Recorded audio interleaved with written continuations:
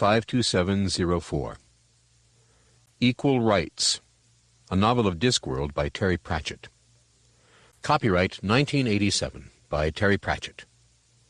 Read by David Hartley Margolin. This book was originally created for audio cassette playback. Any announcements concerning cassettes do not apply to this recording. This version contains a marker allowing direct access to the beginning of the book. Library of Congress annotation. Wizard Drum Billet is dying in about 6 minutes, and wants to pass on his powers to the 8th son of an 8th son who is just being born. The wizard's staff is placed in the child's hand immediately after birth, but the child is a girl. For senior high and older readers. 1987. From the book jacket. Terry Pratchett's profoundly irreverent novels, consistent #1 bestsellers in England, have garnered him a revered position in the halls of parody, along with Mark Twain, Kurt Vonnegut, Douglas Adams, and Carl Hiaasen. In Equal Rites, a dying wizard tries to pass on his powers to an 8th son of an 8th son, who is just at that moment being born. The fact that the son is actually a daughter is discovered just a little too late. About the author. Terry Pratchett lives in England, an island off the coast of France, where he spends his time writing Discworld novels in accordance with the very strong anthropic principle, which holds that the entire purpose of the universe is to make possible a being that will live in England, an island off the coast of France, and spend his time writing Discworld novels, which is exactly what he does, which proves the whole business true. Any questions? Other books by Terry Pratchett. The Carpet People, The Dark Side of the Sun, Strata, Truckers, Diggers, Wings, Only You Can Save Mankind, Johnny and the Dead, Johnny and the Bomb, The Unadulterated Cat with Gray Jolliffe, Good Omens with Neil Gaiman. The Discworld series, including The Color of Magic, The Light Fantastic, Mort, Sorcery, Weird Sisters, Pyramids, Guards, Eric with Josh Kirby, Moving Pictures, Reaper Man, Witches Abroad, Small Gods, Lords and Ladies, Men at Arms, Soul Music, Feet of Clay, Interesting Times, Masquerade, Hogfather, Jingo, The Last Continent, Carpe Jugulum, Mort, a Discworld big comic with Graham Higgins, The Streets of Ankh-Morpork with Stephen Briggs, The Discworld Companion with Stephen Briggs, The Discworld Map with Stephen Briggs. Reader's Note. Where needed for clarity, keywords from the text are repeated prior to footnotes. End of Reader's Note. Thanks to Neil Gaiman, who loaned us the last surviving copy of the Liber Paginarum Fulvarum, and a big hello to all the kids at the H.P. Lovecraft Holiday Fun Club. I would like it to be clearly understood that this book is not wacky. Only dumb redheads in 50s sitcoms are wacky. No, it's not zany either. This is a story about magic, and where it goes, and perhaps more importantly, where it comes from and why, although it doesn't pretend to answer all or any of these questions. It may, however, help to explain why Gandalf never got married, and why Merlin was a man. Because this is also a story about sex, although probably not in the athletic, tumbling, count the legs and divide by 2 sense, unless the characters get totally beyond the author's control. They might. However, it is primarily a story about a world. Here it comes now. Watch closely. The special effects are quite expensive. A bass note sounds.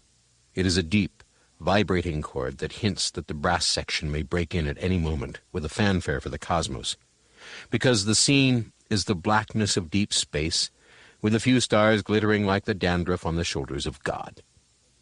Then it comes into view overhead, bigger than the biggest, most unpleasantly armed star cruiser in the imagination of a three-ring filmmaker. A turtle, 10,000 miles long. It is Great a Twin, one of the rare astro-colonians from a universe where things are less as they are and more like people imagine them to be.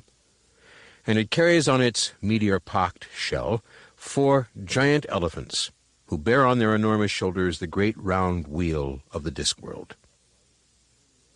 As the viewpoint swings around, the whole of the world can be seen by the light of its tiny orbiting sun.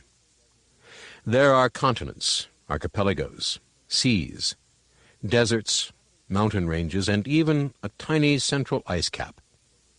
The inhabitants of this place, it is obvious, won't have any truck with global theories.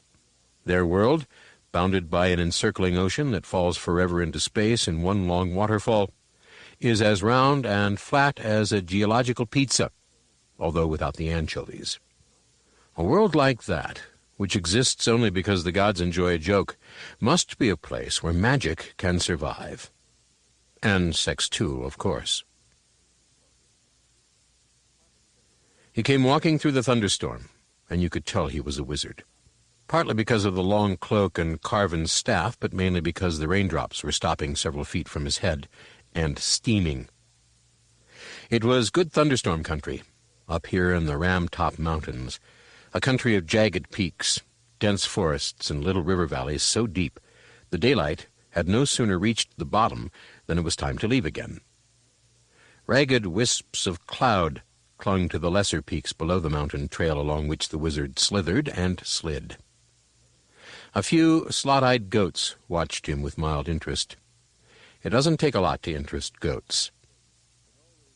Sometimes he would stop and throw his heavy staff into the air. It always came down pointing the same way, and the wizard would sigh, pick it up, and continue his squelchy progress. The storm walked around the hills on legs of lightning, shouting and grumbling. The wizard disappeared around the bend in the track, and the goats went back to their damp grazing, until something else caused them to look up. They stiffened, their eyes widening, their nostrils flaring. This was strange, because there was nothing on the path, but the goats still watched it pass by until it was out of sight. There was a village tucked in a narrow valley between steep woods. It wasn't a large village and wouldn't have shown up on a map of the mountains. It barely showed up on a map of the village. It was, in fact, one of those places that exist merely so that people can have come from them. The universe is littered with them. Hidden villages, windswept little towns under wide skies, isolated cabins on chilly mountains, whose only mark on history is to be the incredibly ordinary place where something extraordinary started to happen. Often there is no more than a little plaque to reveal that, against all gynecological probability, someone very famous was born halfway up a wall. Mist curled between the houses as the wizard crossed a narrow bridge over the swollen stream and made his way to the village smithy, although the two facts had nothing to do with one another. The mist would have curled anyway. It was experienced mist, and had got curling down to a fine art. The smithy was fairly crowded, of course. A smithy is one place where you can depend on finding a good fire and someone to talk to. Several villages were lounging in the warm shadows, but as the wizard approached, they sat up expectantly and tried to look intelligent, generally with indifferent success. The smith didn't feel the need to be quite so subservient. He nodded at the wizard, but it was a greeting between equals, or at least between equals as far as the smith was concerned. After all, any halfway competent blacksmith has more than a nodding acquaintance with magic, or at least likes to think he has. The wizard bowed. A white cat that had been sleeping by the furnace woke up and watched him carefully. "What is the name of this place, sir?" said the wizard. The blacksmith shrugged. "Bad ass," he said. "Bad ass." repeated the blacksmith, his tone defying anyone to make something of it. The wizard considered this. "A name with a story behind it," he said at last, "which were circumstances otherwise I would be pleased to hear. But I would like to speak to you, Smith, about your son." "Which one?" said the smith, and the hangers-on sniggered. The wizard smiled. "You have 7 sons, do you not? And you yourself were an 8th son." The smith's face stiffened. He turned to the other villagers. "All right, the rain's stopping," he said. "Piss off, the lot of you. Me and—" He looked at the wizard with raised eyebrows. "Drum Billet," said the wizard. "Me and Mr. Billet have things to talk about." He waved his hammer vaguely, and, one after another, craning over their shoulders in case the wizard did anything interesting, the audience departed. The smith drew a couple of stools from under a bench. He took a bottle out of a cupboard by the water tank and poured a couple of very small glasses of clear liquid. The 2 men sat and watched the rain and the mist rolling over the bridge. Then the smith said, "I know what son you mean. Old Granny is up with my wife now. 8th son of an 8th son, of course. It did cross my mind, but I never gave it much thought, to be honest. Well, well, a wizard in the family, eh?" "You catch on very quickly," said Billet. The white cat jumped down from its perch, sauntered across the floor, and vaulted into the wizard's lap, where it curled up. His thin fingers stroked it absent-mindedly. "Well, well," said the smith again, "a wizard and badass, eh?" "Possibly." "Possibly," said Billet. "Of course, he'll have to go to university first. He may do very well, of course." The smith considered the idea from all angles, and decided he liked it a lot. A thought struck him. "Hang on," he said. "I'm trying to remember what my father told me. A wizard who knows he's going to die can sort of pass on his sort of wizardness to a sort of successor, right? I have never heard it put so succinctly. Yes," said the wizard. "So you're going to sort of die?" "Oh, yes." The cat purred as the fingers tickled it behind the ear. The smith looked embarrassed. "When?" The wizard thought for a moment. "In about 6 minutes' time." "Oh." "Don't worry," said the wizard. "I'm quite looking forward to it, to tell you the truth. I've heard it's quite painless." The blacksmith considered this. "Who told you?" he said at last. The wizard pretended not to hear him. He was watching the bridge, looking for telltale turbulence in the mist.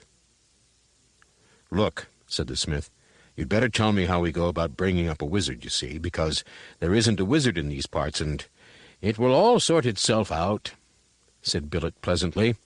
"The magic has guided me to you, and the magic will take care of everything. It usually does. Did I hear a cry?" The blacksmith looked at the ceiling. Above the splash of the rain he could make out the sound of a pair of new lungs at full bore. The wizard smiled. "Have him brought down here," he said. The cat sat up and looked interestedly at the forge's wide doorway. As the smith called excitedly up the stairs, it jumped down and padded slowly across the floor, purring like a bandsaw. A tall white-haired woman appeared at the bottom of the stairs, clutching a bundle in a blanket. The smith hurried her over to where the wizard sat.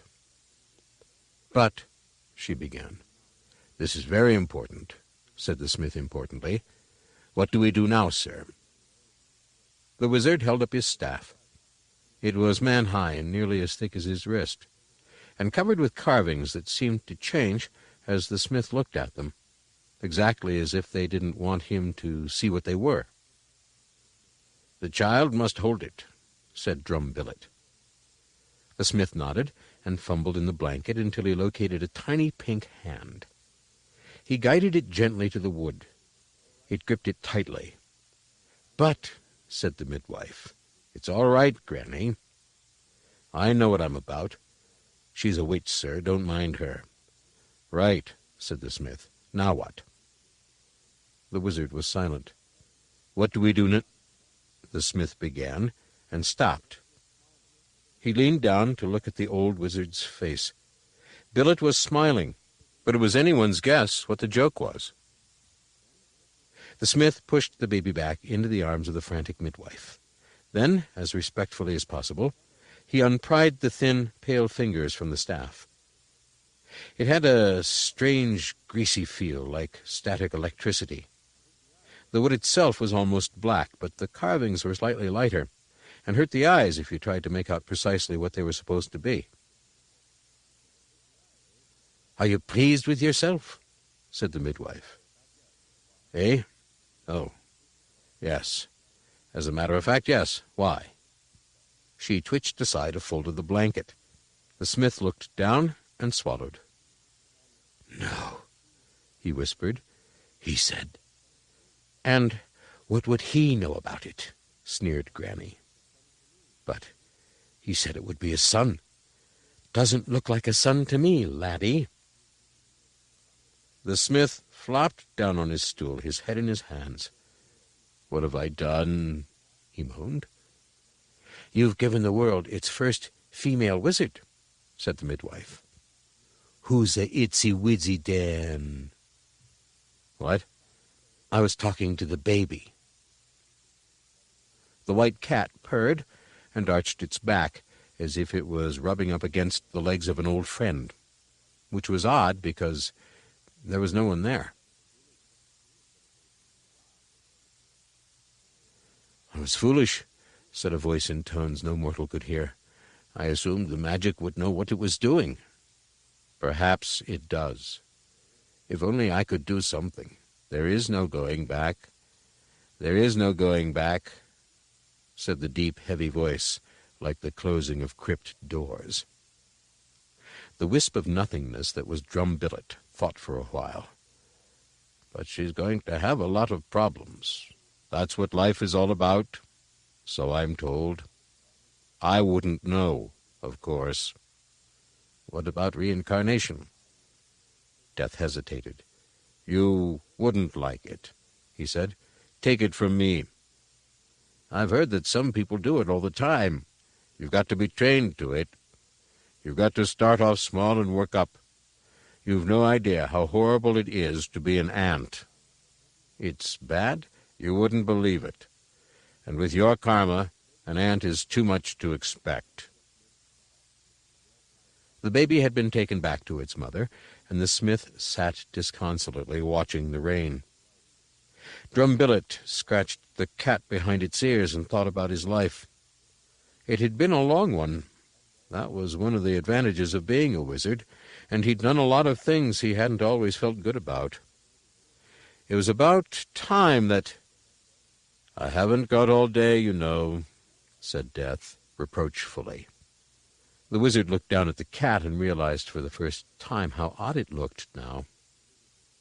The living often don't appreciate how complicated the world looks when you are dead, because while death frees the mind from the straitjacket of 3 dimensions, it also cuts it away from time, which is only another dimension. So while the cat that rubbed up against his invisible legs was undoubtedly the same cat that he had seen a few minutes before, it was also quite clearly a tiny kitten and a fat, half-blind old Moggy and every stage in between, all at once. Since it had started off small, it looked like a white, cat-shaped carrot, a description that will have to do, until people invent proper 4-dimensional adjectives. Death's skeletal hand tapped Billet gently on the shoulder. "Come away, my son. There's nothing I can do. Life is for the living. Anyway, you've given her your staff." "Yes, there is that." The midwife's name was Granny Weatherwax. She was a witch. That was quite acceptable in the Ramtops, and no one had a bad word to say about witches. At least, not if he wanted to wake up in the morning the same shape as he went to bed. The smith was still staring gloomily at the rain when she came back down the stairs and clapped a warty hand on his shoulder. He looked up at her. "What shall I do, Granny?" he said, unable to keep the pleading out of his voice. "What have you done with the wizard?" "I put him out in the fuel store. Was that right?" "It'll do for now," she said briskly. "And now you must burn the staff." They both turned to stare at the heavy staff, which the smith had propped in the forge's darkest corner. It almost appeared to be looking back at them. "But it's magical," he whispered. "Well, will it burn? Never knew wood that didn't. It doesn't seem right." Granny Weatherwax swung shut the big doors and turned to him angrily. "Now you listen to me, Gordo Smith," she said. "Female wizards aren't right either. It's the wrong kind of magic for women, is wizard magic. It's all books and stars and geometry. She'd never grasp it. Who ever heard of a female wizard?" "There's witches," said the smith uncertainly, "and enchantresses, too, I've heard."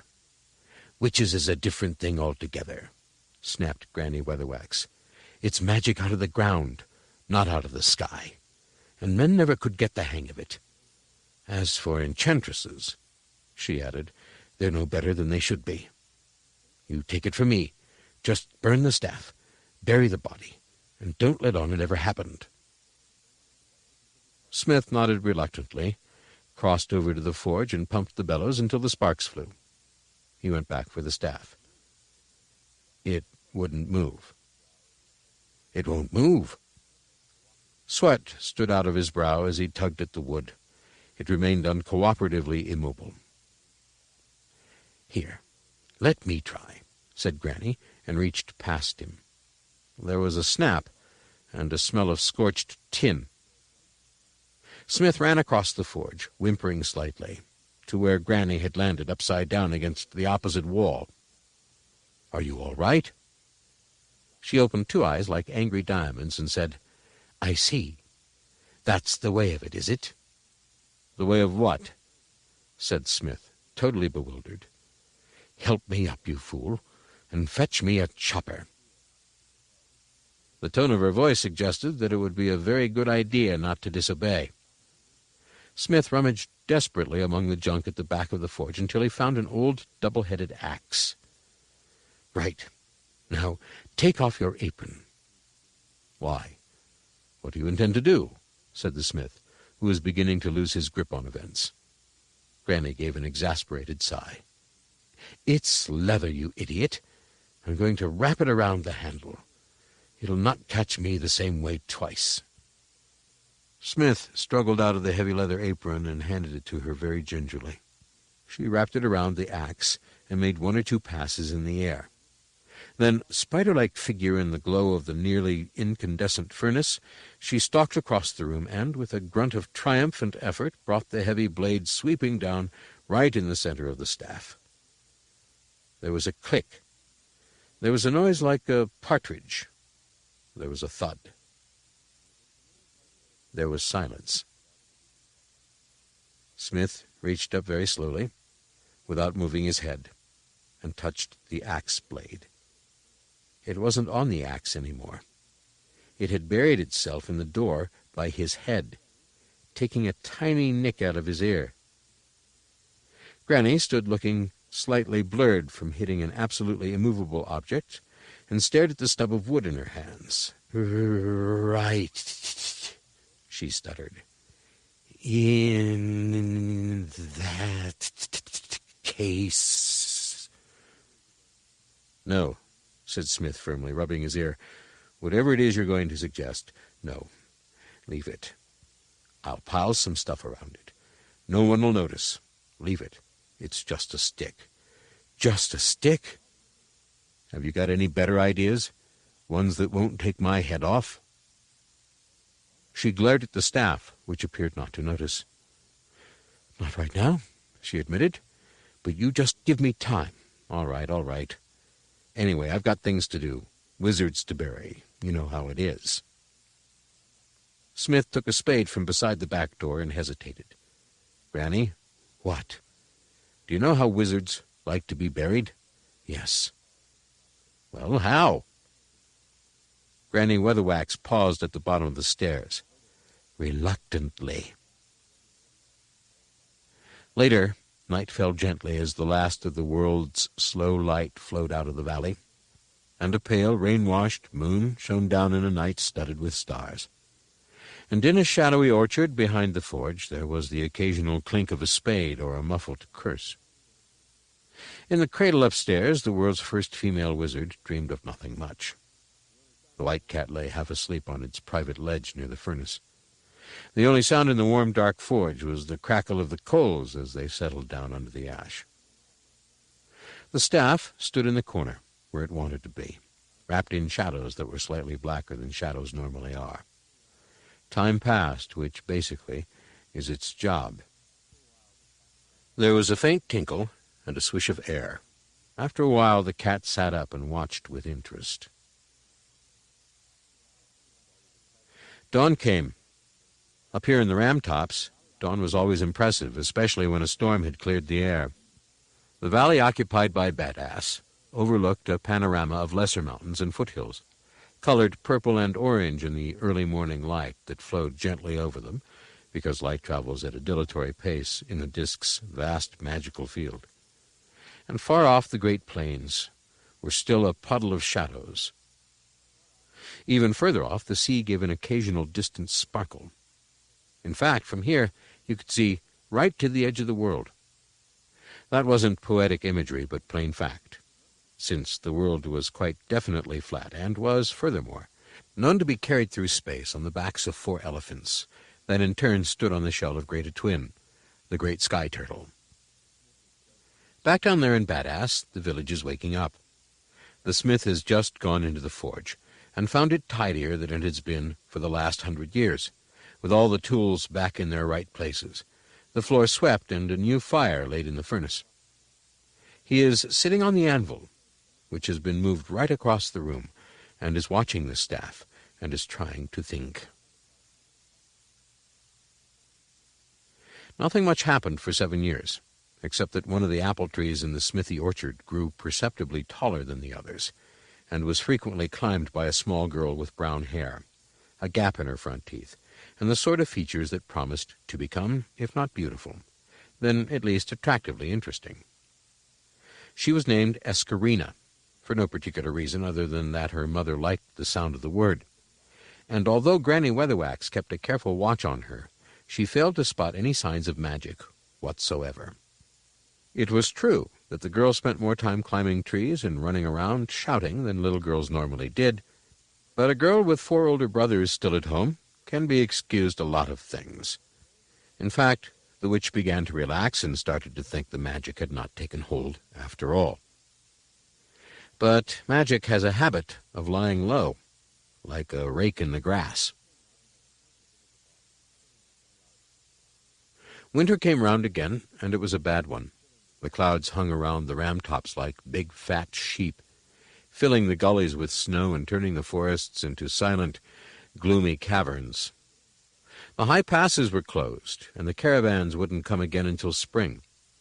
Badass became a little island of heat and light. Over breakfast, Esk's mother said, "I'm worried about Granny Weatherwax.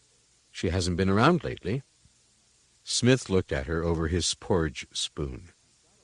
"I'm not complaining," he said. She's got a long nose," said Esk. Her parents glared at her. "There's no call to make that kind of remark," said her mother sternly. "But Father said she's always poking her Escarina. But he said—" "I said—" "Yes, but he did say that she had—" Smith reached down and slapped her. It wasn't very hard, and he regretted it instantly. The boys got the flat of his hand and occasionally the length of his belt whenever they deserved it. The trouble with his daughter, though, was not ordinary naughtiness, but the infuriating way she had of relentlessly pursuing the thread of an argument long after she should have put it down. It always flustered him. She burst into tears. Smith stood up, angry and embarrassed at himself, and stumped off to the forge. There was a loud crack and a thud. They found him out cold on the floor. Afterward, he always maintained that he'd hit his head on the doorway, which was odd because he wasn't very tall, and there had always been plenty of room before. But he was certain that whatever happened had nothing to do with the blur of movement from the forge's darkest corner. Somehow the events set the seal on the day. It became a broken crockery day, a day of people getting under each other's feet and being peevish. Esk's mother dropped a jug that had belonged to her grandmother, and a whole box of apples in the loft turned out to be moldy. In the forge the furnace went sullen and refused to draw. James, the oldest son, slipped on the packed ice in the road and hurt his arm.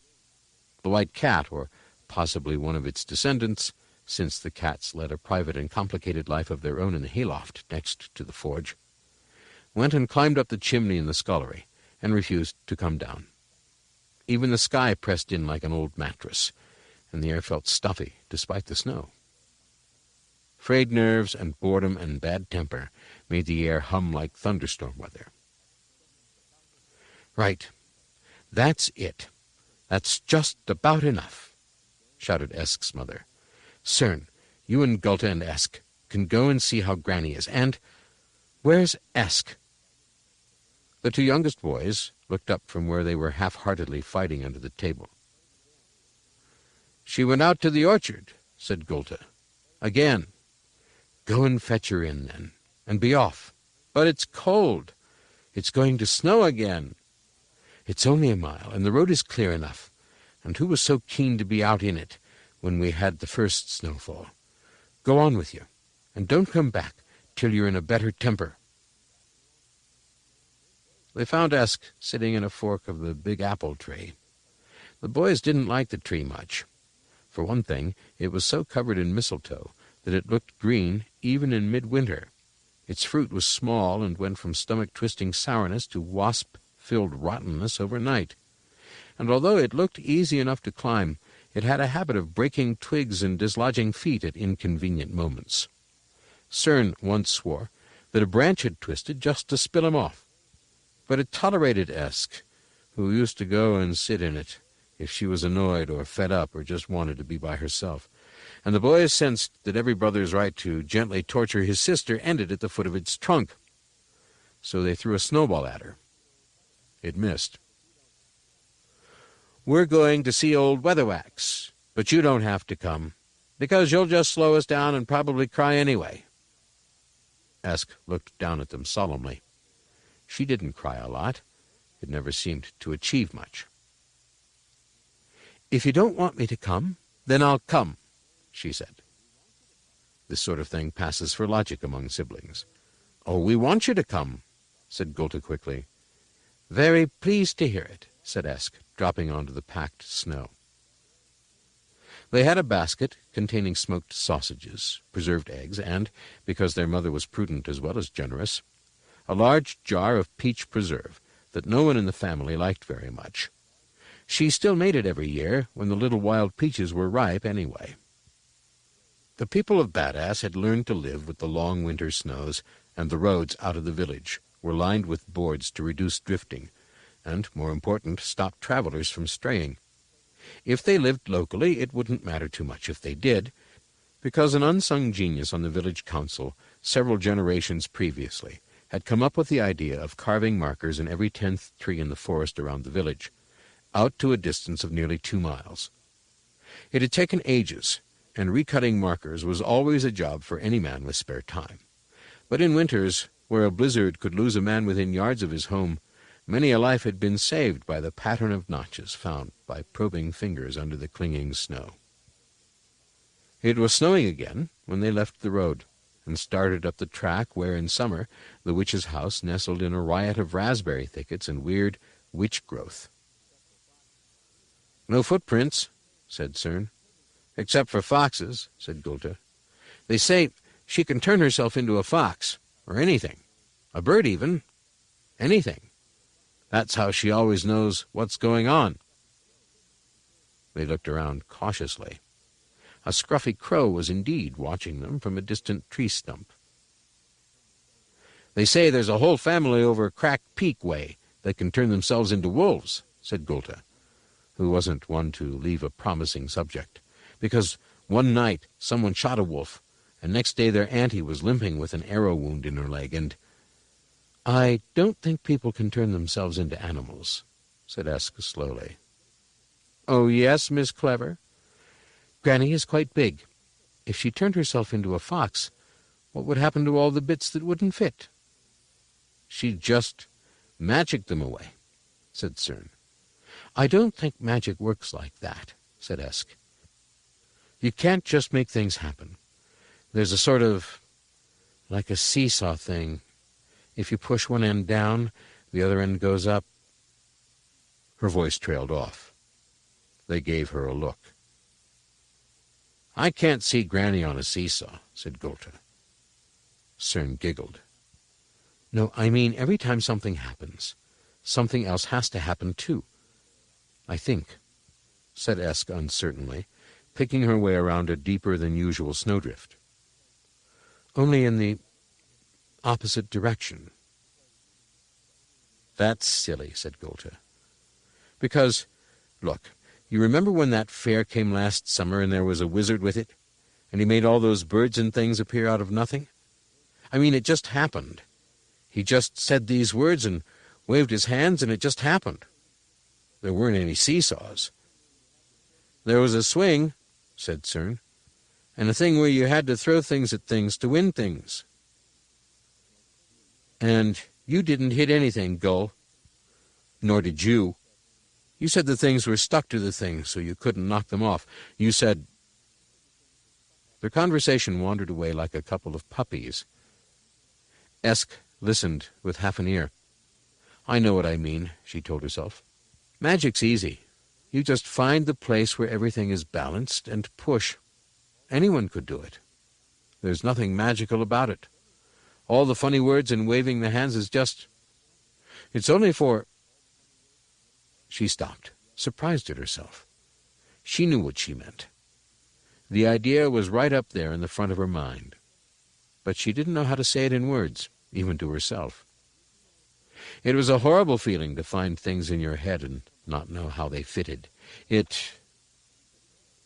"Come on, we'll be all day." She shook her head and hurried after her brothers. The witch's cottage consisted of so many extensions and lean-tos that it was difficult to see what the original building had looked like, or even if there had ever been one. In the summer it was surrounded by dense beds of what Granny loosely called the herbs. Strange plants, hairy or squat or twining, with curious flowers or vivid fruits or unpleasantly bulging pods. Only Granny knew what they were all for, and any wood-pigeon hungry enough to attack them generally emerged giggling to itself and bumping into things, or sometimes never emerged at all. Now everything was deep under the snow. A forlorn windsock flapped against its pole. Granny didn't hold with flying, but some of her friends still used broomsticks. "It looks deserted," said Cern. "No smoke," said Golta. The windows looked like eyes, thought Esk, but kept it to herself. "It's only Granny's house," she said. "There's nothing wrong." The cottage radiated emptiness. They could feel it. The windows did look like eyes, black and menacing against the snow. And no one in the Ramtops let their fire go out in the winter as a matter of pride. Esk wanted to say, "Let's go home," but she knew that if she did, the boys would run for it. Instead, she said, "Mother says there's a key on a nail in the privy," and that was nearly as bad. Even an ordinary unknown privy held minor terrors, like wasps' nests, large spiders, mysterious rustling things in the roof, and, one very bad winter, a small hibernating bear that caused acute constipation in the family until it was persuaded to bed down in the hay barn. A witch's privy could contain anything. "I'll go and look, shall I?" she added. "If you like," said Golta airily, almost successfully concealing his relief. In fact, when she managed to get the door open against the piled snow, it was neat and clean and contained nothing more sinister than an old almanac, or more precisely, about half an old almanac, carefully hung on a nail. Granny had a philosophical objection to reading, but she'd be the last to say that books, especially books with nice, thin pages, didn't have their uses. The key shared a ledge by the door with a chrysalis and the stump of a candle. Esk took it gingerly, trying not to disturb the chrysalis, and hurried back to the boys. It was no use trying the front door. Front doors in Badass were used only by brides and corpses, and Granny had always avoided becoming either. Around the back, the snow was piled in front of the door, and no one had broken the ice on the water butt. The light was starting to pour out of the sky by the time they dug through to the door and managed to persuade the key to turn. Inside, the big kitchen was dark and chilly and smelled only of snow. It was always dark, but they were used to seeing a big fire in the wide chimney and smelling the thick fumes of whatever it was she was boiling up this time, which sometimes gave you a headache or made you see things. They wandered around uncertainly, calling, until Esk decided they couldn't put off going upstairs any longer. The clonk of the thumb latch on the door to the cramped staircase sounded a lot louder than it ought to. Granny was on the bed, with her arms tightly folded across her chest. The tiny window had blown open. Fine snow had blown in across the floor and over the bed. Esk stared at the patchwork quilt under the old woman, because there were times when a little detail could expand and fill the whole world. She barely heard Cern start to cry. She remembered her father, strangely enough, making the quilt 2 winters before when the snow was almost as bad, and there wasn't much to do in the forge, and how he'd used all kinds of rags that had found their way to Badass from every part of the world, like silk, dilemma leather, water cotton, and tharga wool, and, of course, since he wasn't much good at sewing either, the result was a rather strange, lumpy thing, more like a flat tortoise than a quilt, and her mother had generously decided to give it to Granny last Hogswatch night. And... "Is she dead?" asked Gulta, as if Esk was an expert in these things. Esk stared up at Granny Weatherwax. The old woman's face looked thin and gray. Was that how dead people looked? Shouldn't her chest be going up and down? Gulta pulled himself together. "We ought to go and get someone, and we ought to go now because it will get dark in a minute," he said flatly. "But Cern will stay here." His brother looked at him in horror. "What for?" he said. "Someone has got to stay with dead people," said Gulta. "Remember when old Uncle Durghart died, and Father had to go and sit up with all the candles and things all night? Otherwise something nasty comes and takes your soul off to somewhere," he ended lamely, "and then people come back and haunt you." Cern opened his mouth to start to cry again. Esk said hurriedly, "I'll stay. I don't mind. It's only Granny." Gulta looked at her in relief. "Light some candles or something," he said. "I think that's what you're supposed to do. And then—" There was a scratching from the windowsill. A crow had landed and stood there blinking suspiciously at them. Gulta shouted and threw his hat at it. It flew off with a reproachful caw, and he shut the window. "I've seen it around here before," he said. "I think Granny feeds it." "Fed it," he corrected himself. "Anyway, we'll be back with people. We'll be hardly any time. Come on, see." They clattered down the dark stairs. Esk saw them out of the house and bolted the door behind them.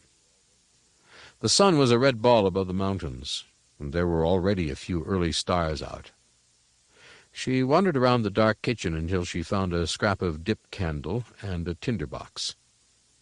After a great deal of effort, she managed to light the candle and stood it on the table. Although it didn't really light the room, it simply peopled the darkness with shadows.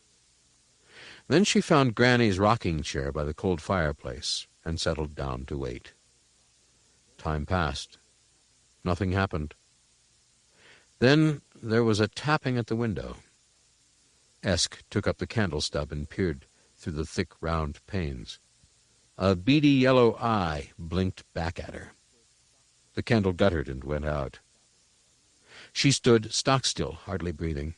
The tapping started again and then stopped. There was a short silence, and then the door latch rattled. "Something nasty comes," the boys had said. She felt her way back across the room until she nearly tripped over a rocking chair and dragged it back and wedged it as best she could in front of the door. The latch gave a final clonk and went silent. Esk waited, listening until the silence roared in her ears.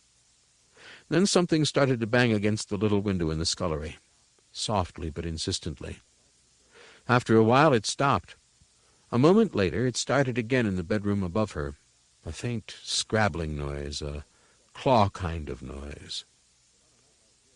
Esk felt that bravery was called for, but on a night like this, bravery lasted only as long as a candle stayed alight. She felt her way back across the dark kitchen, eyes tightly shut, until she reached the door.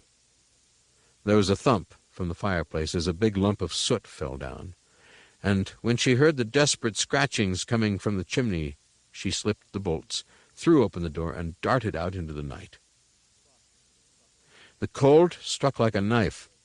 Frost had put a crust on the snow.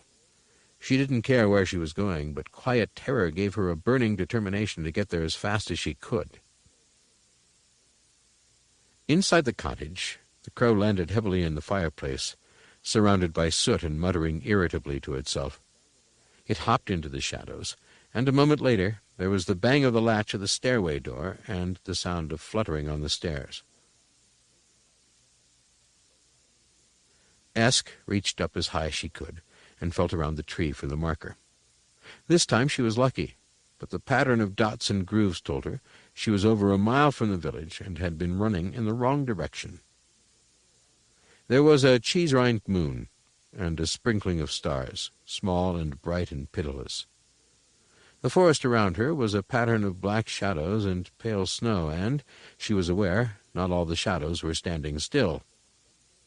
Everyone knew there were wolves in the mountains, because on some nights their howls echoed down from the high tops, but they seldom came near the village.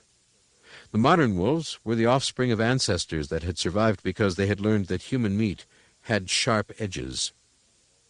But the weather was hard, and this pack was hungry enough to forget all about natural selection. Esk remembered what all the children were told. Climb a tree, light a fire. When all else fails, find a stick and at least hurt them. Never try to outrun them. The tree behind her was a beech, smooth and unclimbable.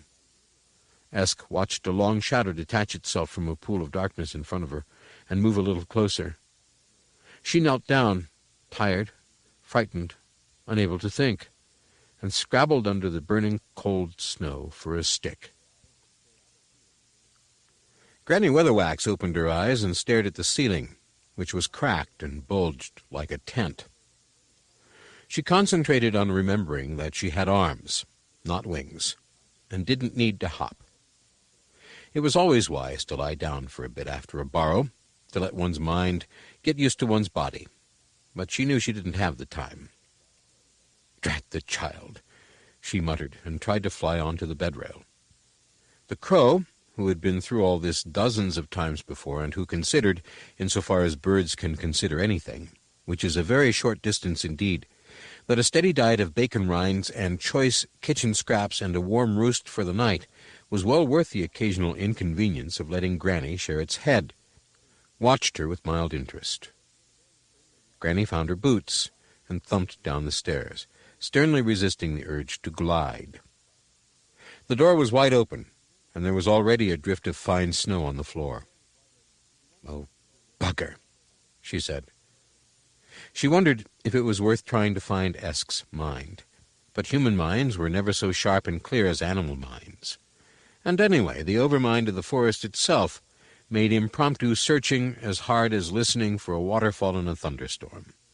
But even without looking, she could feel the pack-mind of the wolves, a sharp, rank feeling that filled the mouth with the taste of blood.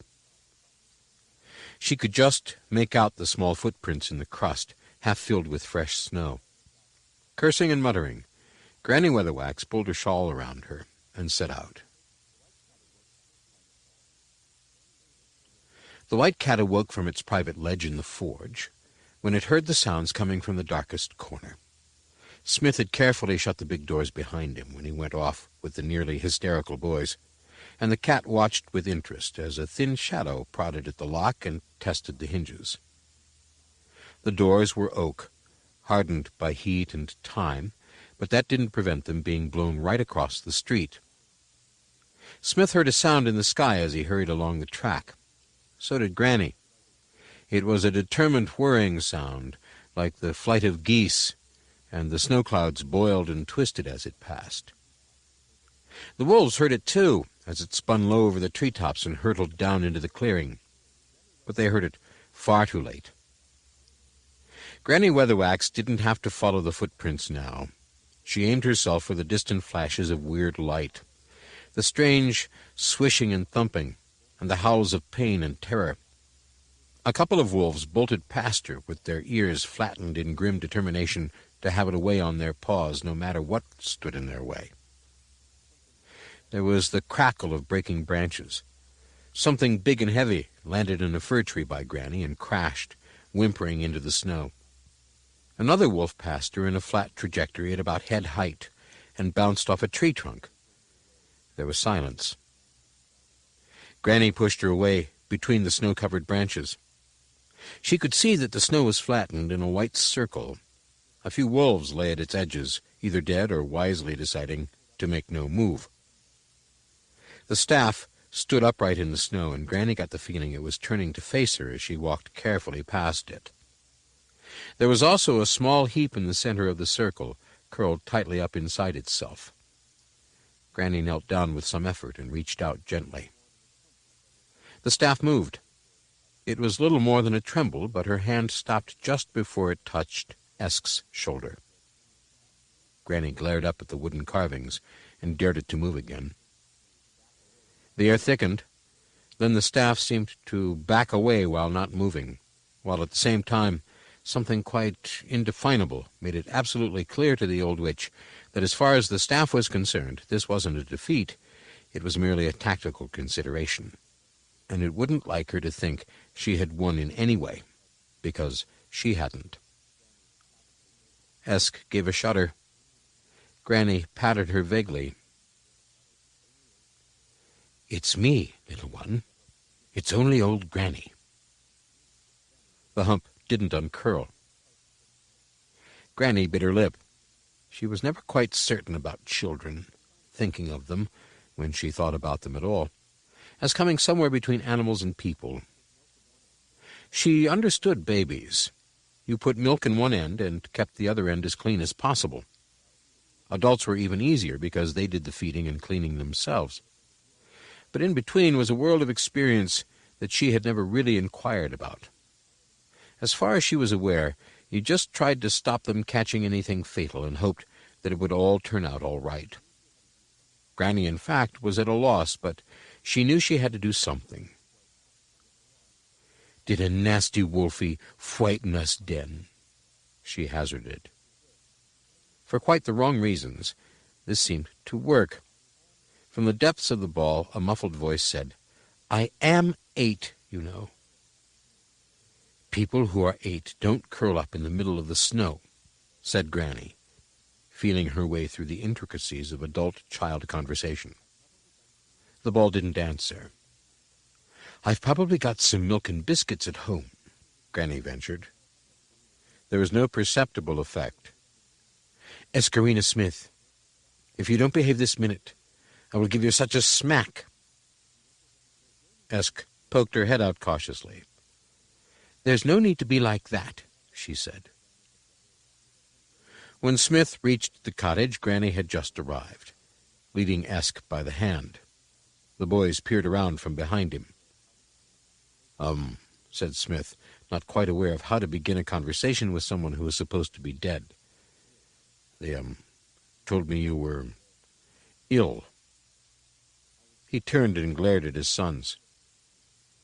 "I was just having a rest, and I must have dozed off. I sleeps very sound." "Yes," said Smith uncertainly. "Well, all's well then. What's up with Esk?" "She took a bit of a fright," said Granny, squeezing the girl's hand. "Shadows and what not. She needs a good warm. I was going to put her in my bed. She's a bit mazed, if that's all right with you." Smith wasn't absolutely sure that it was all right with him, but he was quite sure that his wife, like every other woman in the village, held Granny Weatherwax in solemn regard, even in awe, and that if he started to object, he would rapidly get out of his depth. "Fine, fine," he said. "If it's no trouble, I'll send along for her in the morning, shall I?" "That's right," said Granny. "I'd invite you in, but there's me without a fire." "No, no, that's all right," said Smith hurriedly. "I've got my supper waiting. Drying up," he added, looking down at Gulta, who opened his mouth to say something and wisely thought better of it. When they had gone, with the sound of the two boys' protests ringing out among the trees, Granny opened the door, pushed Esk inside, and bolted it behind them. She took a couple of candles from her store above the dresser and lit them. Then she pulled some old but serviceable wool blankets, still smelling of anti-moth herbs, from an old chest, wrapped Esk in them, and sat her in the rocking chair. She got down on her knees, to an accompaniment of clicks and grunts, and started to lay the fire. It was a complicated business involving dry fungus punk, wood shavings, bits of split twig, and much puffing and swearing. Esk said, "You don't have to do it like that, Granny." Granny stiffened and looked at the fire back. It was a rather nice one Smith had cast for her years ago, with an owl and bat motif. Currently, though, she wasn't interested in the design. "Oh, yes," she said, her voice dead level. "You know of a better way, do you? You could magic it alight." Granny paid great attention to arranging bits of twig on the reluctant flames. "How would I do that, pray?" she said, apparently addressing her remarks to the fireback. Said Esk, I can't remember. But you must know anyway, don't you? Everyone knows you can do magic." "There's magic," said Granny, "and then again there's magic. The important thing, my girl, is to know what magic is for and what it isn't for. And you can take it from me, it was never intended for lighting fires. You can be absolutely certain of that. If the Creator had meant us to use magic for lighting fires, then he wouldn't have given us matches." "But could you light a fire with magic?" said Esk, as Granny slung an ancient black kettle on its hook. "I mean, if you wanted to, if it was allowed." "Maybe," said Granny, who couldn't. Fire had no mind, it wasn't alive, and they were two of the three reasons. "You could light it much better. If a thing's worth doing, it's worth doing badly," said Granny, fleeing into aphorisms, the last refuge of an adult under siege. "Yes, but me no buts." Granny rummaged in a dark wooden box on the dresser. She prided herself on her unrivaled knowledge of the properties of Ramtop's herbage. None knew better than she the many uses of earwort, maiden's wish, and love lies oozing. But there were times when she had to resort to her small stock of jealously traded and carefully hoarded medicines from foreign parts, which, as far as she was concerned, was anywhere farther than a day's journey, to achieve the desired effect. She shredded some dry red leaves into a mug, topped it up with honey and hot water from the kettle, and pushed it into Esk's hands. Then she put a large round stone under the grate. Later on, wrapped in a scrap of blanket, it would make a bed warmer.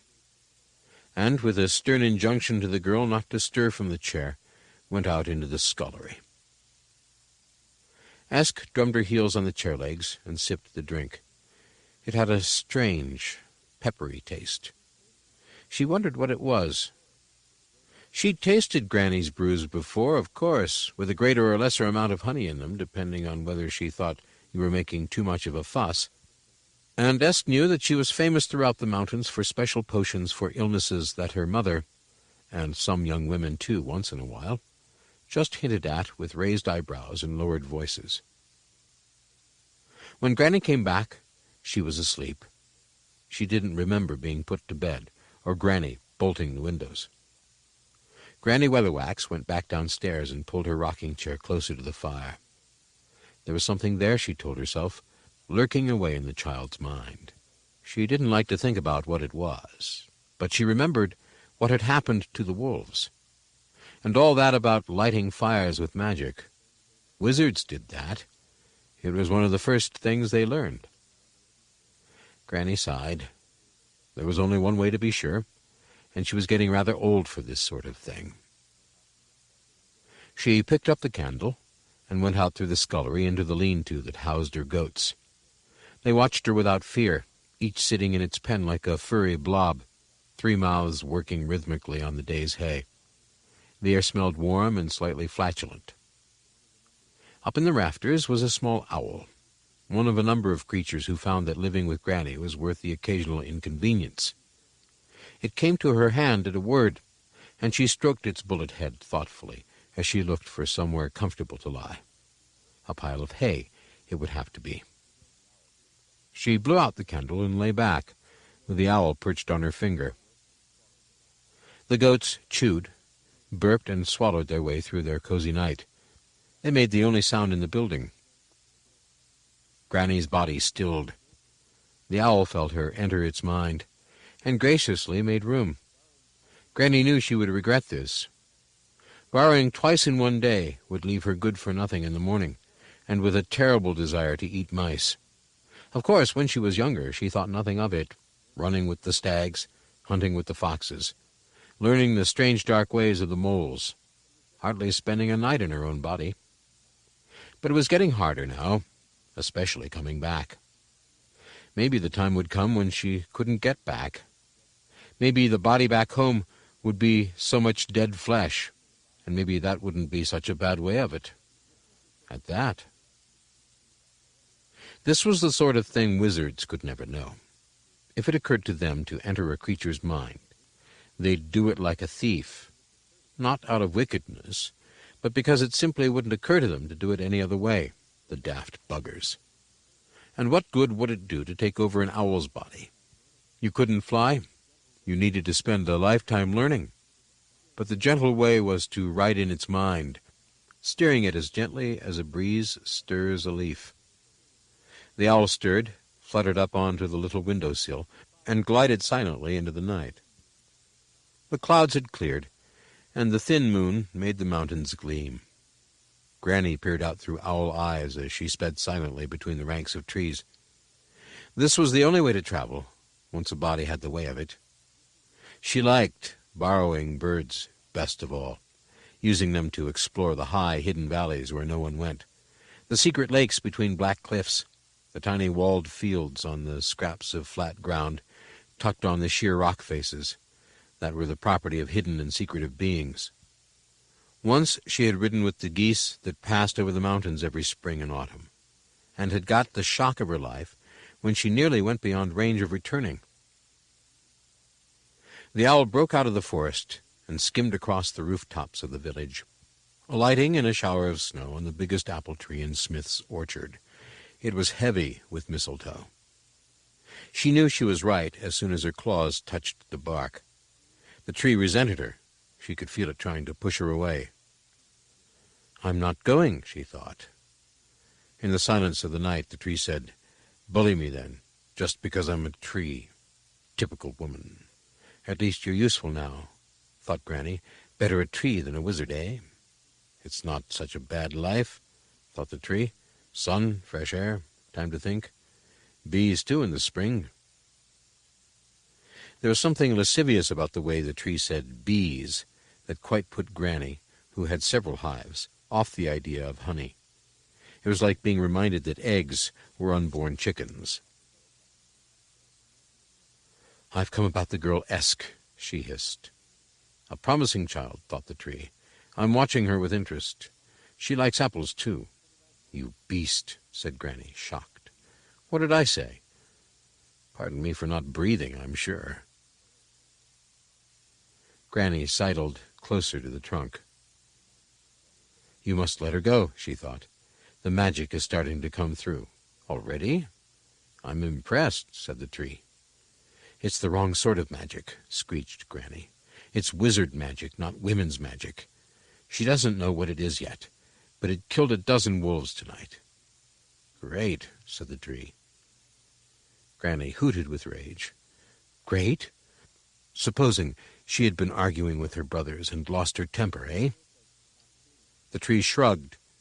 Snowflakes cascaded from its branches. "Then you must train her," it said. "Train? What do I know from training wizards?" "Then send her to the university." "She's female," hooted Granny, bouncing up and down on her branch. "Well, who says women can't be wizards?" Granny hesitated. The tree might as well have asked why fish couldn't be birds. She drew a deep breath and started to speak, and stopped. She knew a cutting, incisive, withering, and above all a self-evident answer existed. It was just that, to her extreme annoyance, she couldn't quite bring it to mind. Women have never been wizards. It's against nature. You might as well say that witches can be men. If you define a witch as one who worships the pancreative urge, that is, venerates the basic, the tree began, and continued for several minutes. Granny Weatherwax listened in impatient annoyance to phrases like mother goddesses and primitive moon worship, and told herself that she was well aware of what being a witch was all about. It was about herbs and curses and flying around of nights, and generally keeping on the right side of tradition. And it certainly didn't involve mixing with goddesses, mothers or otherwise, who apparently got up to some very questionable tricks. And when the tree started talking about dancing naked, she tried not to listen, because although she was aware that somewhere under her complicated strata of vests and petticoats there was some skin, that didn't mean to say she approved of it.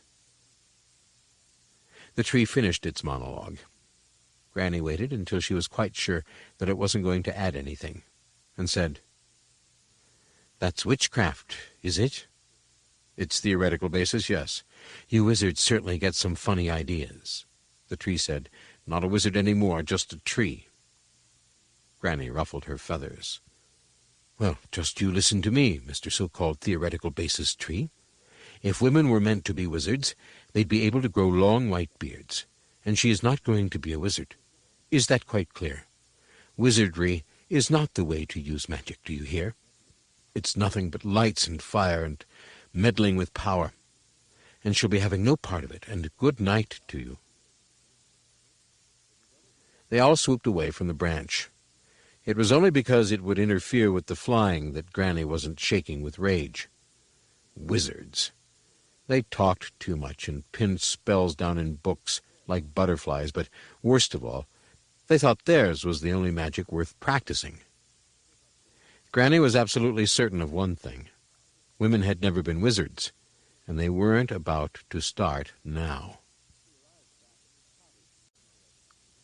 She arrived back at the cottage in the pale shank of the night. Her body, at least, was rested after its slumber in the hay, and Granny had hoped to spend a few hours in the rocking-chair, putting her thoughts in order. This was the time, when night wasn't quite over, but day hadn't quite begun, when thoughts stood out bright and clear and without disguise.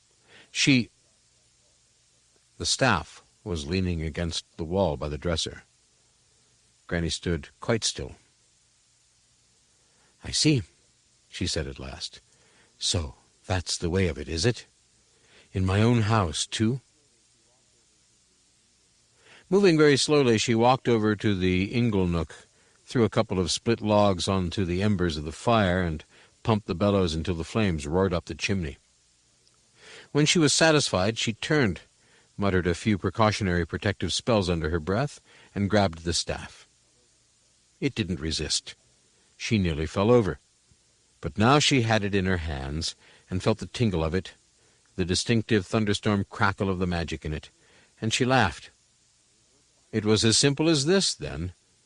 There was no fight in it now. Calling down a curse upon wizards and all their works, she raised the staff above her head, and brought it down with a clang across the fire-dogs, over the hottest part of the fire. Esk screamed. The sound bounced down through the bedroom floorboards and scythed through the dark cottage. Granny was old and tired, and not entirely clear about things after a long day. But to survive as a witch requires an ability to jump to very large conclusions, and as she stared at the staff in the flames and heard the scream, her hands were already reaching for the big black kettle. She upended it over the fire, dragged the staff out of the cloud of steam, and ran upstairs dreading what she might see. Esk was sitting up in the narrow bed, unsinged but shrieking. Granny took the child in her arms and tried to comfort her. She wasn't sure how one went about it, but a distracted patting on the back and vague reassuring noises seemed to work, and the screams became wails and, eventually, sobs. Here and there, Granny could pick out words like fire and hot, and her mouth set in a thin, bitter line. Finally, she settled the child down, tucked her in, and crept quietly downstairs. The staff was back against the wall. She was not surprised to see that the fire hadn't marked it at all. Granny turned her rocking chair to face it and sat down with her chin in her hand and an expression of grim determination. Presently the chair began to rock, of its own accord. It was the only sound in a silence that thickened and spread and filled the room like a terrible, dark fog. Next morning, before Esk got up, Granny hid the staff in the thatch, well out of harm's way. Esk ate her breakfast and drank a pint of goat's milk without the least sign of the events of the last 24 hours. It was the first time she had been inside Granny's cottage for more than a brief visit, and while the old woman washed the dishes and milked the goats, she made the most of her implied license to explore. She found that life in the cottage wasn't entirely straightforward. There was the matter of the goats' names, for example. "But they've got to have names," she said. "Everything's got a name." Granny looked at her around the pear-shaped flanks of the head nanny, while the milk squirted into the low pail.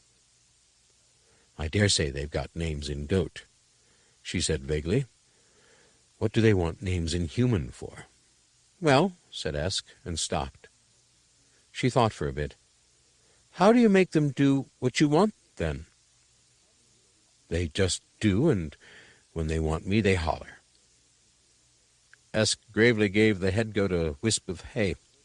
Granny watched her thoughtfully. Goats did have names for themselves, she well knew. There was Goat Who Is My Kid, Goat Who Is My Mother, Goat Who Is Herd Leader, and half a dozen other names, not least of which was Goat Who Is This Goat? They had a complicated herd system and 4 stomachs and a digestive system that sounded very busy on still nights. And Granny had always felt that calling all this names, like Buttercup, was an insult to a noble animal. "Esk," she said, making up her mind. "Yes? What would you like to be when you grow up?" Esk looked blank. "Dunno." "Well," said Granny, her hands still milking, "what do you think you will do when you are grown up?" "Don't know. Get married, I suppose." "Do you want to?" Esk's lips started to shape themselves around the D, but she caught Granny's eye and stopped, and thought. "All the grown-ups I know are married," she said at last, and thought some more. "Except you," she added cautiously. "That's true," said Granny. "Didn't you want to get married?" It was Granny's turn to think. "Never got around to it," she said at last. "Too many other things to do, you see." "Father says you're a witch," said Esk, chancing her arm. "I am that." Esk nodded. In the Ramtops, witches were accorded a status similar to that which other cultures gave to nuns or tax collectors or cesspit cleaners. That is to say, they were respected, sometimes admired, generally applauded for doing a job which logically had to be done. But people never felt quite comfortable in the same room with them. Granny said, "Would you like to learn the witching?" "Magic, you mean?" asked Esk, her eyes lighting up. "Yes, magic, but not firework magic, real magic. Can you fly? There's better things than flying. And I can learn them if your parents say yes." Esk sighed. "My father won't." "Then I shall have a word with him," said Granny. "Now you just listen to me, Gordo Smith." Smith backed away across his forge, hands half raised to ward off the old woman's fury. She advanced on him, one finger stabbing the air righteously. "I brought you into the world, you stupid man, and you've got no more sense in you now than you had then. But Smith tried, dodging around the anvil. The magic's found her. Wizard magic. Wrong magic, do you understand? It was never intended for her. Yes, but have you any idea of what it can do? Smith sagged. No. Granny paused and deflated a little. No, she repeated more softly. No, you wouldn't. She sat down on the anvil and tried to think calm thoughts. Look, magic has a sort of life of its own. That doesn't matter because, anyway, you see, wizard magic. She looked up at his big, blank expression and tried again. Well, you know cider? Smith nodded. He felt he was on firmer ground here, but he wasn't certain of where it was going to lead. And then there's the liquor. Applejack, said the witch. The smith nodded. Everyone in Badass made applejack in the winter, by leaving cider tubs outside overnight and taking out the ice until a tiny core of alcohol was left. Well, you can drink lots of cider, and you just feel better, and that's it, isn't it? The smith nodded again. But applejack, you drink that in little mugs, and you don't drink a lot, and you don't drink it often because it goes right to your head? The smith nodded again, and, aware that he wasn't making a major contribution to the dialogue, added, That's right. That's the difference, said Granny. The difference from what? Granny smiled.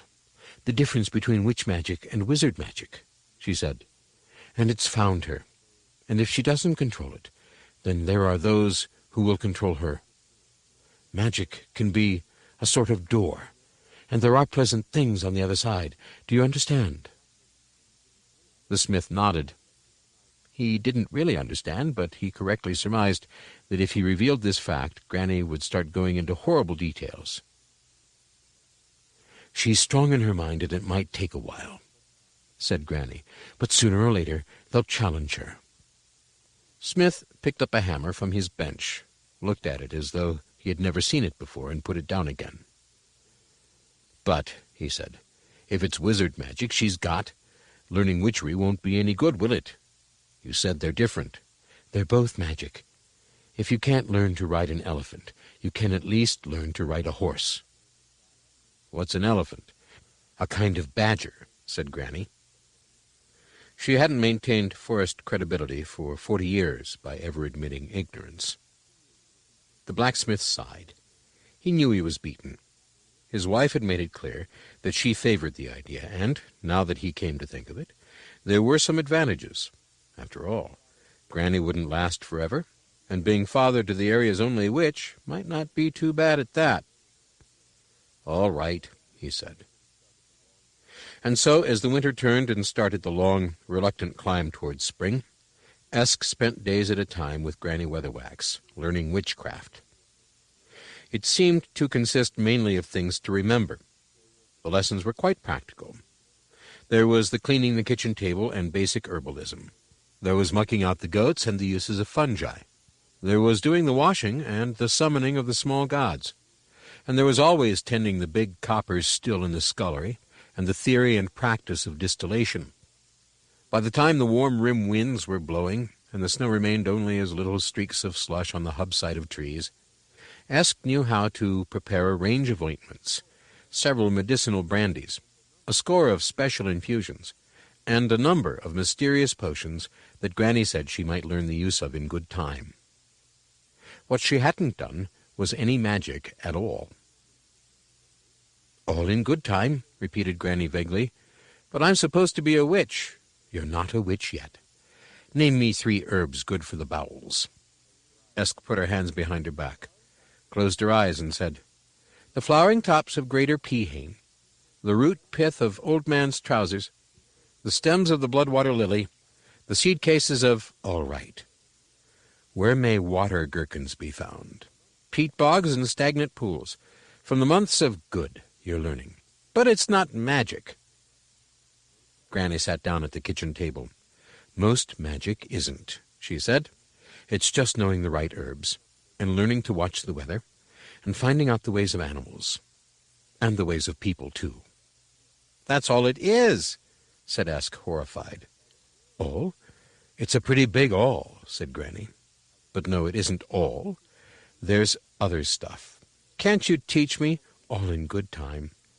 There's no call to go showing yourself yet. Showing myself? Who to? Granny's eyes darted toward the shadows in the corners of the room. Never you mind. Then even the last lingering tails of snow had gone, and the spring gales roared around the mountains. The air in the forest began to smell of leaf mold and turpentine. A few early flowers braved the night frosts, and the bees started to fly. Now bees, said Granny Weatherwax, is real magic. She carefully lifted the lid of the first hive. Your bees, she went on, is your mead, your wax, your bee gum, your honey. A wonderful thing is your bee, ruled by a queen, too, she added with a touch of approval. Don't they sting you? Said Esk, standing back a little. Bees boiled out of the comb and overflowed the rough wooden sides of the box. Hardly ever, said Granny. You wanted magic. Watch. She put a hand into the struggling mass of insects and made a shrill, faint piping noise at the back of her throat. There was a movement in the mass, and a large bee, longer and fatter than the others, crawled onto her hand. A few workers followed it, stroking it and generally ministering to it. How did you do that? Said Esk. Ah, said Granny. Wouldn't you like to know? Yes, I would. That's why I asked, Granny, said Esk severely. Do you think I used magic? Esk looked down at the queen bee. She looked up at the witch. No, she said. I think you just know a lot about bees. Granny grinned. Exactly correct. That's one form of magic, of course. What, just knowing things? Knowing things that other people don't know, said Granny. She carefully dropped the queen back among her subjects and closed the lid of the hive. And I think it's time you learned a few secrets, she added. At last, thought Esk. But first, we must pay our respects to the hive, said Granny. She managed to sound the capital H. Without thinking, Esk bobbed a curtsy. Granny's hand clipped the back of her head. Bow, I told you, she said without rancor. Witches bow. She demonstrated. But why? Complained Esk. Because witches have got to be different, and that's part of the secret, said Granny. They sat on a bleached bench in front of the rimward wall of the cottage. In front of them, the herbs were already a foot high, a sinister collection of pale green leaves. Right, said Granny, settling herself down. You know the hat on the hook by the door? Go and fetch it. Esk obediently went inside and unhooked Granny's hat. It was tall, pointed, and, of course, black. Granny turned it over in her hands and regarded it carefully. Inside this hat, she said solemnly, is one of the secrets of witchcraft. If you cannot tell me what it is, then I might as well teach you no more, because once you learn the secret of the hat, there is no going back. Tell me what you know about the hat. Can I hold it? Be my guest. Esk peered inside the hat. There was some wire stiffening to give it a shape and a couple of hat pins. That was all. There was nothing particularly strange about it, except that no one in the village had one like it. But that didn't make it magical. Esk bit her lip. She had a vision of herself being sent home in disgrace. It didn't feel strange, and there were no hidden pockets. It was just a typical witch's hat. Granny always wore it when she went into the village, but in the forest she just wore a leather hood. She tried to recall the bits of lessons that Granny grudgingly doled out. It isn't what you know, it's what other people don't know. Magic can be something right in the wrong place, or something wrong in the right place. It can be... Granny always wore it to the village.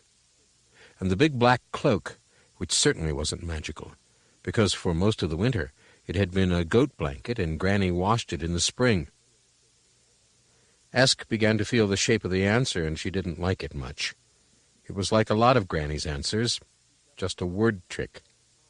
She just said things you knew all the time, but in a different way so they sounded important. "I think I know," she said at last. "Out with it, then." "It's in sort of two parts." "Well?" "It's a witch's hat because you wear it. But you're a witch because you wear the hat." So?" prompted Granny. "So people see you coming in the hat and the cloak, and they know you're a witch, and that's why your magic works?" said Esk. "That's right," said Granny. "It's called headology." She tapped her silver hair, which was drawn into a tight bun that could crack rocks. "But it's not real," Esk protested. "That's not magic. It's... Listen," said Granny. "If you give someone a bottle of red jollop for their wind, it may work, right? But if you want it to work for sure, then you let their mind make it work for them. Tell 'em it's moonbeams, bottled in fairy wine or something. Mumble over it a bit. It's the same with cursing." "Cursing?" said Esk weakly. "Aye, cursing, my girl, and no need to look so shocked. You'll curse when the need comes, when you're alone, and there's no help to hand, and—" She hesitated, and, uncomfortably aware of Esk's questioning eyes, finished lamely, "And people aren't showing respect. Make it loud, make it complicated, make it long, and make it up if you have to, but it'll work all right. Next day, when they hit their thumb or they fall off a ladder or their dog drops dead, they'll remember you. They'll behave better next time." "But it still doesn't seem like magic," said Esk, scuffing the dust with her feet. "I saved a man's life once," said Granny. "Special medicine twice a day. Boiled water with a bit of berry juice in it. Told him I'd bought it from the dwarves. That's the biggest part of doctrine, really.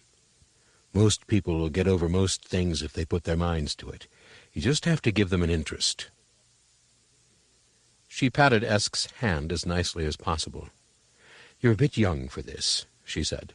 "But as you grow older, you'll find most people don't set foot outside their own heads much. You too," she added gnomically. "I don't understand."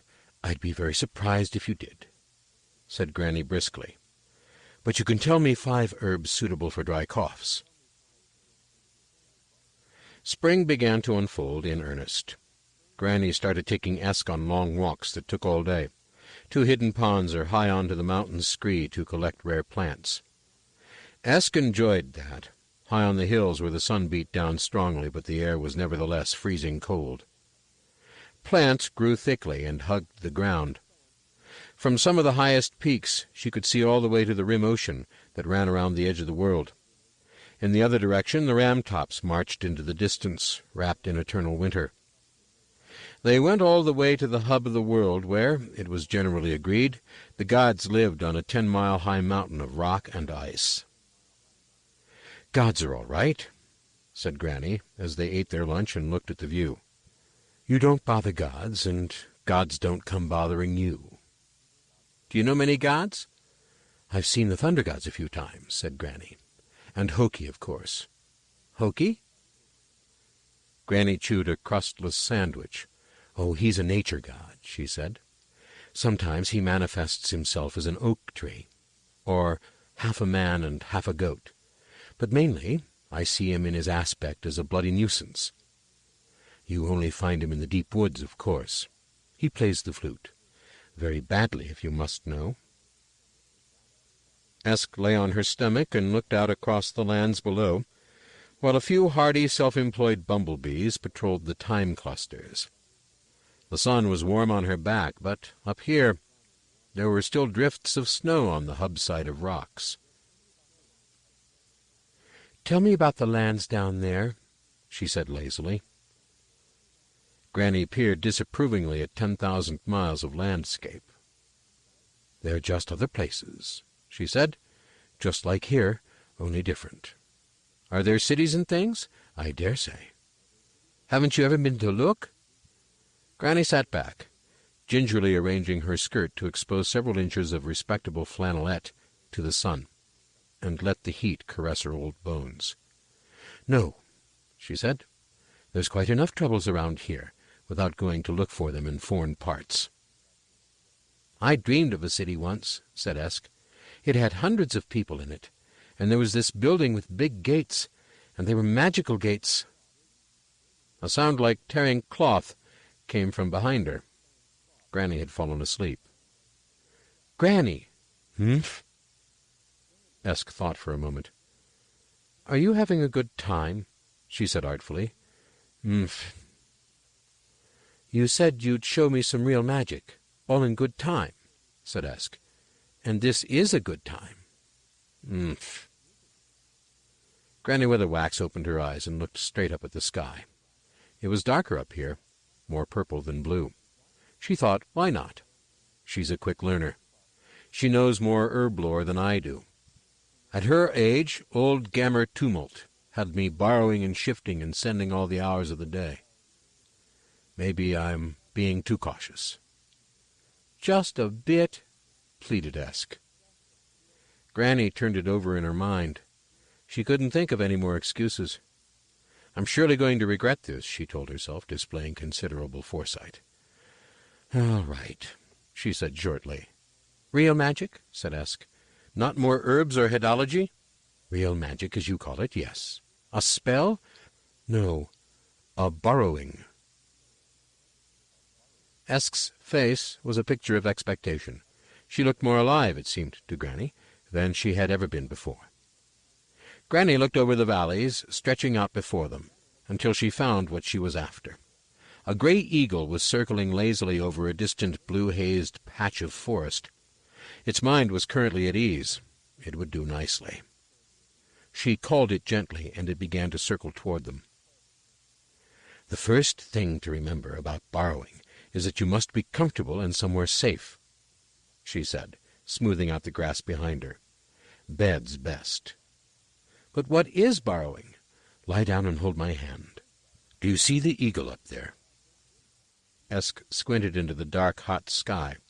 There were 2 doll figures on the grass below as she pivoted on the wind. She could feel the whip and wire of the air through her feathers. Because the eagle was not hunting, but simply enjoying the feel of the sun on its wings, the land below was a mere unimportant shape. But the air was a complex, changing, three-dimensional thing, an interlocked pattern of spirals and curves that stretched away into the distance, a switchback of currents built around thermal pillars. She felt a gentle pressure restraining her. "The next thing to remember," said Granny's voice, very close, "is not to upset the owner. If you let it know you're there, it'll either fight you or panic, and you won't stand a chance either way. It's had a lifetime of being an eagle, and you haven't." Esk said nothing. "You're not frightened, are you?" said Granny. "It can take you that way the first time, and—" "I'm not frightened," said Esk. "And how do I control it?" "You don't. Not yet. Anyway, controlling a truly wild creature isn't easily learned. You have to sort of suggest to it that it might feel inclined to do things. With a tame animal, of course, it's all different. But you can't make any creature do anything that is totally against its nature. Now try and find the eagle's mind." Esk could sense Granny as a diffuse silver cloud at the back of her own mind. After some searching, she found the eagle. She almost missed it. Its mind was small, sharp, and purple, like an arrowhead. It was concentrating entirely on flying, and took no notice of her. "Good," said Granny approvingly. "We're not going to go far. If you want to make it turn, you must—" "Yes, yes," said Esk. She flexed her fingers, wherever they were, and the bird leaned against the air and turned. "Very good," said Granny, taken aback. "How did you do that?" "I don't know. It just seemed obvious." "Humph." Granny gently tested the tiny eagle mind. It was still totally oblivious of its passengers. She was genuinely impressed, a very rare occurrence. They floated over the mountain, while Esk excitedly explored the eagle's senses. Granny's voice droned through her consciousness. giving instructions and guidance and warnings. She listened with half an ear. It sounded far too complicated. Why couldn't she take over the eagle's mind? It wouldn't hurt it. She could see how to do it. It was just a knack like snapping your fingers, which in fact she had never managed to achieve. And then she'd be able to experience flying for real, not at second hand. Then she could— "Don't," said Granny calmly. "No good will come of it." "What?" "Do you really think you're the first, my girl? Do you think we haven't all thought what a fine thing it would be to take on another body and tread the wind or breathe the water? And do you really think it would be as easy as that?" Esk glowered at her. "No need to look like that," said Granny. "You'll thank me one day. Don't you start playing around before you know what you're about, eh? Before you get up to tricks, you've got to learn what to do if things go wrong. Don't try to walk before you can run." "I can feel how to do it, Granny." "That's as maybe. It's harder than it seems, is borrowing, although I'll grant you've got a knack. That's enough for today. Bring us in over ourselves, and I'll show you how to return." The eagle beat the air over the two recumbent forms, and Esk saw in her mind's eye 2 channels open for them. Granny's mind shape vanished. Now. Granny had been wrong. The eagle mind barely fought, and didn't have time to panic. Esk held it wrapped in her own mind. It writhed for an instant, and then melted into her. Granny opened her eyes in time to see the bird give a hoarse cry of triumph, curve down low over the grass-grown scree, and skim away down the mountainside. For a moment it was a vanishing dot, and then it had gone, leaving only another echoing shriek. Granny looked down at Esk's silent form. The girl was light enough, but it was a long way home, and the afternoon was dwindling. "Drat," she said, with no particular emphasis. She stood up, brushed herself down, and, with a grunt of effort, hauled Esk's inert body over her shoulder. High in the crystal sunset air above the mountains, the eagle Esk sought more height, drunk with the sheer vitality of flight. On the way home, Granny met a hungry bear. Granny's back was giving her jip, and she was in no mood to be growled at. She muttered a few words under her breath, and the bear, to its brief amazement, walked heavily into a tree and didn't regain consciousness for several hours. When she reached the cottage, Granny put Esk's body to bed and drew up the fire. She brought the goats in and milked them, and finished the chores of the evening. She made sure all the windows were open, and, when it began to grow dark, lit a lantern and put it on the window-sill. Granny Weatherwax didn't sleep more than a few hours a night, as a rule, and woke again at midnight. The room hadn't changed, although the lantern had its own little solar system of very stupid moths. When she woke again at dawn, the candle had long burned down, and Esk was still sleeping the shallow, unwakeable sleep of the borrower. When she took the goats out to their paddock, she looked intently at the sky. Noon came, and gradually the light drained out of another day. She paced the floor of the kitchen aimlessly. Occasionally she would throw herself into frantic bouts of housework. Ancient crusts were unceremoniously dug out of the cracks in the flagstones, and the fire-back was scraped free of the winter's soot and black-leaded to within an inch of its life. A nest of mice in the back of the dresser were kindly but firmly ejected into the goat's shed. Sunset came. The light of the Disc-world was old and slow and heavy. From the cottage door, Granny watched as it drained off the mountains, flowing in golden rivers through the forest. Here and there it pooled in hollows until it faded and vanished. She drummed her fingers sharply on the doorpost, humming a small and bitter little tune. Dawn came, and the cottage was empty except for Esk's body, silent and unmoving on the bed. But as the golden light flowed slowly across the Disc-world like the first freshing of the tide over mud-flats, the eagle circled higher into the dome of heaven, beating the air down with slow and powerful wing-beats. The whole of the world was spread out beneath Esk, all the continents, all the islands, all the rivers, and especially the great ring of the rim ocean. There was nothing else up here, not even sound. Esk gloried in the feeling of it, willing her flagging muscles into greater effort. But something was wrong. Her thoughts seemed to be chasing around beyond her control, and disappearing. Pain and exhilaration and weariness poured into her mind, but it was as if other things were spilling out at the same time. Memories dwindled away on the wind. As fast as she could latch onto a thought, it evaporated, leaving nothing behind. She was losing chunks of herself, and she couldn't remember what she was losing.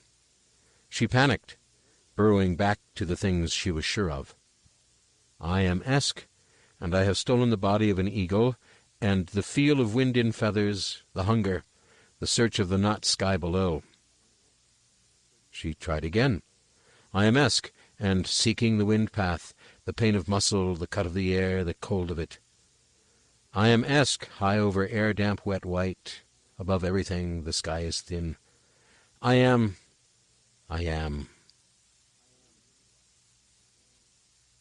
Granny was in the garden, among the beehives, the early morning wind whipping at her skirts. She went from hive to hive, tapping on their roofs.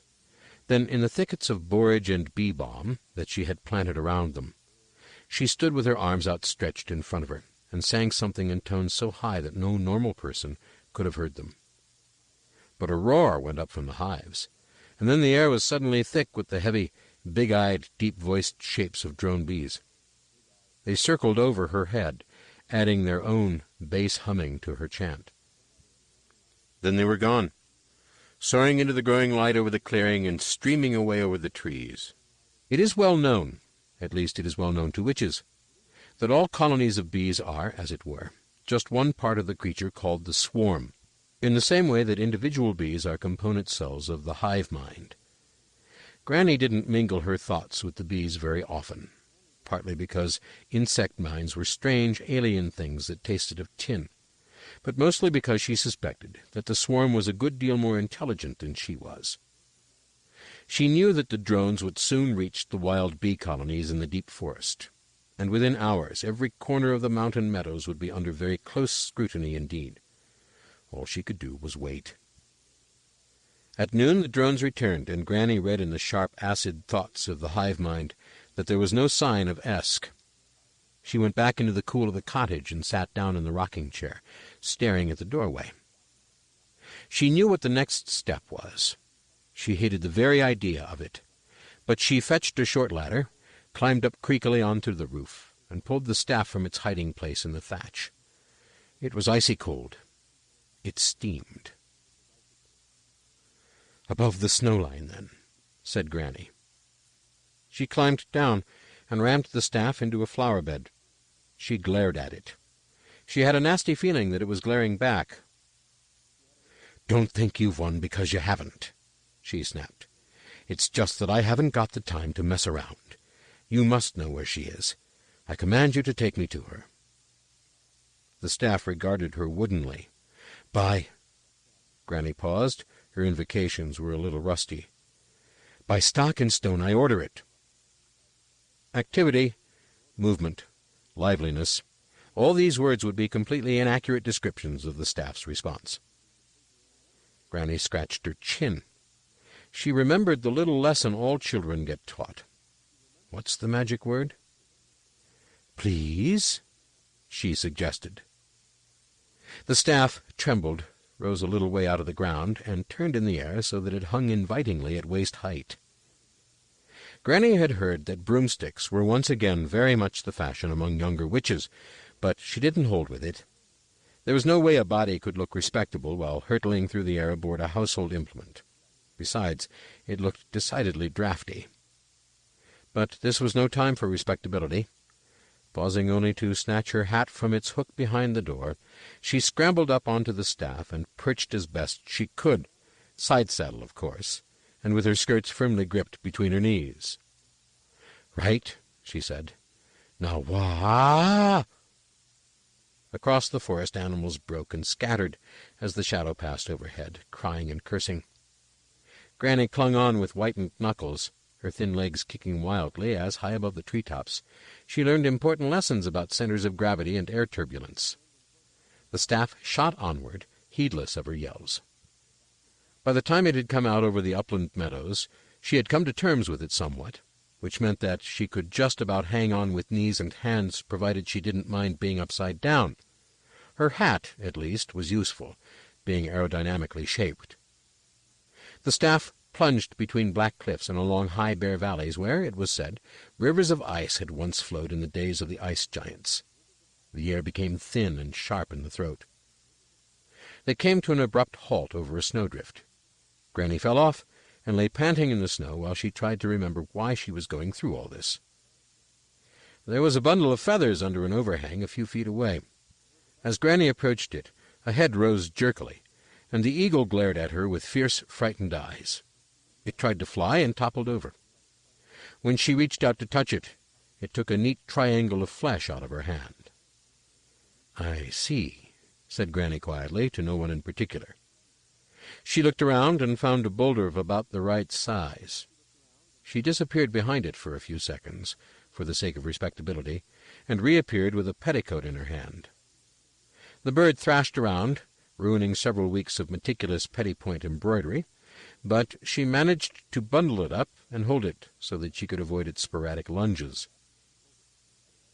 Granny turned to the staff, which was now upright in the snowdrift. "I shall walk back," she told it coldly. It turned out that they were in a spur valley overlooking a drop of several hundred feet onto sharp, black rocks. "Very well, then," she conceded. "But you're to fly slowly, do you understand? And no going high." In fact, because she was slightly more experienced, and perhaps because the staff was taking more care too, the ride back was almost sedate. Granny was almost persuaded that, given time, she could come to merely dislike flying instead of loathing it. What it needed was some way of stopping yourself from having to look at the ground. The eagle sprawled on the rag rug in front of the empty hearth. It had drunk some water, over which Granny had mumbled a few of the charms she normally said to impress patients. But you never knew. There might be some power in them, and it had also gulped a few strips of raw meat. What it had not done was display the least sign of intelligence. She wondered whether she had the right bird. She risked another pecking and stared hard into its evil orange eyes, and tried to convince herself that way down in her depths, almost beyond sight, was a strange little flicker. She probed around inside its head. The eagle mind was still there, right enough, vivid and sharp, but there was something else. Mind, of course, has no color, but nevertheless the strands of the eagle's mind seemed to be purple. Around them and tangled among them were faint strands of silver. Esk had learned too late that mind shapes body, that borrowing is one thing, but that the dream of truly taking on another form had its built-in penalty. Granny sat and rocked. She was at a loss, she knew that. Unraveling the tangled minds was beyond her power, beyond any power in the ram-tops, beyond even— There was no sound, but maybe there was a change in the texture of the air. She looked up at the staff, which had been suffered to come back into the cottage. "No," she said firmly. Then she thought, "Whose benefit did I say that for? Mine? There's power there, but it's not my kind of power. There isn't any other kind around, though, and even now I may be too late. I might never have been early enough." She reached out again into the bird's head to calm its fears and dispel its panic. It allowed her to pick it up and sat awkwardly on her wrist, its talons gripping tight enough to draw blood. Granny took the staff and made her way upstairs, to where Esk lay on the narrow bed in the low bedroom with its ancient contoured ceiling. She made the bird perch on the bed-rail and turned her attention to the staff. Once more the carvings shifted under her glare, never quite revealing their true form. Granny was no stranger to the uses of power, but she knew she relied on gentle pressure subtly to steer the tide of things. She didn't put it like that, of course. She would have said that there was always a lever if you knew where to look. The power in the staff was harsh, fierce, the raw stuff of magic distilled out of the forces that powered the universe itself. There would be a price, and Granny knew enough about wizardry to be certain that it would be a high one. But if you were worried about the price, then why were you in the shop? She cleared her throat and wondered what the hell she was supposed to do next. Perhaps if she... The power hit her like a half-brick.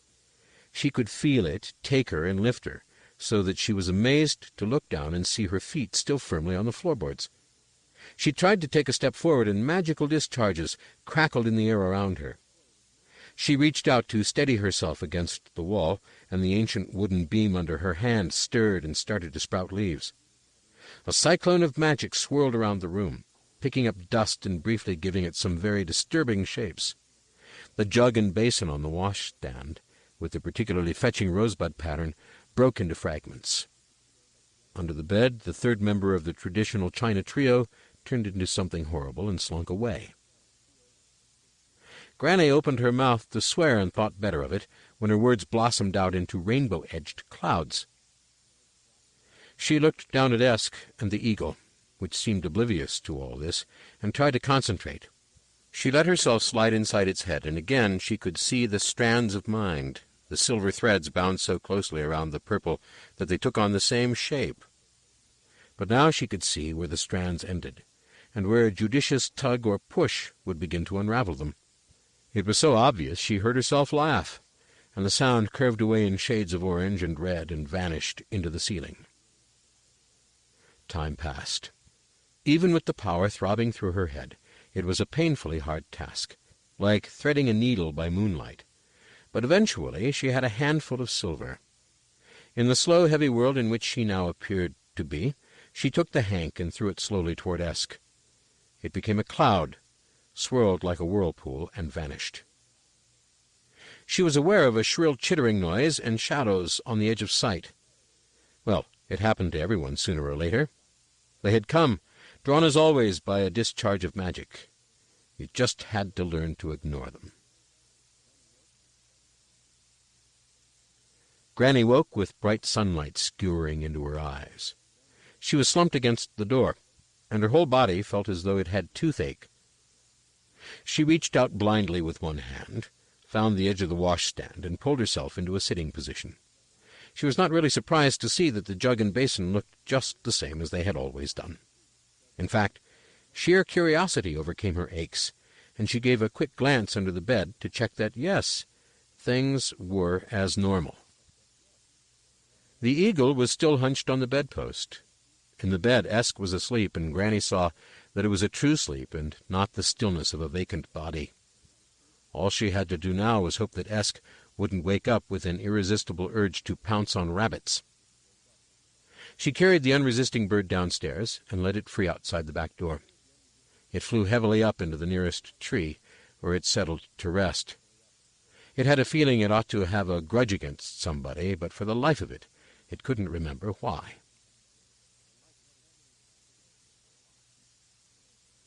Esk opened her eyes and stared for a long time at the ceiling. Over the months, she had grown familiar with every lump and crack of the plaster, which created a fantastic upside-down landscape that she had peopled with a private and complex civilization. Her mind thronged with dreams. She pulled an arm out from under the sheets and stared at it, wondering why it wasn't covered with feathers. It was all very puzzling. She pushed the covers back, swung her legs to the edge of the bed, spread her wings into the rush of the wind, and glided out into the world. The thump on the bedroom floor brought Granny scurrying up the stairs to take her in her arms and hold her tight as the terror hit her. She rocked back and forth on her heels, making meaningless, soothing noises. Esk looked up at her through a mask of horror. "I could feel myself vanishing." Yes, better now," murmured Granny. "You don't understand. I couldn't even remember my name." Esk shrieked. "But you can remember now." Esk hesitated, checking. "Yes," she said. "Yes, of course. Now, so no harm done. But," Granny sighed, "you have learned something," she said, and thought it safe to insert a touch of sternness into her voice. "They say a little knowledge is a dangerous thing, but it is not one half so bad as a lot of ignorance. But what happened? You thought that borrowing wasn't enough. You thought it would be a fine thing to steal another's body. But you must know that a body is like a jelly mold. It sets a shape on its contents, do you see? You can't have a girl's mind in an eagle's body. Not for long, at any rate. I became an eagle? Yes. Not me at all? Granny thought for a while. She always had to pause when conversations with Esk led her beyond the reaches of a decent person's vocabulary. No, she said at last, not in the way you mean. Just an eagle with maybe some strange dreams sometimes. Like when you dream you're flying, perhaps it would remember walking and talking. Ugh! But it's all over now, said Granny, treating her to a thin smile. You're your true self again, and the eagle has got its mind back. It's sitting in the big beech by the privy. I should like you to put out some food for it. Esk sat back on her heels, staring at a point past Granny's head. There were some strange things, she said conversationally. Granny spun around. I meant in a sort of dream I saw things, said Esk. The old woman's shock was so visible that she hesitated, frightened that she had said something wrong. What kind of things? Said Granny flatly. Sort of big creatures, all sorts of shapes, just sitting around. Was it dark? I mean, these things. Were they in the dark? There were stars, I think. Granny? Granny Weatherwax was staring at the wall. Granny? Esk repeated. Yes? Oh. Granny shook herself. Yes, I see. Now, I would like you to go downstairs and get the bacon that is in the pantry and put it out for the bird. Do you understand? It would be a good idea to thank it, too. You never know. When Esk returned, Granny was buttering bread. She pulled her stool up to the table, but the old woman waved the bread knife at her. First things first. Stand up. Face me. Esk did so, puzzled. Granny stuck the knife in the breadboard and shook her head. Drat it, she said to the world at large. I don't know what way they have of it.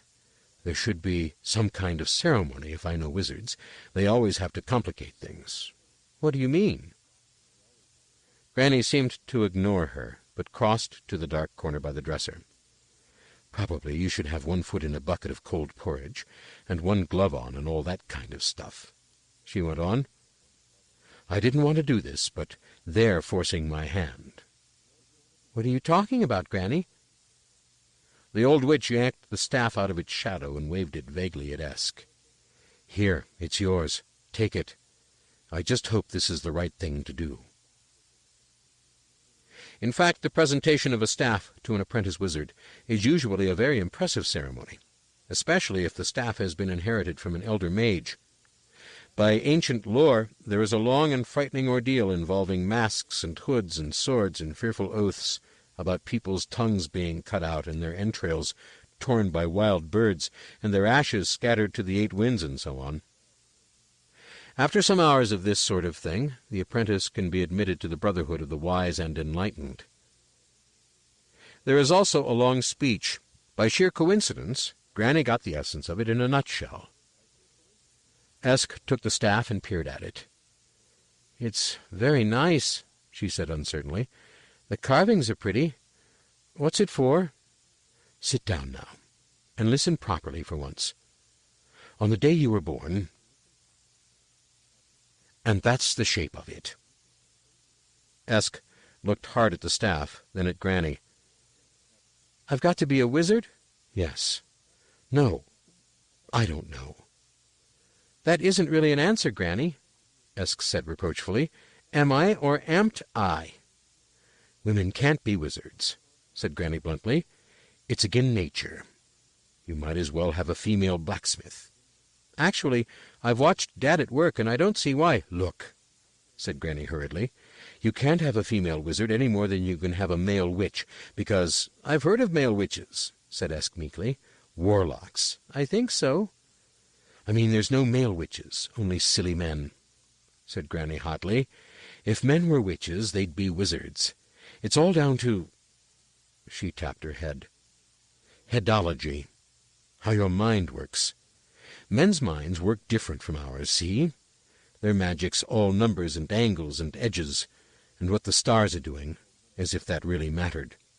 It's all power. It's all—" Granny paused and dredged up her favorite word to describe all she despised in wizardry. "Geometry." "That's all right, then," said Esk, relieved. "I'll stay here and learn witchery." "Ah," said Granny gloomily, "that's all very well for you to say. I don't think it will be as easy as that." "But you said that men can be wizards and women can be witches, and it can't be the other way around." "That's right." "Well, then," said Esk triumphantly, "it's all solved, isn't it? I can't help but be a witch." Granny pointed to the staff. Esk shrugged. "It's just an old stick." Granny shook her head. Esk blinked. "No?" "No." "And I can't be a witch?" "I don't know what you can be. Hold the staff." "What?" "Hold the staff. Now, I've laid the fire in the grate. Light it." "The tinderbox is—" Esk began. "You once told me there were better ways of lighting fires. Show me." Granny stood up.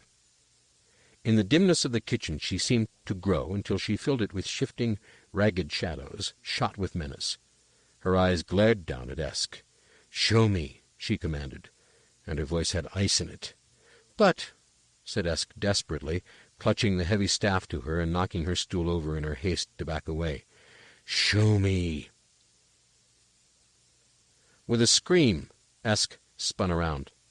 Fire flared from her fingertips and arced across the room. The kindling exploded with a force that hurled the furniture around the room, and a ball of fierce green light sputtered on the hearth. Changing patterns spread across it as it spun sizzling on the stones, which cracked and then flowed. The iron fireback resisted bravely for a few seconds before melting like wax. It made a final appearance as a red smear across the fireball, and then vanished. A moment later, the kettle went the same way. Just when it seemed that the chimney would follow them, the ancient hearthstone gave up, and with a final splutter, the fireball sank from view. The occasional crackle or puff of steam signaled its passage through the earth. Apart from that, there was silence, the loud hissing silence that comes after an ear-splattering noise, and after the actinic glare, the room seemed pitch dark. Eventually, Granny crawled out from behind the table and crept as closely as she dared to the hole, which was still surrounded by a crust of lava. She jerked back as another cloud of superheated steam mushroomed up. "They say there's dwarf mines under the ram tops," she said inconsequentially. "My, but them little buggers is in for a surprise." She prodded the little puddle of cooling iron where the kettle had been, and added, "Shame about the fireback. It had owls on it, you know." She patted her singed hair gingerly with a shaking hand. "I think this calls for a nice cup of cold water." Esk sat looking in wonder at her hand. "That was real magic," she said at last, "and I did it." "One type of real magic," corrected Granny. "Don't forget that. And you don't want to do that all the time, neither. If it's in you, you've got to learn to control it." "Can you teach me?" "Me? No. How can I learn if no one will teach me?" "You've got to go where they can. Wizard school." "But you said—" Granny paused in the act of filling a jug from the water bucket. Yes, she snapped. "Never mind what I said, or common sense or anything. Sometimes you just have to go the way things take you, and I reckon you're going to wizard school one way or the other." Esk considered this. "You mean it's my destiny?" she said at last. Granny shrugged. "Something like that. Probably. Who knows?" That night, long after Esk had been sent to bed, Granny put on her hat, lit a fresh candle, cleared the table, and pulled a small wooden box from its secret hiding-place in the dresser. It contained a bottle of ink, an elderly quill pen, and a few sheets of paper. Granny was not entirely happy when faced with the world of letters.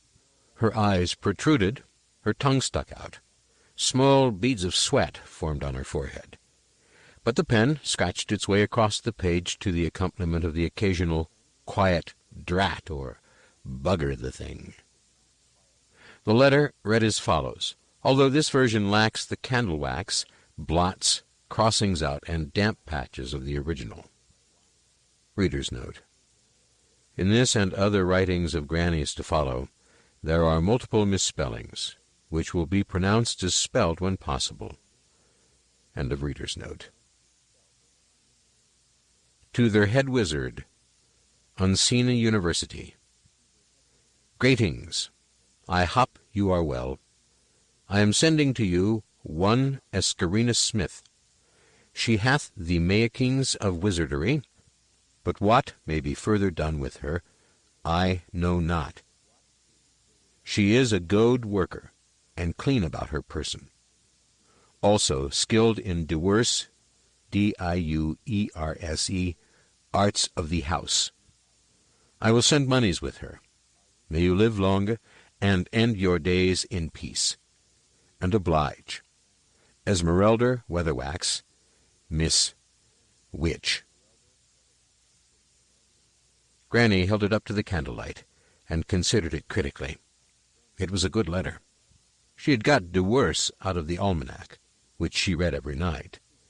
It was always predicting diverse plagues and diverse ill fortune. Granny wasn't entirely sure what it meant, but it was a damn good word all the same. She sealed it with candle wax, and put it on the dresser. She could leave it for the carrier to take when she went into the village tomorrow, to see about a new kettle.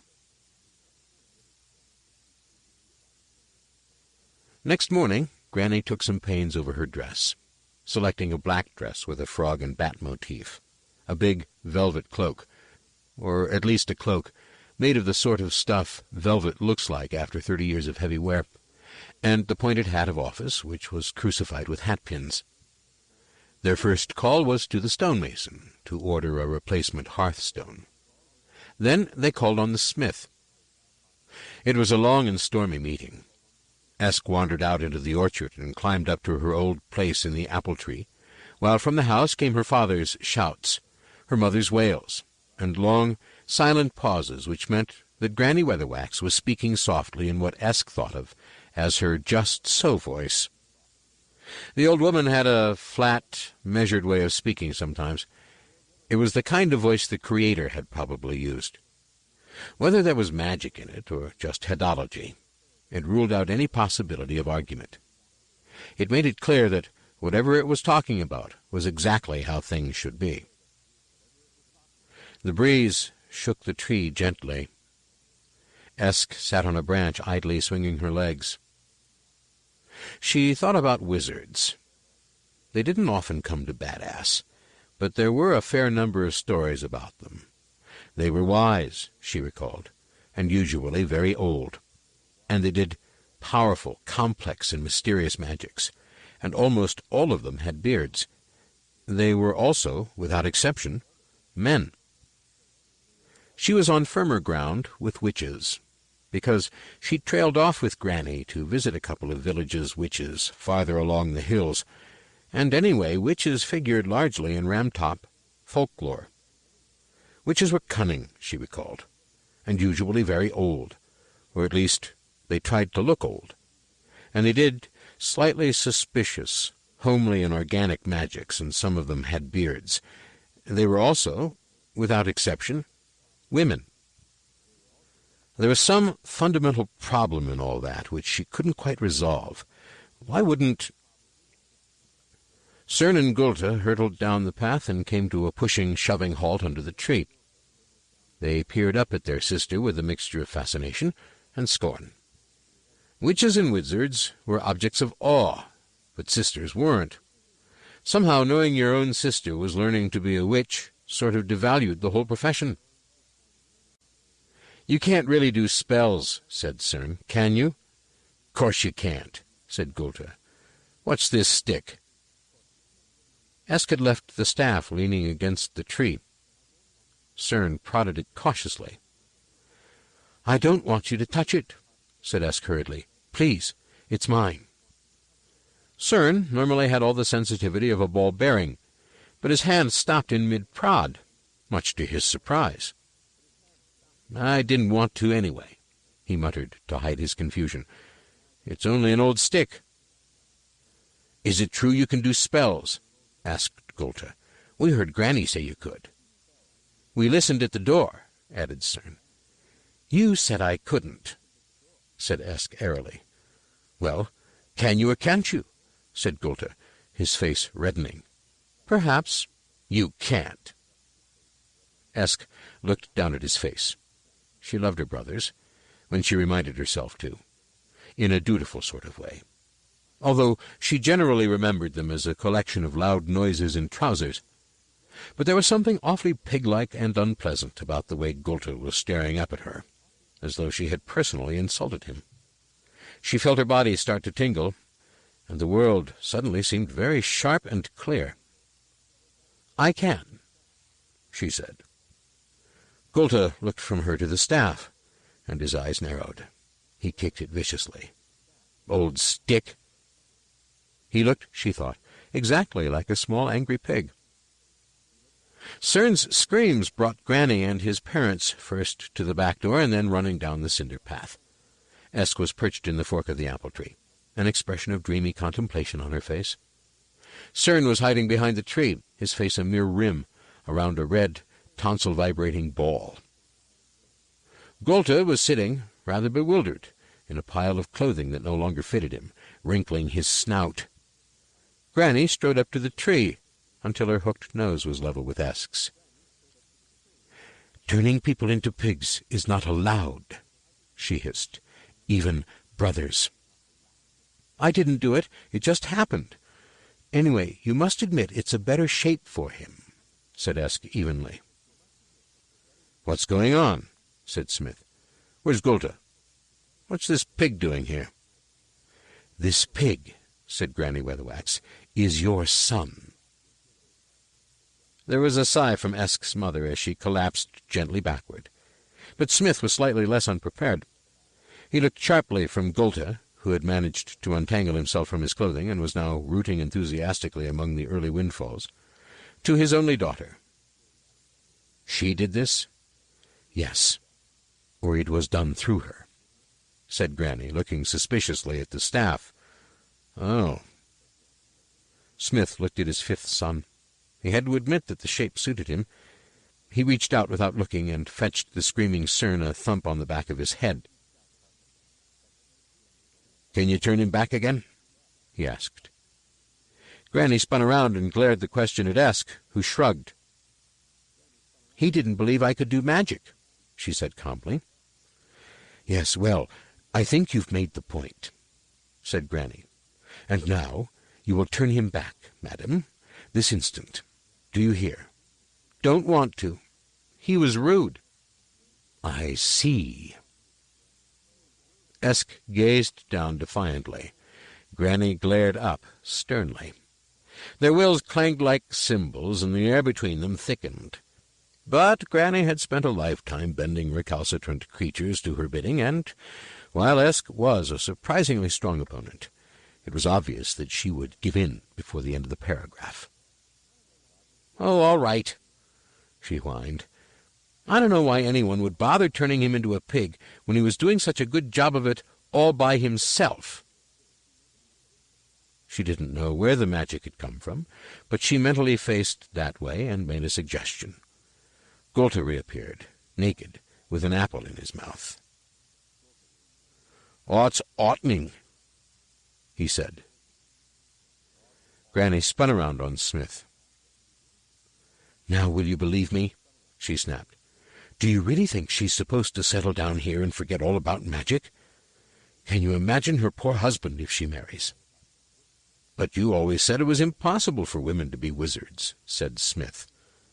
He was actually rather impressed. Granny Weatherwax had never been known to turn anyone into anything. "Never mind that now," said Granny, calming down a bit. "She needs training. She needs to know how to control. For pity's sake, put some clothes on that child." "Golta, "Get dressed and stop grizzling," said his father, and turned back to Granny. "You said there was some sort of teaching place?" he hazarded. "The Unseen University, yes. It's for training wizards." "And you know where it is?" "Yes," lied Granny, whose grasp of geography was slightly worse than her knowledge of subatomic physics. Smith looked from her to his daughter, who was sulking. "And they'll make a wizard of her?" he said. Granny sighed. "I don't know what they'll make of her," she said. And so it was that, a week later, Granny locked the cottage door and hung the key on its nail in the privy. The goats had been sent to stay with a sister witch further along the hills, who had also promised to keep an eye on the cottage. Badass would just have to manage without a witch for a while. Granny was vaguely aware that you didn't find the Unseen University unless it wanted you to, and the only place to start looking was the town of Ahulan Kadash, a sprawl of 100 or so houses about 15 miles away. It was where you went to once or twice a year if you were a really cosmopolitan Badassian. Granny had only been once before in her entire life and hadn't approved of it at all. It had smelt all wrong, she'd got lost, and she distrusted city folk with their flashy ways. They got a lift on the cart that came out periodically with metal for the smithy. It was gritty, but better than walking, especially since Granny had packed their few possessions in a large sack. She sat on it for safety. Esk sat cradling the staff and watching the woods go by. When they were several miles outside the village, she said, "I thought you told me plants were different in foreign parts." "So they are. These trees look just the same." Granny regarded them disdainfully. "Nothing like as good," she said. In fact, she was already feeling slightly panicky. Her promise to accompany Esk to Unseen University had been made without thinking, and Granny, who picked up what little she knew of the rest of the disk from rumor and the pages of her almanac, was convinced that they were heading into earthquakes, tidal waves, plagues, and massacres, many of them due worse or even worse. But she was determined to see it through. A witch relied too much on words ever to go back on them. She was wearing serviceable black, and concealed about her person were a number of hatpins and a bread knife. She had hidden their small store of money, grudgingly advanced by Smith, in the mysterious strata of her underwear. Her skirt pockets jingled with Lucky Charms and a freshly forged horseshoe. Always a potent preventative in time of trouble, weighed down her handbag.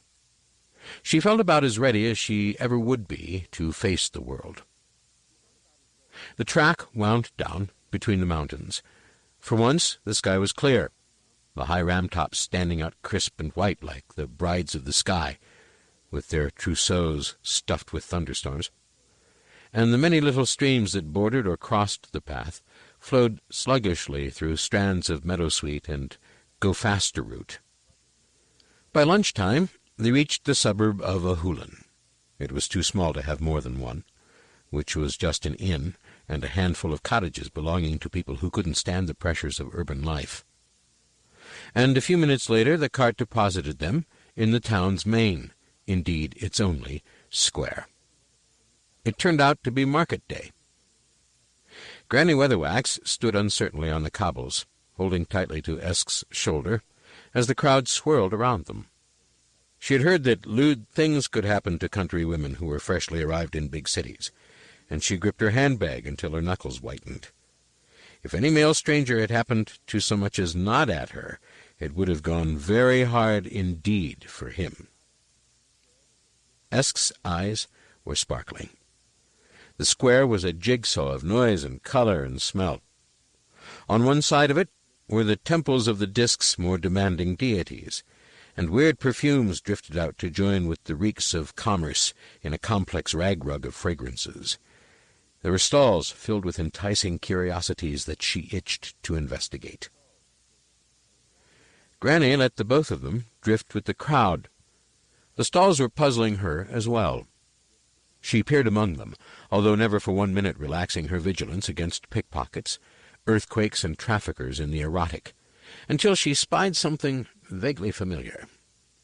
There was a small covered stall, black-draped and musty, that had been wedged into a narrow space between two houses.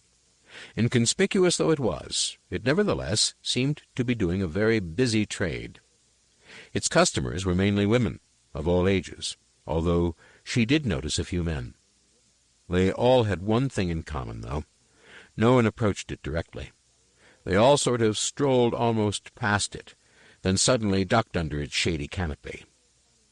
A moment later, and they would be back again, hand just darting away from bag or pocket, competing for the world's most nonchalant walk title, so effectively that a watcher might actually doubt what he or she had just seen. It was quite amazing that a stall so many people didn't know was there should be quite so popular. "What's in there?" said Esk. "What's everyone buying?" "Medicines," said Granny firmly. "There must be a lot of very sick people in towns," said Esk gravely. Inside, the stall was a mass of velvet shadows, and the herbal scent was thick enough to bottle. Granny poked a few bundles of dry leaves with an expert finger. Esk pulled away from her and tried to read the scrawled labels on the bottles in front of her. She was expert at most of Granny's preparations, but she didn't recognize anything here. The names were quite amusing, like tiger oil, maiden's prayer, and husband's helper, and 1 or 2 of the stoppers smelled like Granny's scullery after she had done some of her secret distillations. A shape moved in the stall's dim recesses, and a brown, wrinkled hand slid lightly onto hers. "Can I assist you, missy?" said a cracked voice, in tones of syrup of figs. "Is it your fortune you want telling? Or is it your future you want changing, maybe?" "She's with me," snapped Granny, spinning around. "And your eyes are betraying you, Hiltigoat Founder, if you can't tell her age." The shape in front of Esk bent forward. "Esme Weatherwax?" it asked. "The very same," said Granny. "Still selling thunder-drops and penny wishes, Hilda. How goes it?" "All the better for seeing you," said the shape. "What brings you down from the mountains, Esme? And this child, your assistant, perhaps?" "What's it you're selling, please?" asked Esk. The shape laughed. "Oh, things to stop things that shouldn't be, and help things that should, love," it said. "Let me just close up, my dears, and I will be right with you."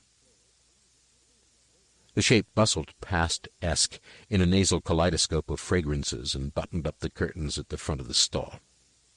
Then the drapes at the back were thrown up, letting in the afternoon sunlight. "Can't stand the dark and fog myself," said Hiltigoat Founder, "but the customers expect it. You know how it is." "Yes," Esk nodded sagely. "Hedology." Hilda, a small fat woman wearing an enormous hat with fruit on it, glanced from her to Granny and grinned. "That's the way of it," she agreed. "Will you take some tea?" They sat on bales of unknown herbs in the private corner made by the stall between the angled walls of the houses, and drank something fragrant and green out of surprisingly delicate cups. Unlike Granny, who dressed like a very respectable raven, Hiltigoat Founder was all lace and shawls and collars and earrings, and so many bangles that a mere movement of her arms sounded like a percussion section falling off a cliff. But Esk could see the likeness. It was hard to describe. You couldn't imagine them curtsying to anyone. "So," said Granny, "how goes the life?" The other witch shrugged, causing the drummers to lose their grip again, just when they had nearly climbed back up. "Like a hurried lover. It comes and go—" she began, and stopped at Granny's meaningful glance at Esk. "Not bad, not bad," she amended hurriedly. "The council have tried to run me out once or twice, you know. But they all have wives, and somehow it never quite happens. They say I'm not the right sort, but I say there'd be many a family in this town a good deal bigger and poorer if it wasn't for Madam Goat Founder's pennyroyal preventives. I know who comes into my shop, I do. I remember who buys buckaroo drops and show nuff ointment. I do. Life isn't bad. And how is it up in your village with the funny name?" "Badass," said Esk helpfully. She picked a small clay pot off the counter and sniffed at its contents. "It is well enough," conceded Granny. "The handmaidens of nature are ever in demand." Esk sniffed again at the powder, which seemed to be pennyroyal with a base she couldn't quite identify, and carefully replaced the lid. Well, the two women exchanged gossip in a kind of feminine code, full of eye contact and unspoken adjectives. She examined the other exotic potions on display, or rather not on display. In some strange way, they appeared to be artfully half-hidden, as if Hilda wasn't entirely keen to sell. "I don't recognize any of these," she said, half to herself. "What do they give to people?"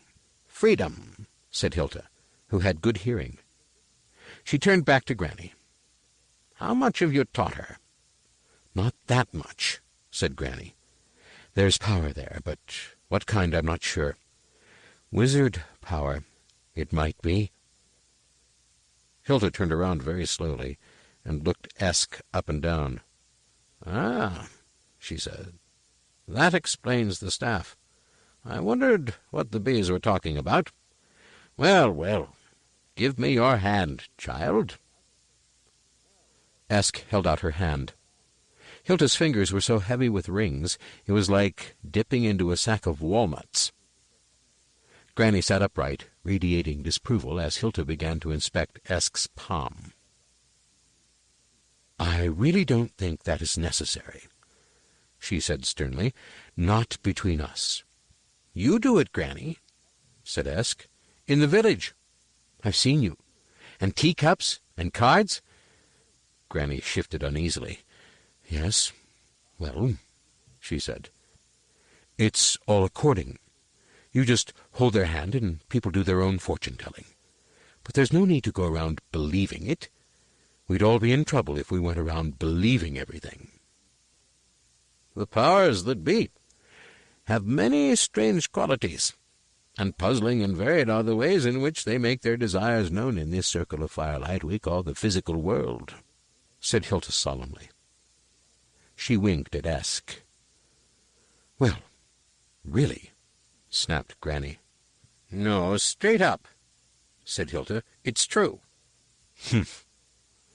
I see you going upon a long journey," said Hilda. "Will I meet a tall, dark stranger?" said Esk, examining her palm. "Granny always says that to women. She says—" "No," said Hilda, while Granny snorted. "But it will be a very strange journey. You'll go a long way while staying in the same place, and the direction will be a strange one. It will be an exploration." "You can tell all that from my hand?" "Well, mainly I'm just guessing," said Hilda, sitting back and reaching for the teapot. The lead drummer, who had climbed halfway back, fell on to the toiling cymbalists. She looked carefully at Esk and added, "A female wizard, eh?" "Granny is taking me to Unseen University," said Esk. Hilda raised her eyebrows. "Do you know where it is?" Granny frowned. "Not in so many words," she admitted. "I was hoping you could give me more explicit directions, you being more familiar with bricks and things." "They say it has many doors, but the ones in this world are in the city of Ankh-Morpork," said Hilda. Granny looked blank. "On the Circle Sea," Hilda added. Granny's look of polite inquiry persisted. 500 miles away," said Hilda. "Oh," said Granny. She stood up and brushed an imaginary speck of dust off her dress. "We'd better be going, then," she added. Hilda laughed. Esk quite liked the sound. Granny never laughed. She merely let the corners of her mouth turn up. But Hilda laughed like someone who had thought hard about life and had seen the joke. "Start tomorrow, anyway," she said. "I've got room at home. You can stay with me. And tomorrow you'll have the light." "We wouldn't want to presume," said Granny. "Nonsense. Why not have a look around while I pack up the stall?" Ahulin was the market town for a wide sprawling countryside, and the market day didn't end at sunset. Instead, torches flared at every booth and stall, and light blared forth from the open doorways of the inns. Even the temples put out colored lamps to attract nocturnal worshippers. Hilda moved through the crowd like a slim snake through dry grass, her entire stall and stock reduced to a surprisingly small bundle on her back, and her jewelry rattling like a sackful of flamenco dancers. Granny stumped along behind her, her feet aching from the unaccustomed prodding of the cobbles. And Esk got lost. It took some effort, but she managed it. It involved ducking between two stalls and then scurrying down a side alley. Granny had warned her at length about the unspeakable things that lurked in cities, which showed that the old woman was lacking in a complete understanding of headology, since Esk was now determined to see one or two of them for herself. In fact, since Ahulin was quite barbaric and uncivilized, the only things that went on after dark to any degree were a little thievery, some amateurish trading in the courts of lust, and drinking until you fell over or started singing, or both. According to the standard poetic instructions, one should move through a fair like the white swan at evening moves o'er the bay. But because of certain practical difficulties, Esk settled for moving through the crowds like a small dodgem car, bumping from body to body with the tip of the staff waving a yard above her head. It caused some heads to turn, and not only because it had hit them. Wizards occasionally passed through the town, and it was the first time anyone had seen one 4 feet tall with long hair. Anyone watching closely would have noticed strange things happening as she passed by. There was, for example, the man with 3 upturned cups, who was inviting a small crowd to explore with him the exciting world of chance and probability as it related to the position of a small dried pea. He was vaguely aware of a small figure watching him solemnly for a few moments, and then a sackful of peas cascaded out of every cup he picked up. Within seconds he was knee-deep in legumes. He was a lot deeper in trouble. He suddenly owed everyone a lot of money. There was a small and wretched monkey that for years had shuffled vaguely at the end of a chain while its owner played something dreadful on a pipe organ. It suddenly turned, narrowed its little red eyes, bit its keeper sharply in the leg, snapped its chain, and had it away over the rooftops with the night's takings in a tin cup. History is silent about what they were spent on. A box full of marzipan ducks on a nearby stall came to life, and word passed the stallholder to land, quacking happily, in the river, where by dawn they had all melted. That's natural selection for you. The stall itself sidled off down an alley and was never seen again. Esk, in fact, moved through the fair more like an arsonist moves through a hayfield or a neutron bounces through a reactor, poets notwithstanding, and the hypothetical watcher could have detected her random passage by tracing the outbreaks of hysteria and violence. But like all good catalysts, she wasn't actually involved in the processes she initiated, and by the time all the non-hypothetical potential watchers took their eyes off them, she had been buffeted somewhere else. She was also beginning to tire. While Granny Weatherwax approved of night on general principles, she certainly didn't hold with promiscuous candlelight. If she had any reading to do after dark, she generally persuaded the owl to come and sit on the back of her chair and read through its eyes. So Esk expected to go to bed around sunset, and that was long past. There was a doorway ahead of her that looked friendly. Cheerful sounds were sliding out on the yellow light and pooling on the cobbles. With the staff still radiating random magic, like a demon lighthouse, she headed for it, weary but determined. The landlord of the Fiddler's Riddle considered himself to be a man of the world. And this was right, because he was too stupid to be really cruel, and too lazy to be really mean. And although his body had been around quite a lot, his mind had never gone further than the inside of his own head. He wasn't used to being addressed by sticks, especially when they spoke in a small piping voice and asked for goat's milk. Cautiously, aware that everyone in the inn was looking at him and grinning, he pulled himself across the bar top until he could see down. Esk stared up at him. "Look 'em right in the eye," Granny had always said. "Focus your power on 'em. Stare 'em out. No one can outstare a witch. Except a goat, of course." The landlord, whose name was Skiller, found himself looking directly down at a small child who seemed to be squinting. "What?" he said. "Milk," said the child, still focusing furiously. "You get it out of goats.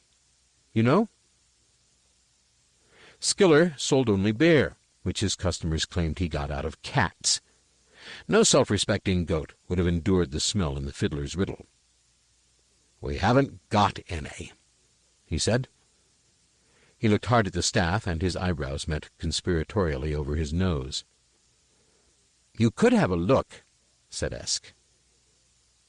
Skiller eased himself back across the bar, partly to avoid the gaze, which was causing his eyes to water in sympathy, and partly because a horrible suspicion was congealing in his mind. Even second-rate barmen tend to resonate with the beer they serve, and the vibrations coming from the big barrels behind him no longer had the twang of hop and head.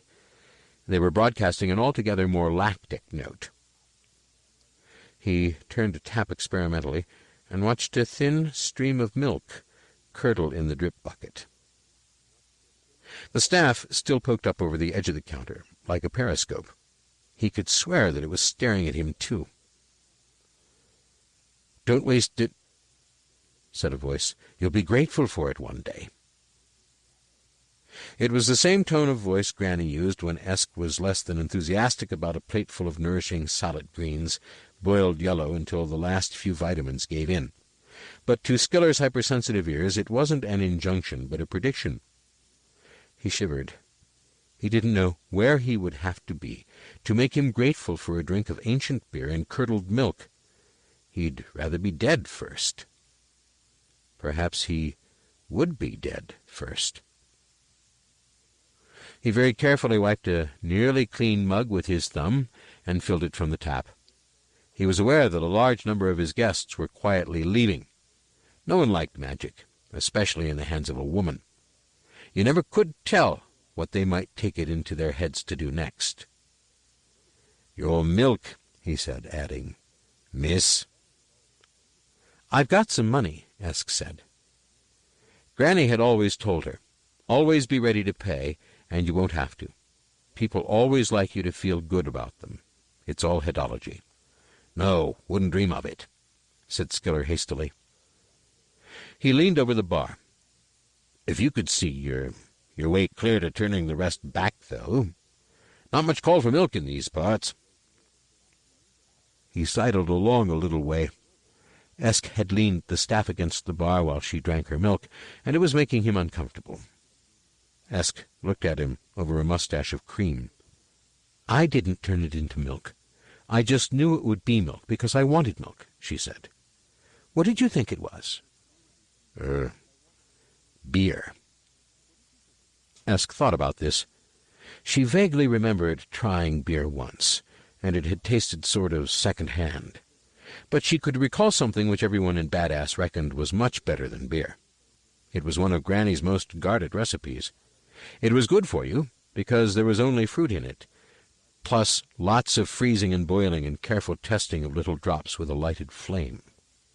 Granny would put a very small spoonful in her milk if it was a really cold night. It had to be a wooden spoon, on account of what it did to metal. She concentrated.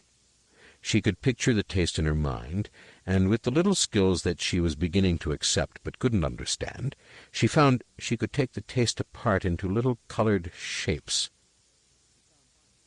Skiller's thin wife came out of their back room to see why it had all gone so quiet, and he waved her into shocked silence as Esk stood swaying very slightly with her eyes closed and her lips moving. Little shapes that you didn't need went back into the great pool of shapes, and then you found the extra ones you needed and put them together. And then there was a sort of hook thing which meant that they would turn anything suitable into something just like them. And then... Skiller turned very carefully and regarded the barrel behind him. The smell of the room had changed. He could feel the pure gold sweating gently out of that ancient woodwork.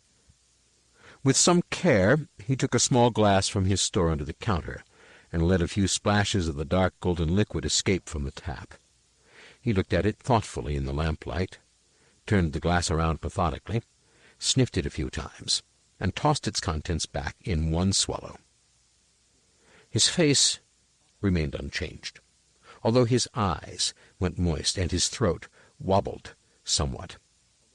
His wife and Esk watched him as a thin beading of sweat broke out on his forehead. 10 seconds passed, and he was obviously out to break some heroic record. There may have been steam curling out of his ears, but that could have been a rumor. His fingers drummed a strange tattoo on the bar top. At last he swallowed, appeared to reach a decision, turned solemnly to Esk and said, "Well, isch neisch, sagst ischges ursch." His brow wrinkled as he ran the sentence past his mind again and made a second attempt. "Ag shagak."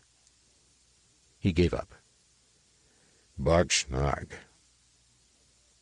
His wife snorted and took the glass out of his unprotesting hand. She sniffed it. She looked at the barrels, all 10 of them. She met his unsteady eye.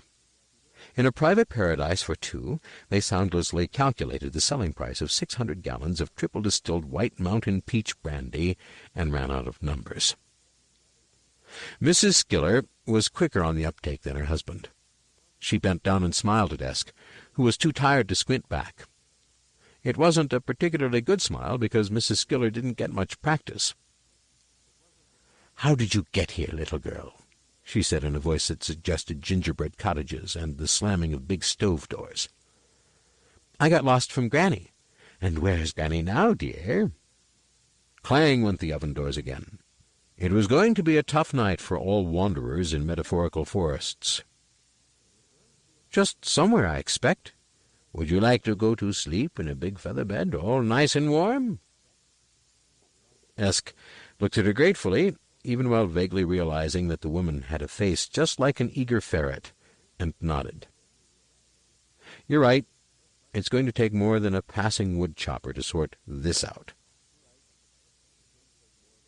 Granny, meanwhile, was 2 streets away. She was also, by the standards of other people, lost. She would not see it like that. She knew where she was. It was just that everywhere else didn't.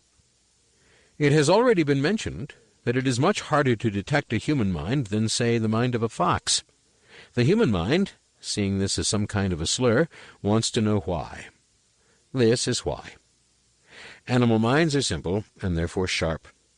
Animals never spend time dividing experience into little bits and speculating about all the bits they've missed.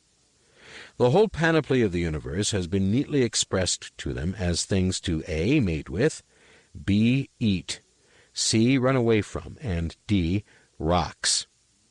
This frees the mind from unnecessary thoughts and gives it a cutting edge where it matters. Your normal animal, in fact, never tries to walk and chew gum at the same time. The average human, on the other hand, thinks about all sorts of things around the clock, on all sorts of levels, with interruptions from dozens of biological calendars and timepieces.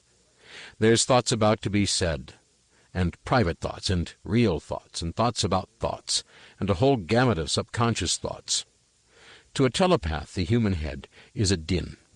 It is a railway terminus with all the tannoys talking at once. It is a complete FM wave band, and some of those stations aren't reputable. They're outlawed pirates on forbidden seas who play late-night records with limbic lyrics. Granny, trying to locate Esk by mind magic alone, was trying to find a straw in a haystack. She was not succeeding, but enough blips of sense reached her through the heterodyne wails of 1,000 brains all thinking at once to convince her that the world was, indeed, as silly as she had always believed it was. She met Hilda at the corner of the street. She was carrying her broomstick, the better to conduct an aerial search. With great stealth, however, the men of Ahulan were right behind Stay-Long Ointment, but drew the line at flying women. She was distraught. "Not so much as a hint of her," said Granny. "Have you been down to the river? She might have fallen in." "Then she'd have just fallen out again. Anyway, she can swim. I think she's hiding, drat her." "What are we going to do?" Granny gave her a withering look. "Hilda Goat found her. I'm ashamed of you, acting like a cowan. Do I look worried?" Hilda peered at her. "You do. A bit. Your lips have gone all thin." "I'm just angry, that's all." "Gypsies always come here for the fair. They might have taken her." Granny was prepared to believe anything about city folk, but here she was on firmer ground. "Then they're a lot dafter than I'd give them credit for," she snapped. "Look, she's got the staff." "What good would that do?" said Hilda, who was close to tears. "I don't think you've understood anything I've told you," said Granny severely. "All we need to do is go back to your place and wait." "What for?" "The screams or the bangs or the fireballs or whatever." Granny said vaguely, "That's heartless." "Oh, I expect they've got it coming to them. Come on. You go on ahead and put the kettle on." Hilda gave her a mystified look, then climbed on her broom and rose slowly and erratically into the shadows among the chimneys. If broomsticks were cars, this one would be a split-window Morris Minor. Granny watched her go, then stumped along the wet streets after her. She was determined that they wouldn't get her up in one of those things. Esk lay in the big, fluffy, and slightly damp sheets of the spare bed in the attic room of the Riddle. She was tired, but couldn't sleep. The bed was too chilly, for one thing. She wondered uneasily if she dared try to warm it up, but thought better of it. She couldn't seem to get the hang of fire spells, no matter how carefully she experimented. They either didn't work at all or worked only too well. The woods around the cottage were becoming treacherous with the holes left by disappearing fireballs. At least, if the wizardry thing didn't work, then Granny said she'd have a fine future as a privy builder or well sinker. She turned over and tried to ignore the bed's faint smell of mushrooms. Then she reached out in the darkness until her hand found the staff, propped against the bedhead. Mrs. Skiller had been quite insistent about taking it downstairs, but Esk had hung on like grim death. It was the only thing in the world she was absolutely certain belonged to her. The varnished surface with its strange carvings felt oddly comforting. Esk went to sleep and dreamed bangles and strange packages and mountains, and distant stars above the mountains, and a cold desert where strange creatures lurched across the dry sand and stared at her through insect eyes. There was a creak on the stairs, then another. Then a silence, the sort of choking, furry silence made by someone standing as still as possible. The door swung open. Skiller made a blacker shadow against the candlelight on the stairs, and there was a faintly whispered conversation before he tiptoed as silently as he could toward the bedhead. The staff slipped sideways as his first cautious grope dislodged it, but he caught it quickly and let his breath out very slowly. So he hardly had enough left to scream with when the staff moved in his hands. He felt the scaliness, the coil and muscle of it. Esk sat bolt upright in time to see Skiller roll backward down the steep stair-ladder, still flailing desperately at something quite invisible that coiled around his arms. There was another scream from below as he landed on his wife. The staff clattered to the floor and lay surrounded by a faint octarine glow. Esk got out of the bed and padded across the floor. There was a terrible cursing. It sounded unhealthy. She peered around the door and looked down on the face of Mrs. Skiller. "Give me that staff." Esk reached down behind her and gripped the polished wood. "No," she said, "it's mine. It's not the right sort of thing for little girls," snapped the barman's wife. "It belongs to me," said Esk, and quietly closed the door. She listened for a moment to the muttering from below and tried to think of what to do next. Turning the couple into something would probably only cause a fuss, and anyway, she wasn't quite certain how to do it. The fact was, the magic only really worked when she wasn't thinking about it. Her mind seemed to get in the way. She padded across the room and pushed open the tiny window. The strange nighttime smells of civilization drifted in. The damp smell of streets, the fragrance of garden flowers, the distant hint of an overloaded privy. There were wet tiles outside. As Skiller started back up the stairs, she pushed the staff out onto the roof and crawled after it, steadying herself on the carvings above the window. The roof dipped down to an outhouse, and she managed to stay at least vaguely upright as she half-slid, half-scrambled down the uneven tiles. A 6-foot drop onto a stack of old barrels, a quick scramble down the slippery wood, and she was trotting easily across the inn-yard. As she kicked up the street mists, she could hear the sounds of argument coming from the riddle. Skiller rushed past his wife and laid a hand on the tap of the nearest barrel. He paused, and then wrenched it open. The smell of peach brandy filled the room, sharp as knives. He shut off the flow and relaxed. "Afraid it would turn into something nasty?" asked his wife. He nodded. "If you hadn't been so clumsy," she began. "I tell you it bit me. You could have been a wizard, and we wouldn't have to bother with all this. Have you got no ambition?" Skiller shook his head. "I reckon it takes more than a staff to make a wizard," he said. "Anyway, I heard where it said wizards aren't allowed to get married. They're not even allowed to—" He hesitated. "To what? Allowed to what?" Skiller writhed. "Well, you know. Thing." "I'm sure I don't know what you're talking about," said Mrs. Skiller briskly. "No, I suppose not." He followed her reluctantly out of the darkened bar-room. It seemed to him that perhaps wizards didn't have such a bad life, at that. He was proved right when the following morning revealed that the 10 barrels of peach brandy had, indeed, turned into something nasty. Esk wandered aimlessly through the gray streets until she reached Hulin's tiny river docks. Broad, flat-bottomed barges bobbed gently against the wharves, and 1 or 2 of them curled wisps of smoke from friendly stovepipes. Esk clambered easily onto the nearest and used the staff to lever up the oilcloth that covered most of it. A warm smell, a mixture of lanolin and midden, drifted up. The barge was laden with wool. It's silly to go to sleep on an unknown barge, not knowing what strange cliffs may be drifting past when you awake, not knowing that bargees, traditionally, get an early start, setting out before the sun is barely up, not knowing what new horizons might greet one on the morrow. You know that. Esk didn't. Esk awoke to the sound of someone whistling. She lay quite still, reeling the evening's events across her mind, until she remembered why she was here, and then rolled over very carefully and raised the oilcloth a fraction. Here she was, then, but here had moved. "This is what they call sailing, then," she said, watching the far bank glide past. "It doesn't seem very special."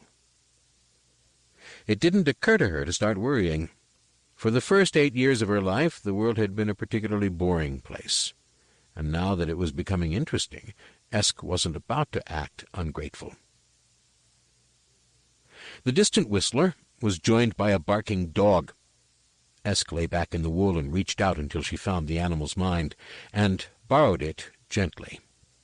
From its inefficient and disorganized brain, she learned that there were at least 4 people on this barge, and many more on the others that were strung out in line with it on the river. Some of them seemed to be children. She let the animal go and looked out at the scenery again for a long time. The barge was passing between high orange cliffs now. Banded with so many colors of rock, it looked as though some hungry god had made the all-time record club sandwich and tried to avoid the next thought. But it persisted, arriving in her mind like the unexpected limbo dancer under the lavatory door of life. Sooner or later, she would have to go out. It wasn't her stomach that was pressing the point, but her bladder brooked no delay. Perhaps if she... The oilcloth over her head was pulled aside swiftly, and a big bearded head beamed down at her. "Well, well," it said, "what have we here, then? A stowaway, yes, no?" Esk gave it a stare. "Yes," she said. There seemed no sense in denying it. "Could you help me out, please?" "Aren't you afraid I shall throw you to the pike?" said the head. It noticed her perplexed look. "Big freshwater fish," it added helpfully. "Fast. Lot of teeth. Pike." The thought hadn't occurred to her at all. "No," she said truthfully. "Why? Will you?" "No, not really. There's no need to be frightened." "I'm not." "Oh." A brown arm appeared, attached to the head by the normal arrangements, and helped her out of her nest in the fleeces. Esk stood on the deck of the barge and looked around. The sky was bluer than a biscuit barrel, fitting neatly over a broad valley through which the river ran as sluggishly as a planning inquiry. Behind her the ramtops still acted as a hitching rail for clouds, but they no longer dominated as they had done for as long as Esk had known them. Distance had eroded them.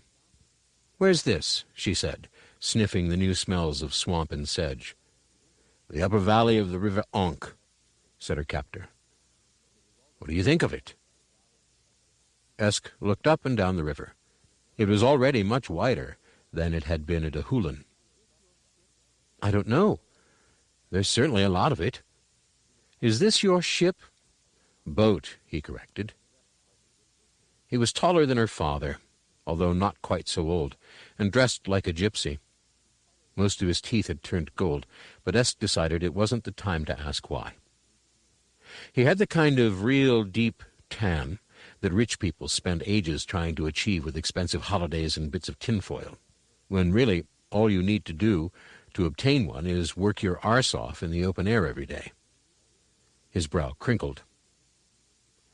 "Yes, it's mine," he said, determined to regain the initiative.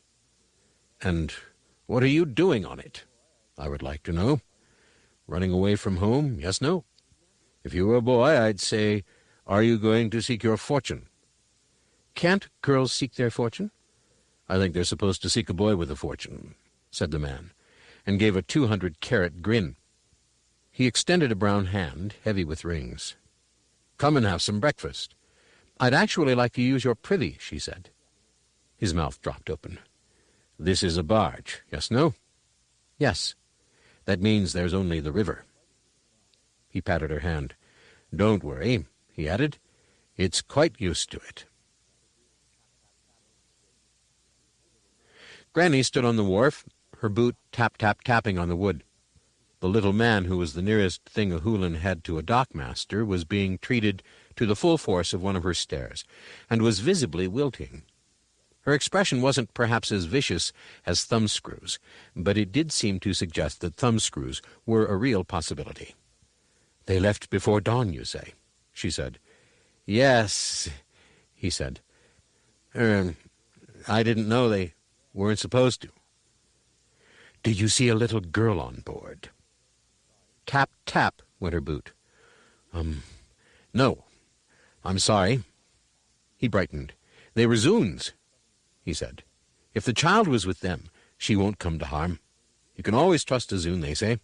Very keen on family life." Granny turned to Hilda, who was fluttering like a bewildered butterfly, and raised her eyebrows. "Oh, yes," Hilda trilled. "The Zuns have a very good name." "Humph," said Granny. She turned on her heel and stumped back toward the center of the town. The dockmaster sagged as though a coat hanger had just been removed from his shirt.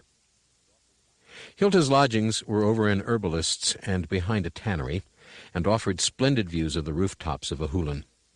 She liked it because it offered privacy, always appreciated by, as she put it, my more discerning clients who prefer to make their very special purchases in an atmosphere of calm, where discretion is forever the watchword. Granny Weatherwax looked around the sitting room with barely concealed scorn. There were altogether too many tassels, bead curtains, astrological charts, and black cats in the place. Granny couldn't abide cats. She sniffed. "Is that the tannery?" she said accusingly. "Incense," said Hilda. She rallied bravely in the face of Granny's scorn. "The customers appreciate it," she said. "It puts them in the right frame of mind. You know how it is."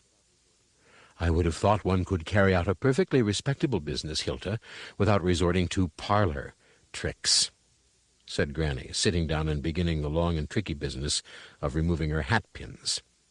"It's different in towns," said Hilda. "One has to move with the times." "I'm sure I don't know why. Is the kettle on?" Granny reached across the table and took the velvet cover off Hilda's crystal ball, a sphere of quartz as big as her head. "Never could get the hang of this damn silicon stuff," she said. "A bowl of water with a drop of ink in it was good enough when I was a girl. Let's see now." She peered into the dancing heart of the ball, trying to use it to focus her mind on the whereabouts of Esk. A crystal was a tricky thing to use at the best of times, and usually staring into it meant that the one thing the future could be guaranteed to hold was a severe migraine. Granny distrusted them, considering them to smack of wizardry. For 2 pins, it always seemed to her, the wretched thing would suck your mind out like a whelk from a shell. "Damn thing's all sparkly," she said, huffing on it and wiping it with her sleeve. Hilda peered over her shoulder. "That's not sparkle, that means something," she said slowly. "What?" "I'm not sure. Can I try? It's used to me." Hilda pushed a cat off the other chair and leaned forward to peer into the glass depths. "Feel free," said Granny, "but you won't find—" "Wait. Something's coming through." "Looks all sparkly from here," Granny insisted. "Little silver lights all floating around, like in them little snowstorm-in-a-bottle toys. Quite pretty, really." "Yes, but look beyond the flakes." Granny looked. This was what she saw. The viewpoint was very high up, and a wide swath of country lay below her, blue with distance, through which a broad river wriggled like a drunken snake. There were silver lights floating in the foreground, but they were, in a manner of speaking, just a few flakes in the great storm of lights that turned in a great lazy spiral, like a geriatric tornado with a bad attack of snow, and funneled down to the hazy landscape. By screwing up her eyes, Granny could just make out some dots on the river. Occasionally, some sort of lightning would sparkle briefly inside the gently turning funnel of motes. Granny blinked and looked up. The room seemed very dark. "Odd sort of weather," she said, because she couldn't really think of anything better. Even with her eyes shut, the glittering motes still danced across her vision. "I don't think it's weather," said Hilda. "I don't actually think people can see it. But the crystal shows it. I think it's magic, condensing out of the air." "Into the staff?" "Yes, that's what a wizard's staff does. It sort of distills magic." Granny risked another glance at the crystal. "Into Esk," she said carefully. "Yes." "It looks like quite a lot of it." "Yes." Not for the first time, Granny wished she knew more about how wizards worked their magic. She had a vision of Esk filling up with magic, until every tissue and pore was bloated with the stuff. Then it would start leaking, slowly at first, arcing to ground in little bursts, but then building up to a great discharge of occult potentiality. It could do all kinds of damage. Drat, she said. I never did like that staff. At least she's heading toward the university place, said Hilda. They'll know what to do. That's as may be. How far downriver do you reckon they are? 20 miles or so. Those barges only go at walking pace. The Zunes aren't in any hurry. Right. Granny stood up, her jaw set defiantly. She reached for her hat and picked up her sack of possessions. Reckon I can walk faster than a barge, she said. The river's all bendy, but I can go in straight lines. You're going to walk after her?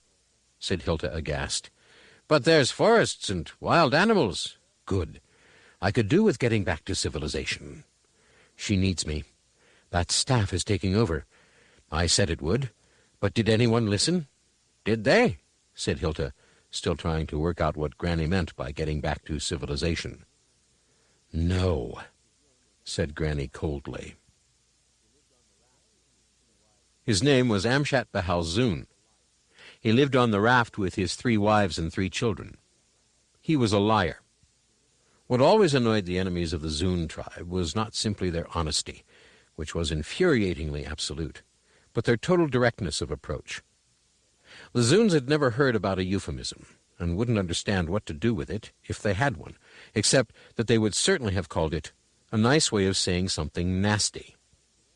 Their rigid adherence to the truth was apparently not enjoined on them by a god, as is usually the case, but appeared to have a genetic base. The average Zun could no more tell a lie than breathe underwater, and, in fact, the very concept was enough to upset them considerably. Telling a lie meant no less than totally altering the universe. This was something of a drawback to a trading race, and so, over the millennia, the elders of the Zuns studied this strange power that everyone else had in such abundance, and decided that they should possess it too. Young men who showed faint signs of having such a talent were encouraged, on special ceremonial occasions, to bend the truth ever further on a competitive basis. The first recorded Zun proto-lie was, "Actually, my grandfather is quite tall." But eventually they got the hang of it, and the office of tribal liar was instituted. It must be understood that while the majority of Zun cannot lie, they have great respect for any Zun who can say that the world is other than it is, and the liar holds a position of considerable eminence. He represents his tribe in all his dealings with the outside world, which the average Zun long ago gave up trying to understand. Zun tribes are very proud of their liars. Other races get very annoyed about all this. They feel that the Zun ought to have adopted more suitable titles like diplomat or public relations officer. They feel they are poking fun at the whole thing. "Is all that true?" said Esk suspiciously, looking around the barge's crowded cabin. "No," said Amshat firmly. His junior wife, who was cooking porridge over a tiny ornate stove, giggled. His 3 children watched Esk solemnly over the edge of the table. "Don't you ever tell the truth?" "Do you?" Amshat grinned his gold mine grin, but his eyes were not smiling.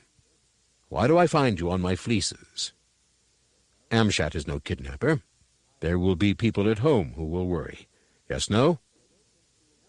"I expect Granny will come looking for me," said Esk, "but I don't think she will worry much. Just be angry, I expect. Anyway, I'm going to Ankh-Morpork. You can put me off the ship boat if you like. I don't mind about the pike." "I can't do that," said Amshat. "Was that a lie?" "No. There is wild country around us, robbers and things." Esk nodded brightly. "That's settled, then," she said. "I don't mind sleeping in the fleeces, and I can pay my way. I can do—" She hesitated. Her unfinished sentence hung like a little curl of crystal in the air, while discretion made a successful bid for control of her tongue. "Helpful things," she finished lamely. She was aware that Amshat was looking slightly sideways at his senior wife, who was sewing by the stove. By Zun tradition, she wore nothing but black. Granny would have thoroughly approved. "What sort of helpful things?" he asked. "Washing and sweeping, yes, no?" "If you like," said Esk, "or distillation using the bifold or triple alembic. the making of varnishes, glazes, creams, zumchats and punes, the rendering of waxes, the manufacture of candles, the proper selection of seeds, roots, and cuttings, and most preparations from the 80 marvelous herbs. I can spin, card, ret, flallow, and weave on the hand, frame, harp, and noble looms, and I can knit if people start the wool on for me. I can read soil and rock, do carpentry up to the 3-way mortise and tenon, predict weather by means of beast, sign, and skyrec, make increase in bees, brew 5 types of mead, make dyes and mordants and pigments, including a fast blue. I can do most types of whitesmithing, mend boots, cure and fashion most leathers, and if you have any goats, I can look after them. I like goats. Amshat looked at her thoughtfully. She felt she was expected to continue. Granny never likes to see people sitting around doing nothing, she offered. She always says a girl who is good with her hands will never want for a living, she added, by way of further explanation. Or a husband, I expect, nodded Amshat weakly. Actually, Granny had a lot to say about that. I bet she did, said Amshat. He looked at the senior wife, who nodded almost imperceptibly. Very well, he said. If you can make yourself useful, you can stay. And can you play a musical instrument? Esk returned his steady gaze, not batting an eyelid. Probably.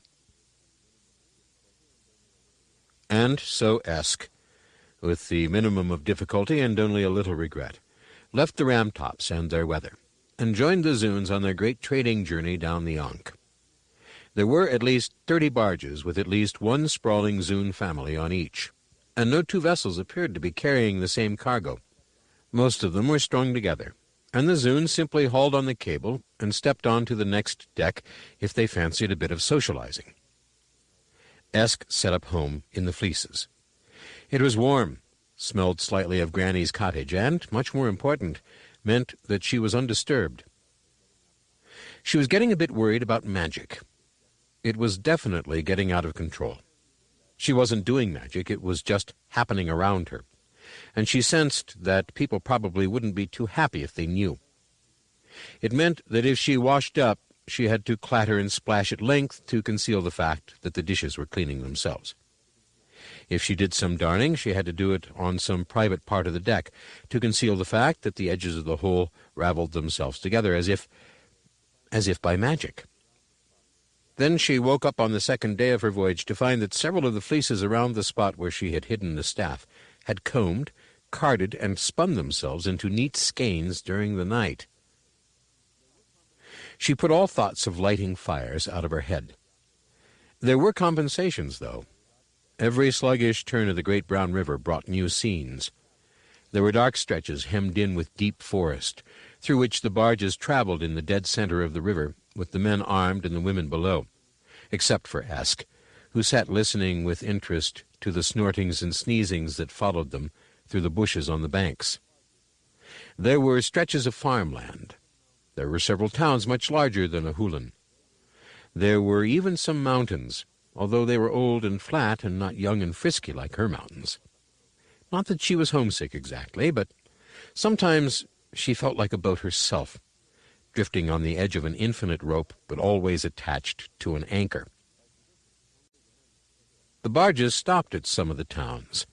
By tradition, only the men went ashore, and only Amshat, wearing his ceremonial lying hat, spoke to non-Zuns. Esk usually went with him. He tried hinting that she should obey the unwritten rules of Zun life and stay afloat, but a hint was to Esk what a mosquito bite was to the average rhino, because she was already learning that if you ignore the rules, people will, half the time, quietly rewrite them so that they don't apply to you. Anyway, it seemed to Amshat that when Esk was with him, he always got a very good price. There was something about a small child squinting determinedly at them from behind his legs that made even market-hardened merchants hastily conclude their business. In fact, it began to worry him. When a market broker in the walled town of Zemphis offered him a bag of ultramarines in exchange for 100 fleeces, a voice from the level of his pocket said, "They're not ultramarines." "Listen to the child," said the broker, grinning. Amshat solemnly held one of the stones to his eye. "I am listening," he said, "and they do indeed look like ultramarines. They have the glit and shimmy." Esk shook her head. "They're just spirkles," she said. She said it without thinking, and regretted it immediately as both men turned to stare at her. Amshat turned the stone over in his palm. Putting the chameleon spirkle stones into a box with some real gems so that they appeared to change their hue was a traditional trick, but these had the true inner blue fire. He looked up sharply at the broker. Amshat had been finely trained in the art of the lie.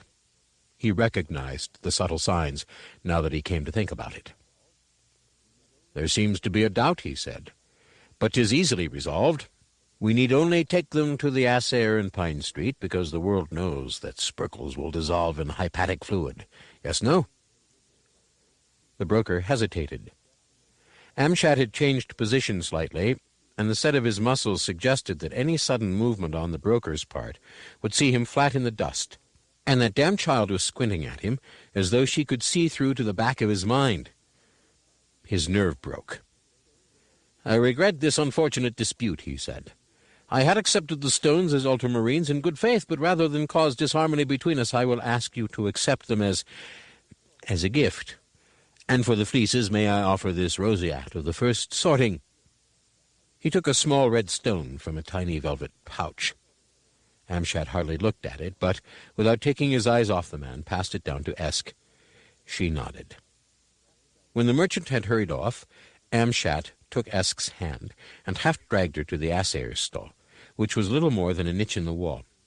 The old man took the smallest of the blue stones, listened to Amshat's hurried explanation, poured out a saucerful of hypatic fluid, and dropped the stone in. It frothed into nothingness. "Very interesting," he said. He took another stone in a tweezer and examined it under a glass. "They are indeed spirkles, but remarkably fine specimens in their own right," he concluded. "They are by no means worthless, and I, for example, would be prepared to offer you... Is there something wrong with the little girl's eyes?" Amshat nudged Esk, who stopped trying out another look. "I would offer you, shall we say, 2 zats of silver?" "Shall we say 5?" said Amshat pleasantly. "And I would like to keep one of the stones," said Esk. The old man threw up his hands. "But they are mere curios," he said, "of value only to a collector." "A collector may yet sell them to an unsuspecting purchaser as finest roseates or ultramarines," said Amshat, "especially if he was the only assayer in town." The assayer grumbled a bit at this, but at last they settled on 3 zats and one of the spirkles on a thin silver chain for Esk. When they were out of earshot, Amshat handed her the tiny silver coins and said, "These are yours. You have earned them. But," he hunkered down so that his eyes were on a level with hers, "you must tell me how you knew the stones were false." He looked worried, but Esk sensed that he wouldn't really like the truth. Magic made people uncomfortable. He wouldn't like it if she said simply, "Spirkles are spirkles and ultramarines are ultramarines, and though you may think they look the same, that is because most people don't use their eyes in the right way. Nothing can entirely disguise its true nature." Instead, she said, "The dwarves mine spirkles near the village where I was born, and you soon learn to see how they blend light in a funny way." Amshat looked into her eyes for some time. Then he shrugged. "Okay," he said. "Fine.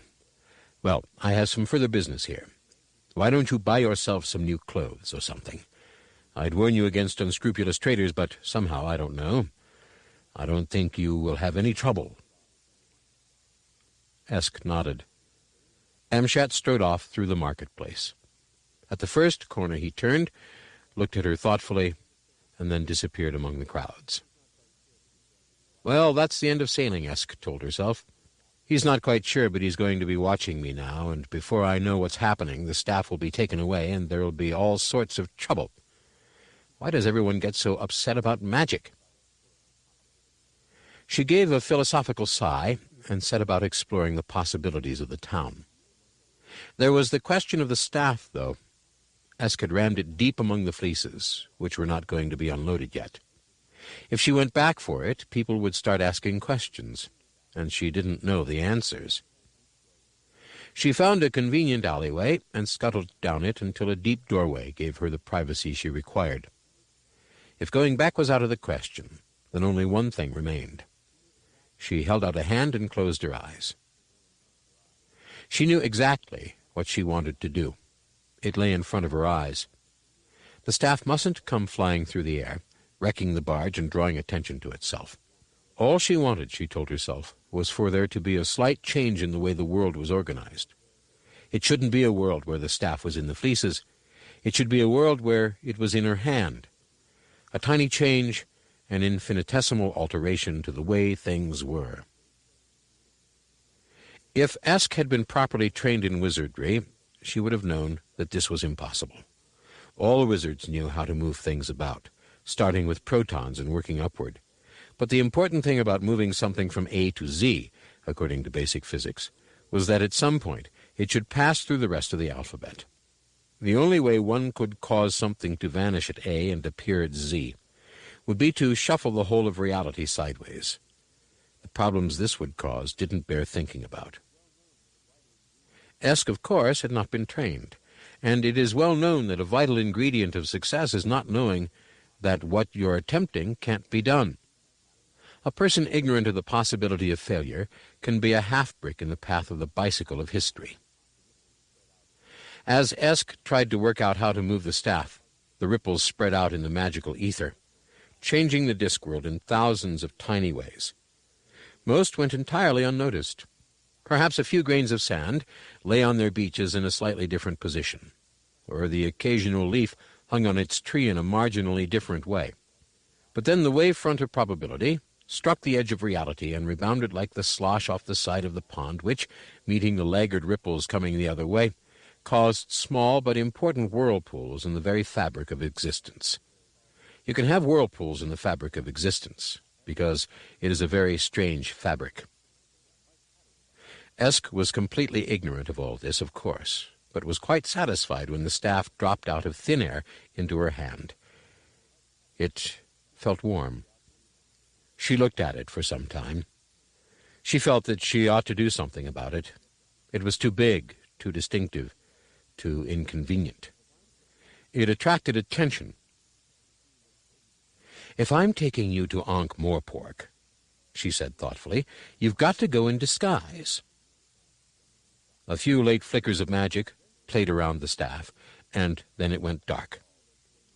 Eventually, Esk solved the immediate problem by finding a stall in the main Zemphis marketplace that sold broomsticks, buying the largest, carrying it back to her doorway, removing the handle, and ramming the staff deep into the birch twigs. It didn't seem right to treat a noble object in this way, and she silently apologized to it. It made a difference anyway. No one looked twice at a small girl carrying a broom. She bought a spice pasty to eat while exploring. The stallholder carelessly shortchanged her, and only realized later that he had inexplicably handed over 2 silver pieces. Also, rats mysteriously got in and ate all his stock during the night, and his grandmother was struck by lightning.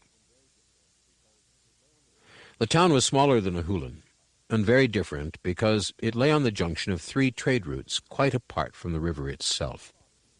It was built around one enormous square, which was a cross between a permanent exotic traffic jam and a tent village.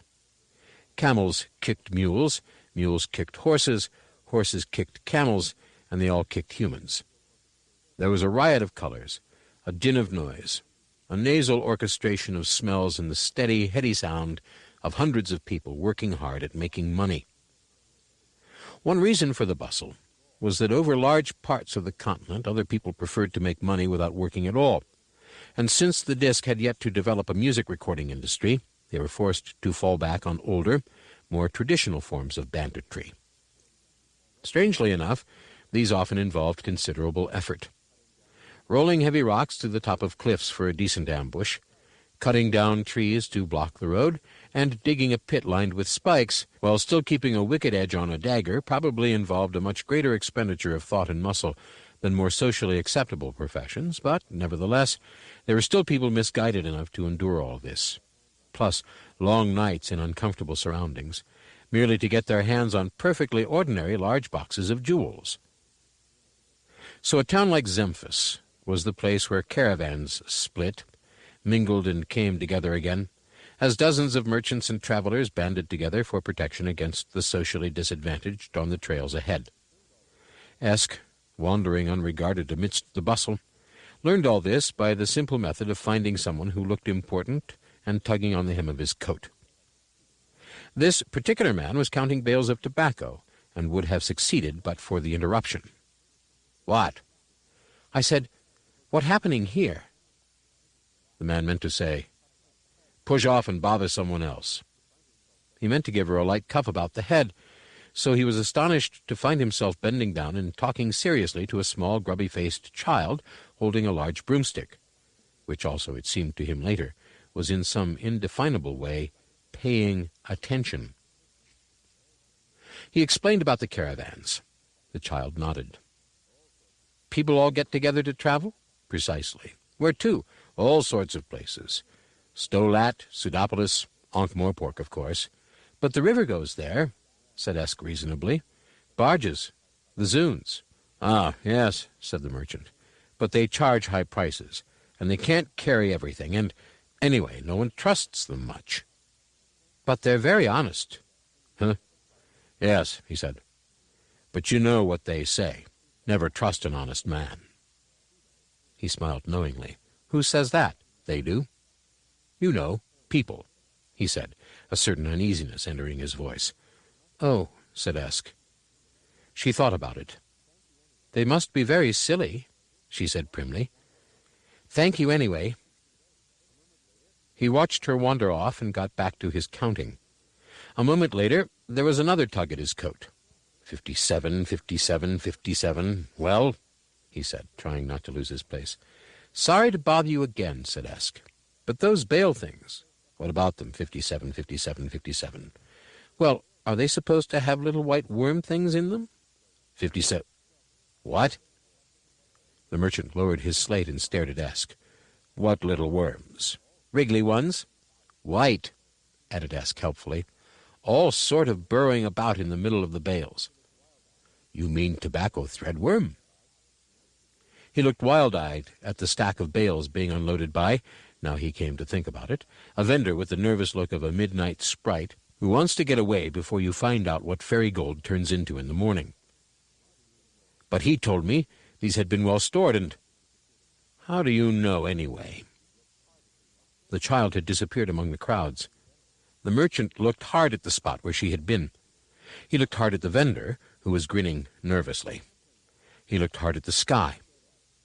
Then took his sampling knife out of his pocket, stared at it for a moment, appeared to reach a decision, and sidled toward the nearest bale. Esk, meanwhile, had by random eavesdropping found the caravan being assembled for Ankh-Morpork. The trail boss was sitting at a table made up of a plank across 2 barrels. He was busy. He was talking to a wizard. Seasoned travelers know that a party setting out to cross possibly hostile country should have a fair number of swords in it, but should definitely have a wizard, in case there is any need for magic arts, and, even if these do not become necessary, for lighting fires. A wizard of the 3rd rank or above does not expect to pay for the privilege of joining the party. Rather, he expects to be paid. Delicate negotiations were even now coming to a conclusion. "Fair enough, Master Treadle. But what of the young man?" said the trail boss, one Adab Gander, an impressive figure in a troll-hide jerkin, rakishly floppy hat, and a leather kilt. "He's no wizard, I can see." "He is in training," said Treadle, a tall, skinny wizard whose robes declared him to be a mage of the ancient and truly original Brothers of the Silver Star, one of the 8 orders of wizardry. "Then no wizard he," said Gander. "I know the rules, and you're not a wizard unless you've got a staff, and he hasn't."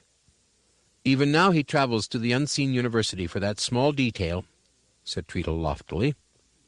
Wizards parted with money slightly less readily than tigers parted with their teeth.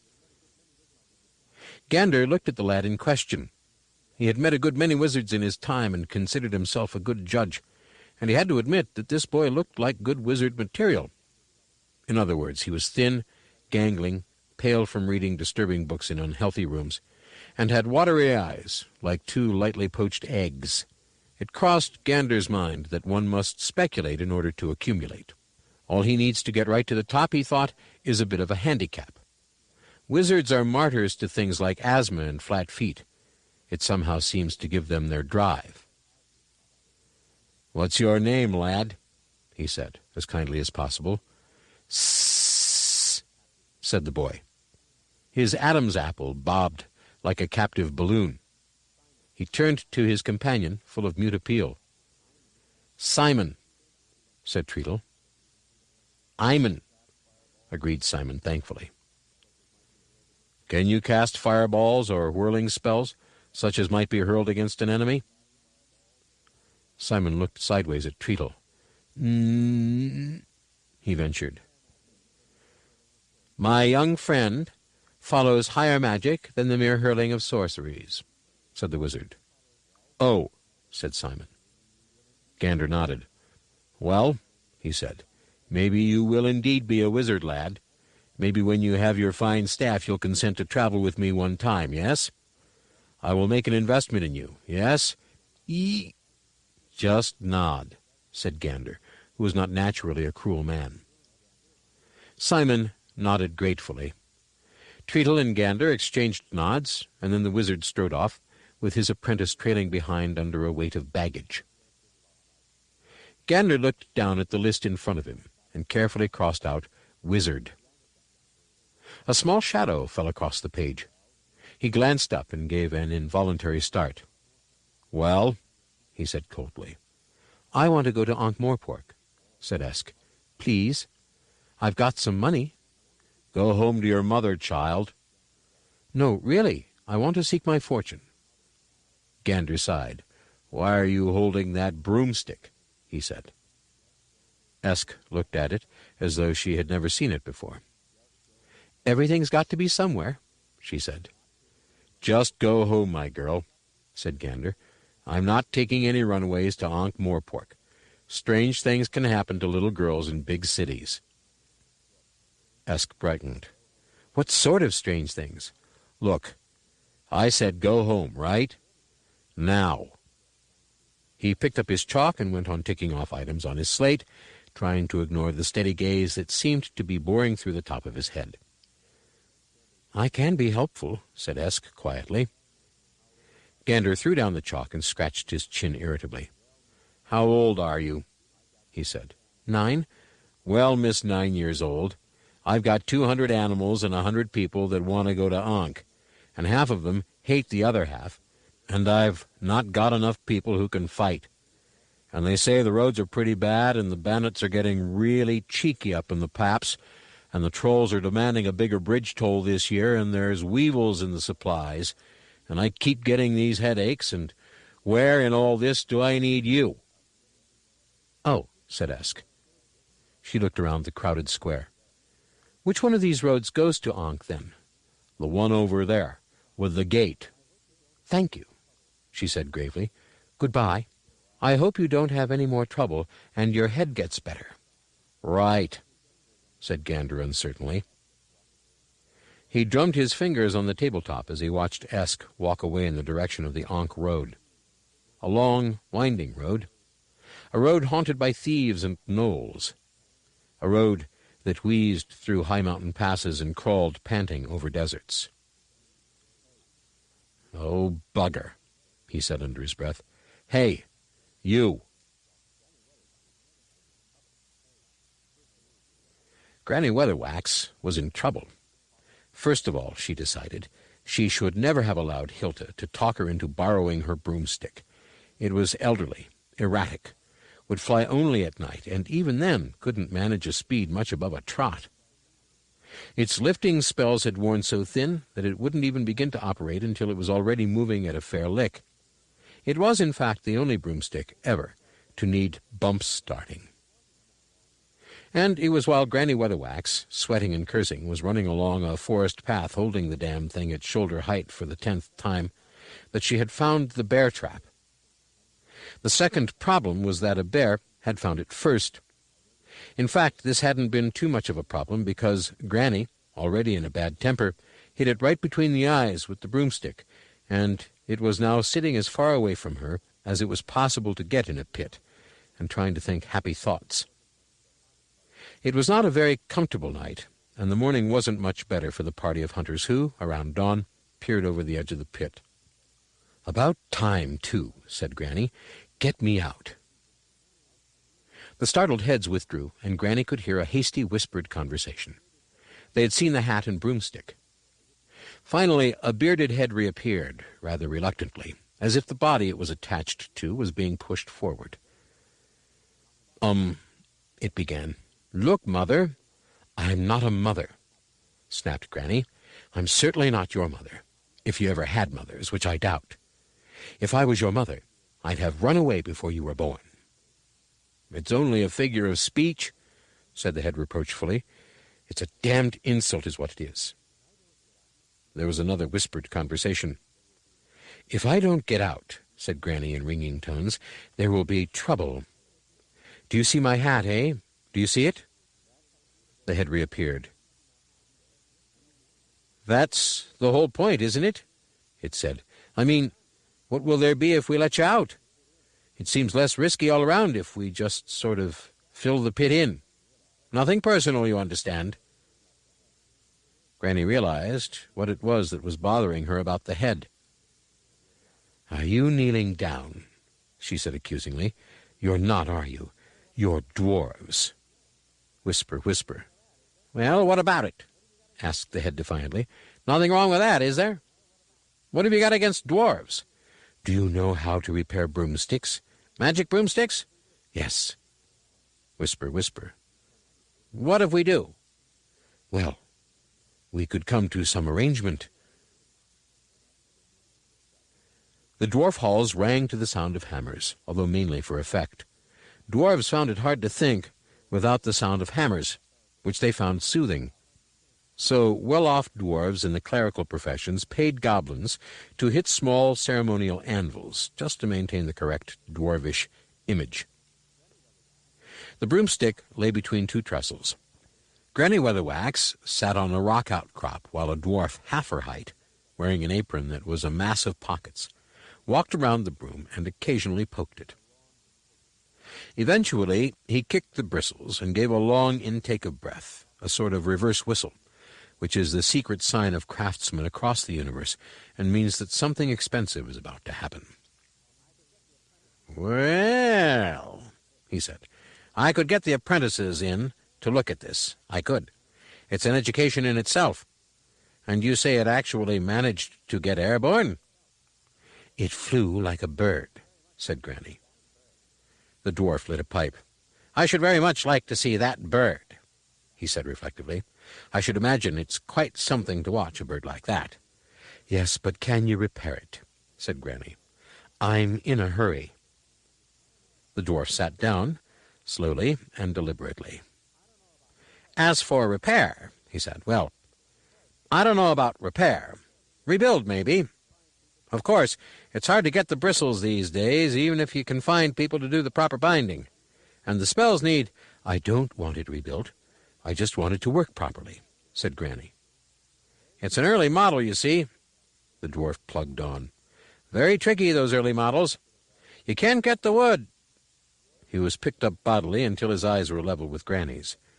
Dwarves, being magical in themselves, as it were, are quite resistant to magic, but her expression looked as though she was trying to weld his eyeballs to the back of his skull.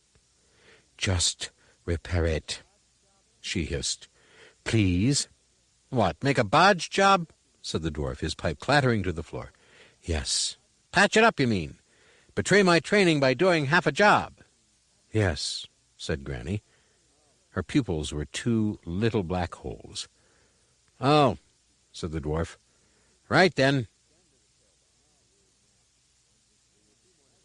Gander, the trail boss, was a worried man. They were 3 mornings out from Zemphus, making good time, and were climbing now toward the rocky pass through the mountains known as the Paps of Scylla. There were 8 of them. Gander often wondered who Scylla had been, and whether he would have liked her. A party of gnolls had crept up on them during the night. The nasty creatures, a variety of stone goblin, had slit the throat of a guard and must have been poised to slaughter the entire party. Only no one knew quite what had happened next. The screams had woken them up, and by the time people had puffed up the fires and Treatle the wizard had cast a blue radiance over the campsite, the surviving gnolls were distant, spidery shadows, running as if all the legions of hell were after them. Judging by what had happened to their colleagues, they were probably right. Bits of gnolls hung from the nearby rocks, giving them a sort of jolly, festive air. Gander wasn't particularly sorry about that. Gnolls liked to capture travelers and practice hospitality of the red-hot knife and bludgeon kind. But he was nervous of being in the same area as something that went through a dozen wiry and wickedly armed gnolls like a spoon through a lightly boiled egg, but left no tracks. In fact, the ground was swept clean. It had been a very long night, and the morning didn't seem to be an improvement. The only person more than half awake was Esk, who had slept through the whole thing under one of the wagons and had complained only of odd dreams. Still, it was a relief to get away from that macabre sight. Gander considered that gnolls didn't look any better inside than out. He hated their guts. Esk sat on Treatle's wagon, talking to Simon, who was steering inexpertly, while the wizard caught up with some sleep behind them. Simon did everything inexpertly. He was really good at it. He was one of those tall lads apparently made out of knees, thumbs, and elbows. Watching him walk was a strain. He kept waiting for the strings to snap. And when he talked, the spasm of agony on his face if he spotted an S or W looming ahead in the sentence made people instinctively say them for him. It was worth it for the grateful look which spread across his acneed face like sunrise on the moon. At the moment his eyes were streaming with hay fever. "Did you want to be a wizard when you were a little boy?" Simon shook his head. "I just wanted to find out how things worked." "Yes. Then someone in my village told the university, and Master Treatle was sent to bring me. I shall be a wizard one day. Master Treatle says I have an exceptional grasp of theory."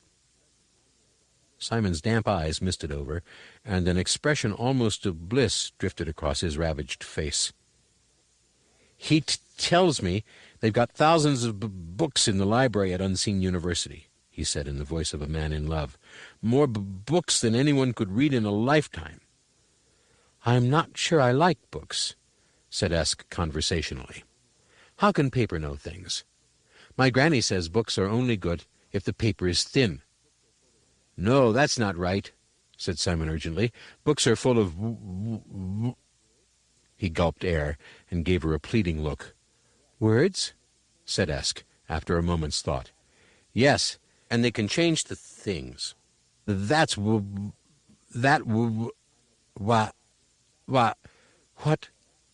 I must find. I know it's there, somewhere in all the old books. They say. There's no new spells, but I know that it's there somewhere, hiding the words. Yes, that no wizard?" said Esk, her face a frown of concentration. "Yes, has ever found." His eyes closed, and he smiled a beatific smile and added, "The words that will change the world." "What?" "Eh?" said Simon, opening his eyes in time to stop the oxen wandering off the track. "You said all those wubble-yous." "I did. I heard you. Try again." Simon took a deep breath. "The he said. "The he continued. "It's no good, it's gone," he said. It happens sometimes, if I don't think about it. Master Treatle says I'm allergic to something. Allergic to W's? No, silly, said Esk generously. There's something in the air, pollen maybe, or grass dust. Master Treatle has tried to find the cause of it, but no magic seems to help it. They were passing through a narrow pass of orange rock. Simon looked at it disconsolately. My granny taught me some hay fever cures, Esk said. We could try those. Simon shook his head. It looked touch and go whether it would fall off. Tried everything, he said. Fine magician I'd make, eh? Can't even utter the name. I could see where that would be a problem, said Esk. She watched the scenery for a while, marshalling a train of thought. Is it, possible for a woman to be, a wizard? She said eventually. Simon stared at her. She gave him a defiant look. His throat strained. He was trying to find a sentence that didn't start with a W. In the end, he was forced to make concessions. A curious idea, he said. He thought some more and started to laugh until Esk's expression warned him. Rather funny, really, he added. But the laughter in his face faded, and was replaced by a puzzled look. Never really thought about it before. Well, can they? You could have shaved with Esk's voice. Of course they can't. It is self-evident, child. Simon, return to your studies. Treatle pushed aside the curtain that led into the back of the wagon and climbed out onto the seat board. The look of mild panic took up its familiar place on Simon's face. He gave Esk a pleading glance as Treatle took the reins from his hands, but she ignored him. Why not? What's so self-evident? Treatle turned and looked down at her. He hadn't really paid much attention before. She was simply just another figure around the campfires. He was the vice-chancellor of Unseen University, and quite used to seeing vague, scurrying figures getting on with essential but unimportant jobs, like serving his meals and dusting his rooms. He was stupid, yes, in the particular way that very clever people can be stupid. And maybe he had all the tact of an avalanche and was as self-centered as a tornado, but it would never have occurred to him that children were important enough to be unkind to. From long white hair to curly boots, Treatle was a wizard's wizard. He had the appropriate long bushy eyebrows, spangled robe, and patriarchal beard that was only slightly spoiled by the yellow nicotine stains. Wizards are celibate, but nevertheless enjoy a good cigar. It will all become clear to you when you grow up, he said. It's an amusing idea, of course. A nice play on words. A female wizard. You might as well invent a male witch. Warlocks, said Esk. Pardon me? My granny says men can't be witches, said Esk. She says if men tried to be witches, they'd be wizards. She sounds a very wise woman, said Treatle. She says women should stick to what they're good at, Esk went on. Very sensible of her. She says if women were as good as men, they'd be a lot better. Treatle laughed.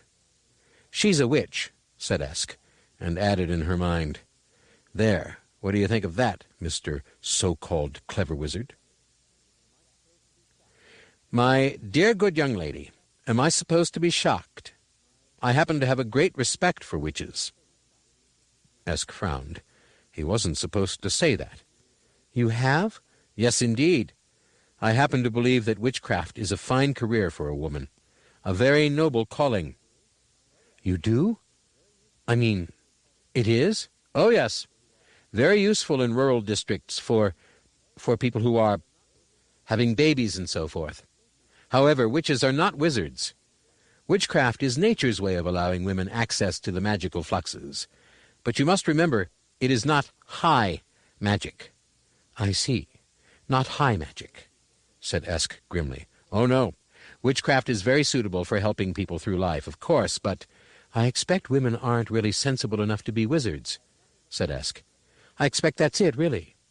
I have nothing but the highest respect for women," said Treatle, who hadn't noticed the fresh edge to Esk's tone. "They are without parallel when... for having babies and so forth." "There is that, yes," the wizard conceded generously. "But they can be a little unsettling at times, a little too excitable. High magic requires great clarity of thought, you see, and women's talents do not lie in that direction. Their brains tend to overheat. I am sorry to say there is only one door into wizardry, and that is the main gate at Unseen University, and no woman has ever passed through it." "Tell me," said Esk, "what good is high magic exactly?" Treatle smiled at her. "High magic, my child," he said, "can give us everything we want." "Oh. So put all this wizard nonsense out of your head, all right?" Treatle gave her a benevolent smile. "What is your name, child?" "Escarina." "And why do you go to Ankh, my dear?" "I thought I might seek my fortune," muttered Esk, "but I think perhaps girls don't have fortunes to seek. Are you sure wizards give people what they want?" "Of course. That is what high magic is for." "I see." The whole caravan was traveling only a little faster than walking pace. Esk jumped down, pulled the staff from its temporary hiding place among the bags and pails on the side of the wagon, and ran back along the line of carts and animals. Through her tears she caught a glimpse of Simon peering from the back of the wagon, an open book in his hands. He gave her a puzzled smile and started to say something, but she ran on and veered off the track. Scrubby wind bushes scratched her legs as she scrambled up a clay bank, and then she was running free across a barren plateau, hemmed in by the orange cliffs. She didn't stop until she was good and lost, but the anger still burned brightly. She had been angry before, but never like this. Normally, anger was like the red flame you got when the forge was first lit, all glow and sparks, but this anger was different. It had the bellows behind it, and had narrowed to the tiny blue-white flame that cuts iron. It made her body tingle. She had to do something about it, or burst. Why was it that when she heard Granny ramble on about witchcraft, she longed for the cutting magic of wizardry? But whenever she heard Treatle speak in his high-pitched voice, she would fight to the death for witchcraft. She'd be both or none at all, and the more they intended to stop her, the more she wanted it. She'd be a witch and a wizard, too, and she would show them. Esk sat down under a low-spreading juniper bush at the foot of a steep, sheer cliff, her mind seething with plans and anger. She could sense doors being slammed before she had barely begun to open them. Treatle was right. They wouldn't let her inside the university. Having a staff wasn't enough to be a wizard. There had to be training, too, and no one was going to train her. The midday sun beat down off the cliff, and the air around Esk began to smell of bees and gin. She lay back, looking at the near-purple dome of the sky through the leaves, and eventually she fell asleep. One side effect of using magic is that one tends to have realistic and disturbing dreams. There is a reason for this, but even thinking about it is enough to give a wizard nightmares. The fact is that the minds of wizards can give thoughts a shape. Witches normally work with what actually exists in the world, but a wizard can, if he's good enough, put flesh on his imagination. This wouldn't cause any trouble if it wasn't for the fact that the little circle of candlelight, loosely called the universe of time and space, is adrift in something much more unpleasant and unpredictable. Strange things circle and grunt outside the flimsy stockades of normality. There are weird hootings and howlings in the deep crevices at the edge of time. There are things so horrible that even the dark is afraid of them. Most people don't know this, and this is just as well, because the world could not really operate if everyone stayed in bed with the blankets over their head, which is what would happen if people knew what horrors lay as shadows width away. The problem is people interested in magic and mysticism spend a lot of time loitering on the very edge of the light, as it were, which gets them noticed by the creatures from the dungeon dimensions, who then try to use them in their indefatigable efforts to break into this particular reality. Most people can resist this, but the relentless probing by the things is never stronger than when the subject is asleep. Belshamharoth, Chuligan, the Insider, the hideous old dark gods of the Necrotelecomnicon, the book known to certain mad adepts by its true name of Liber Paginarum Fulvarum, are always ready to steal into a slumbering mind. The nightmares are often colorful and always unpleasant. Esk had got used to them ever since that first dream after her first borrowing, and familiarity had almost replaced terror. When she found herself sitting on a glittering, dusty plain under unexplained stars, she knew it was time for another one. "Drat," she said. "All right, come on then. Bring on the monsters. I just hope it isn't the one with his winkle on his face." But this time it seemed that the nightmare had changed. Esk looked around and saw, rearing up behind her, a tall, black castle. Its turrets disappeared among the stars. Lights and fireworks and interesting music cascaded from its upper battlements. The huge double doors stood invitingly open. There seemed to be quite an amusing party going on in there. She stood up, brushed the silver sand off her dress, and set off for the gates. She had almost reached them when they slammed. They didn't appear to move. It was simply that in one instant they were lounging ajar, and the next they were tight shut with a clang that shook the horizons. Esk reached out and touched them. They were black, and so cold that ice was beginning to form on them. There was a movement behind her.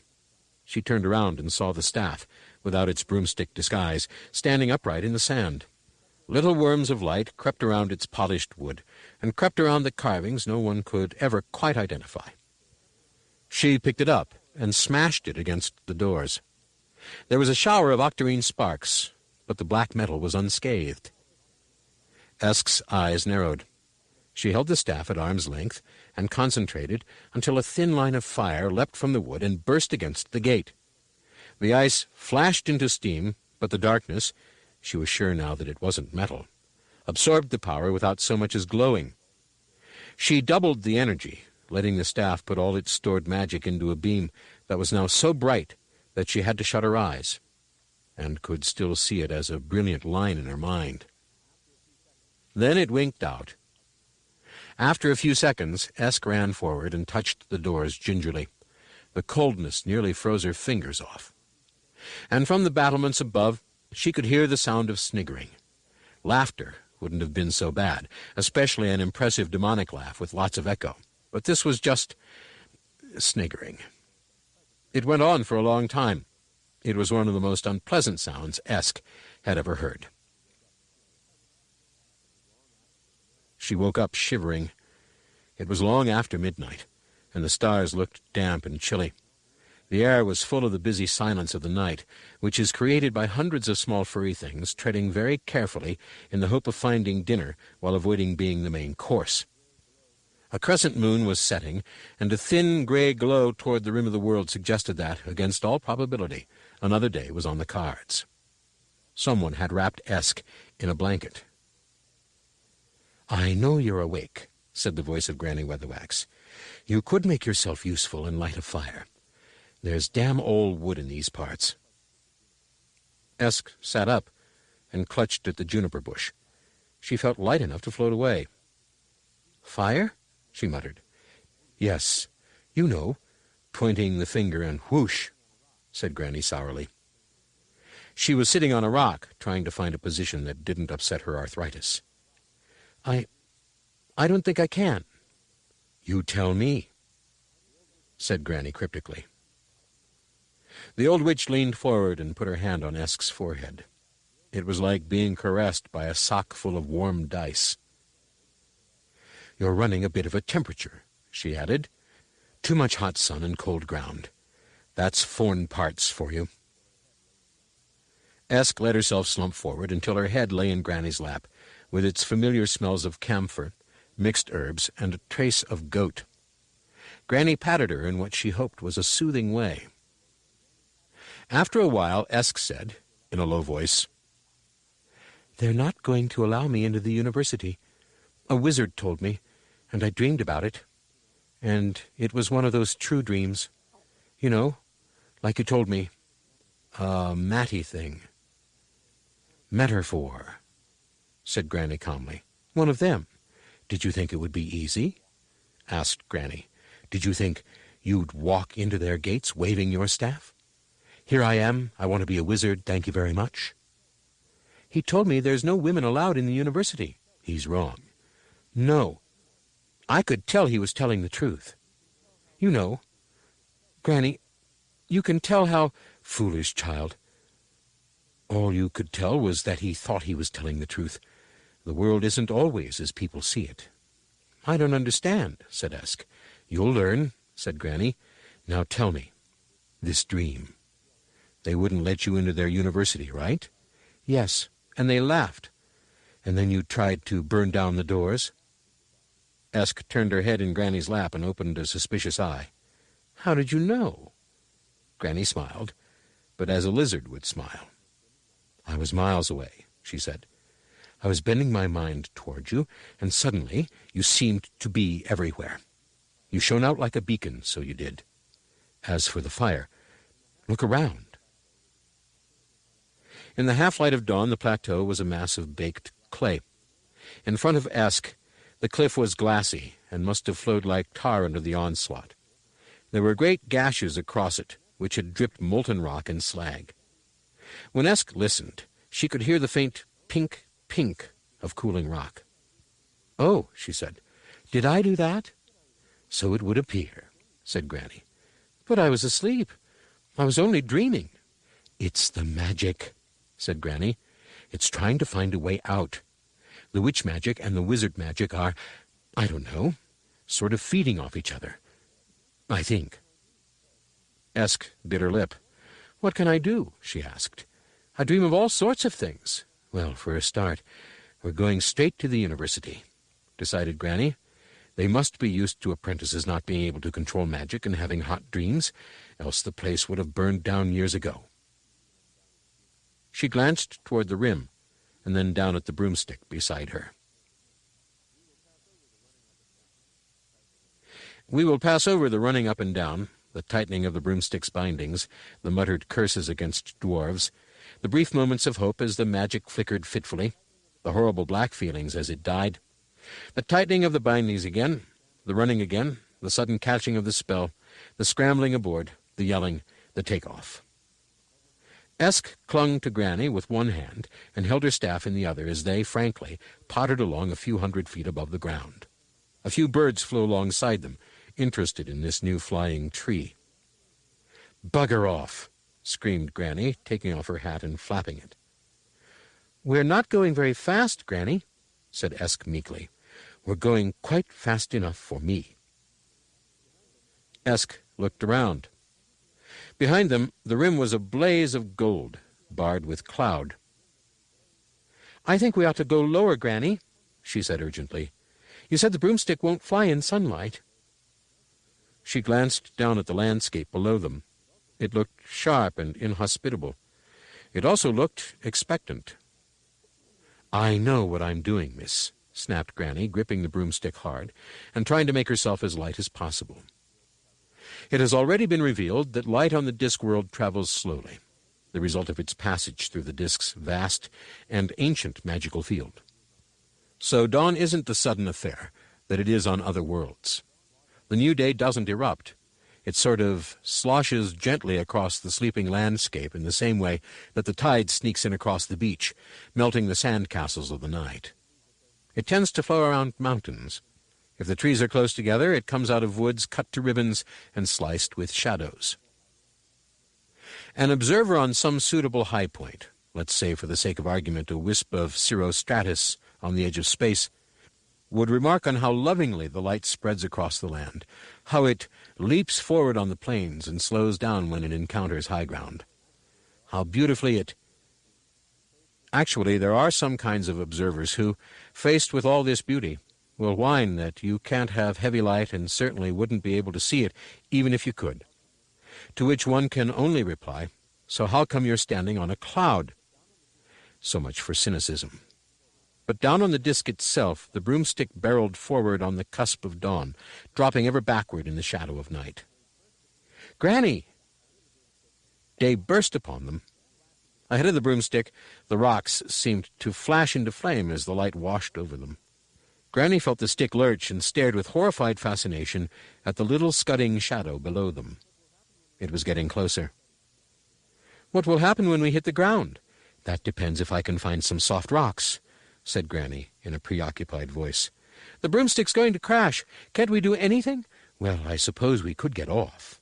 "Granny," said Esk, in the exasperated and remarkably adult voice children use to berate their wayward elders, "I don't think you quite understand. I don't want to hit the ground. It's never done anything to me." Granny was trying to think of a suitable spell and regretting that headology didn't work on rocks, and had she detected the diamond edge to Esk's tone, perhaps she wouldn't have said, "Tell the broomstick that, then." And they would indeed have crashed, but she remembered in time to grab her hat and brace herself. The broomstick gave a shudder, tilted, and the landscape blurred. It was really quite a short trip, but one that Granny knew she would always remember, generally around 3 o'clock in the morning after eating rich food. She would remember the rainbow colors that hummed in the rushing air, the horrible heavy feeling, the impression that something very big and heavy was sitting on the universe. She would remember Esk's laughter. She would remember, despite her best efforts, the way the ground sped below them, whole mountain ranges flashing past with nasty zipping noises. Most of all, she would remember catching up with the night. It appeared ahead of her, a ragged line of darkness running ahead of the remorseless morning. She stared in horrified fascination as the line became a blot, a stain, a whole continent of blackness that raced toward them. For an instant they were poised on the crest of the dawn as it broke in silent thunder on the land. No surfer ever rode such a wave, but the broomstick broke through the broil of light and shot smoothly through into the coolness beyond. Granny let herself breathe out. Darkness took some of the terror out of the flight. It also meant that if Esk lost interest, the broomstick ought to be able to fly under its own rather rusty magic. "Eh," Granny said, and cleared her bone-dry throat for a second try. "Esk, this is fun, isn't it? I wonder how I make it happen." "Yes, fun," said Granny weakly. "But can I fly the stick, please? I don't want us to go over the edge. Please? Is it true that there's a giant waterfall all around the edge of the world, and you can look down and see stars?" said Esk. "Yes. Can we slow down now? I'd like to see it." No, not now." The broomstick slowed. The rainbow bubble around it vanished with an audible pop. Without a jolt, without so much as a shudder, Granny found herself flying at a respectable speed again. Granny had built a solid reputation on always knowing the answer to everything. Getting her to admit ignorance, even to herself, was an astonishing achievement. But the worm of curiosity was chewing at the apple of her mind. "How," she said at last, "did you do that?" There was a thoughtful silence behind her. Then Esk said, "I don't know. I just needed it, and it was in my head. Like when you remember something you've forgotten." "Yes, but how?" I don't know. I just had a picture of how I wanted things to be, and I sort of went into the picture." Granny stared into the night. She had never heard of magic like that, but it sounded awfully powerful and probably lethal. Went into the picture. Of course, all magic changed the world in some way. Wizards thought there was no other use for it. They didn't truck with the idea of leaving the world as it was and changing the people. But this sounded more literal. It needed thinking about. On the ground. For the first time in her life, Granny wondered whether there might be something important in all those books people were setting such store by these days, although she was opposed to books on strict moral grounds, since she had heard that many of them were written by dead people, and therefore it stood to reason reading them would be as bad as necromancy. Among the many things in the infinitely varied universe with which Granny did not hold was talking to dead people, who, by all accounts, had enough troubles of their own. But not, she was inclined to feel, as many as she had. She looked down bemusedly at the dark ground and wondered vaguely why the stars were below her For a cardiac moment, she wondered if they had indeed flown over the edge, and then she realized that the thousands of little pinpoints below her were too yellow and flickered. Besides, who ever heard of stars arranged in such a neat pattern? "It's very pretty," said Esk. "Is it a city?" Granny scanned the ground wildly. If it was a city, then it was too big. But now she had time to think about it. It certainly smelled like a lot of people. The air around them reeked of incense and grain and spices and beer, but mainly of the sort of smell that was caused by a high water table, thousands of people, and a robust approach to drainage. She mentally shook herself. The day was hard on their heels. She looked for an area where the torches were dim and widely spaced, reasoning that this would mean a poor district, and poor people did not object to witches, and gently pointed the broom handle downward. She managed to get within 5 feet of the ground before dawn arrived for the second time. The gates were indeed big and black, and looked as if they were made out of solid darkness. Granny and Esk stood among the crowds that thronged the square outside the university and stared up at them. Finally Esk said, "I can't see how people get in." "Magic, I expect," said Granny sourly. "That's wizards for you. Anyone else would have bought a door-knocker." She waved her broomstick in the direction of the tall doors. "You've got to say some hocus-pocus word to get in. I shouldn't wonder," she added. They had been in Ankh-Morpork for 3 days, and Granny was beginning to enjoy herself, much to her surprise. She had found them lodgings in the Shades, an ancient part of the city whose inhabitants were largely nocturnal, and never inquired about one another's business because curiosity not only killed the cat, but threw it in the river with weights tied to its feet. The lodgings were on the top floor, next to the well-guarded premises of a respectable dealer in stolen property, because, as Granny had heard, good fences make good neighbors. The Shades, in brief, were an abode of discredited gods and unlicensed thieves, ladies of the night and peddlers in exotic goods, alchemists of the mind and strolling mummers. In short, all the grease on civilization's axle. And yet, despite the fact that these people tend to appreciate the soft magics, there was a remarkable shortage of witches. Within hours, the news of Granny's arrival had seeped through the quarter, and a stream of people crept, sidled, or strutted toward her door, seeking potions and charms and news of the future and various personal and specialized services that witches traditionally provide for those whose lives are a little clouded or full of stormy weather. She was at first annoyed, and then embarrassed, and then flattered. Her clients had money, which was useful, but they also paid in respect, and that was a rock-hard currency. In short, Granny was even wondering about the possibility of acquiring slightly larger premises with a bit of garden and sending for her goats. The smell might be a problem, but the goats would just have to put up with it. They had visited the sites of Ankh-Morpork, its crowded docks, its many bridges, its souks, its kasbahs, its streets lined with nothing but temples. Granny had counted the temples with a thoughtful look in her eyes. Gods were always demanding that their followers acted other than according to their true natures, and the human fallout this caused made plenty of work for witches. The terrors of civilization had so far failed to materialize, although a cut purse had tried to make off with Granny's handbag.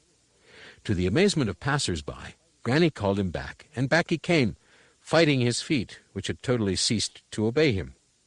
No one quite saw what happened to her eyes when she stared into his face or heard the words she whispered in his cowering ear. But he gave her back all her money, plus quite a lot of money belonging to other people, and before she let him go, had promised to have a shave, stand up straight, and be a better person for the rest of his life. By nightfall, Granny's description was circulated to all the chapter houses of the Guild of Thieves, cut-purses, housebreakers, and allied trades, with strict instructions to avoid her at all costs. Note: Allied Trades. A very respectable body, which in fact represented the major law enforcement agency in the city. The reason for this is as follows. The guild was given an annual quota which represented a socially acceptable level of thefts, muggings, and assassinations, and in return saw to it, in very definite and final ways that unofficial crime was not only rapidly stamped out, but knifed, garroted, dismembered, and left around the city in an assortment of paper bags as well. This was held to be a cheap and enlightened arrangement, except by those malcontents who were actually mugged or assassinated, and refused to see it as their social duty, and it enabled the city's thieves to plan a decent career structure, entrance examinations and codes of conduct similar to those adopted by the city's other professions, which, the gap not being very wide in any case, they rapidly came to resemble. Endnote. Thieves being largely creatures of the night themselves, no trouble when it stares them in the face. Granny had also written 2 more letters to the university. There had been no reply. "I liked the forest best," said Esk. "I don't know," said Granny. "This is a bit like the forest, really. Anyway, people certainly appreciate a witch here." "They're very friendly," Esk conceded. "You know the house down the street, where that fat lady lives with all those young ladies you said were her relatives?" "Mrs. Palm," said Granny cautiously. "Very respectable lady. People come to visit them all night long. I watched. I'm surprised they get any sleep." Said Granny. "It must be a trial for the poor woman with all those daughters to feed, too. I think people could be more considerate." "Well, now," said Granny, "I'm not sure that—" She was rescued by the arrival at the gates of the university of a large, brightly painted wagon. Its driver reined in the oxen a few feet from Granny and said, "Excuse me, my good woman, but would you be so kind as to move, please?" Granny stepped aside, affronted by this display of downright politeness, and particularly upset at being thought of as anyone's good woman. And the driver saw Esk. It was Treatle. He grinned like a worried snake. "I say, it's the young lady who thinks women should be wizards, isn't it?" "Yes," said Esk, ignoring a sharp kick on the ankle from Granny. "What fun! Come to join us, have you?" "Yes," said Esk. And then, because something about Treatle's manner seemed to demand it, she added, "Sir? Only we can't get in." "We?" said Treatle, and then glanced at Granny. "Oh, yes, of course. This would be your aunt?" "My granny.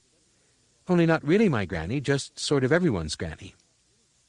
Granny gave a stiff nod. "Well, we cannot have this," said Treatle, in a voice as hearty as a plum pudding. "My word, no. Our first lady wizard left on the doorstep? That would be a disgrace. May I accompany you?" Granny grasped Esk firmly by the shoulder.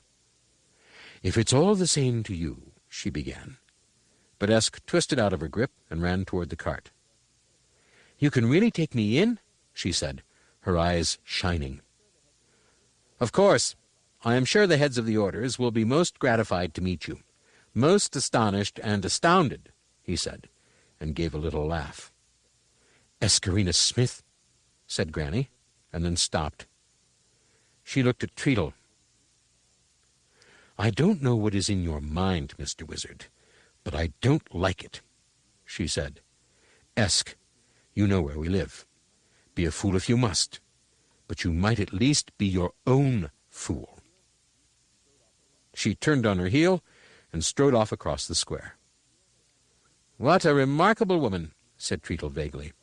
"I see you still have your broomstick. Capital." He let go of the reins for a moment and made a complicated sign in the air with both hands. The big doors swung back, revealing a wide courtyard surrounded by lawns. Behind them was a great rambling building, or buildings. It was hard to tell, because it didn't look so much as if it had been designed as that a lot of buttresses, arches, towers, bridges, domes, cupolas, and so forth had huddled together for warmth. "Is that it?" said Esk. "It looks sort of melted." "Yes, that's it," said Treatle. "Alma mater, gaudy armors, eagle tour, and so on. Of course, it's a lot bigger inside than out, like an iceberg, or so I'm given to understand. I've never seen the things. Unseen university, only of course a lot of it is unseen. Just go in the back and fetch Simon, will you?" Esk pushed aside the heavy curtains and peered into the back of the wagon. Simon was lying on a pile of rugs, reading a very large book and making notes on scraps of paper. He looked up and gave her a worried smile. "Is that you?" he said. "Yes," said Esk, with conviction. "We thought you'd left us. Everyone thought you were riding with everyone else, and then when we stopped, I sort of caught up. I think Mr. Treatle wants you to come and look at the university." "We're here?" he said, and gave her an odd look. "You're here?" "Yes." "How?" "Mr. Treatle invited me in. He said everyone would be astounded to meet me." Uncertainty flashed a fin in the depths of her eyes. "Was he right?" Simon looked down at his book and dabbed at his running eyes with a red handkerchief. "He has these little fancies," he muttered, but he's not a bad person." Bewildered, Esk looked down at the yellowed pages open in front of the boy. They were full of complicated red and black symbols, which in some inexplicable way were as potent and unpleasant as a ticking parcel, but which nevertheless drew the eye in the same way that a really bad accident does. One felt that one would like to know their purpose, while at the same time suspecting that if you found out, you would really prefer not to have done. Simon saw her expression and hastily shut the book. "Just some magic," he mumbled. "Something I'm working," said Esk automatically. "Thank you. On." "It must be quite interesting reading books," said Esk. "Sort of. Can't you read, Esk?" The astonishment in his voice stung her. "I expect so," she said defiantly. "I've never tried." Esk wouldn't have known what a collective noun was if it had spat in her eye, but she knew there was a herd of goats and a coven of witches. She didn't know what you called a lot of wizards. An order of wizards? A conspiracy? A circle? Whatever it was, it filled the university. Wizards strolled among the cloisters and sat on benches under the trees.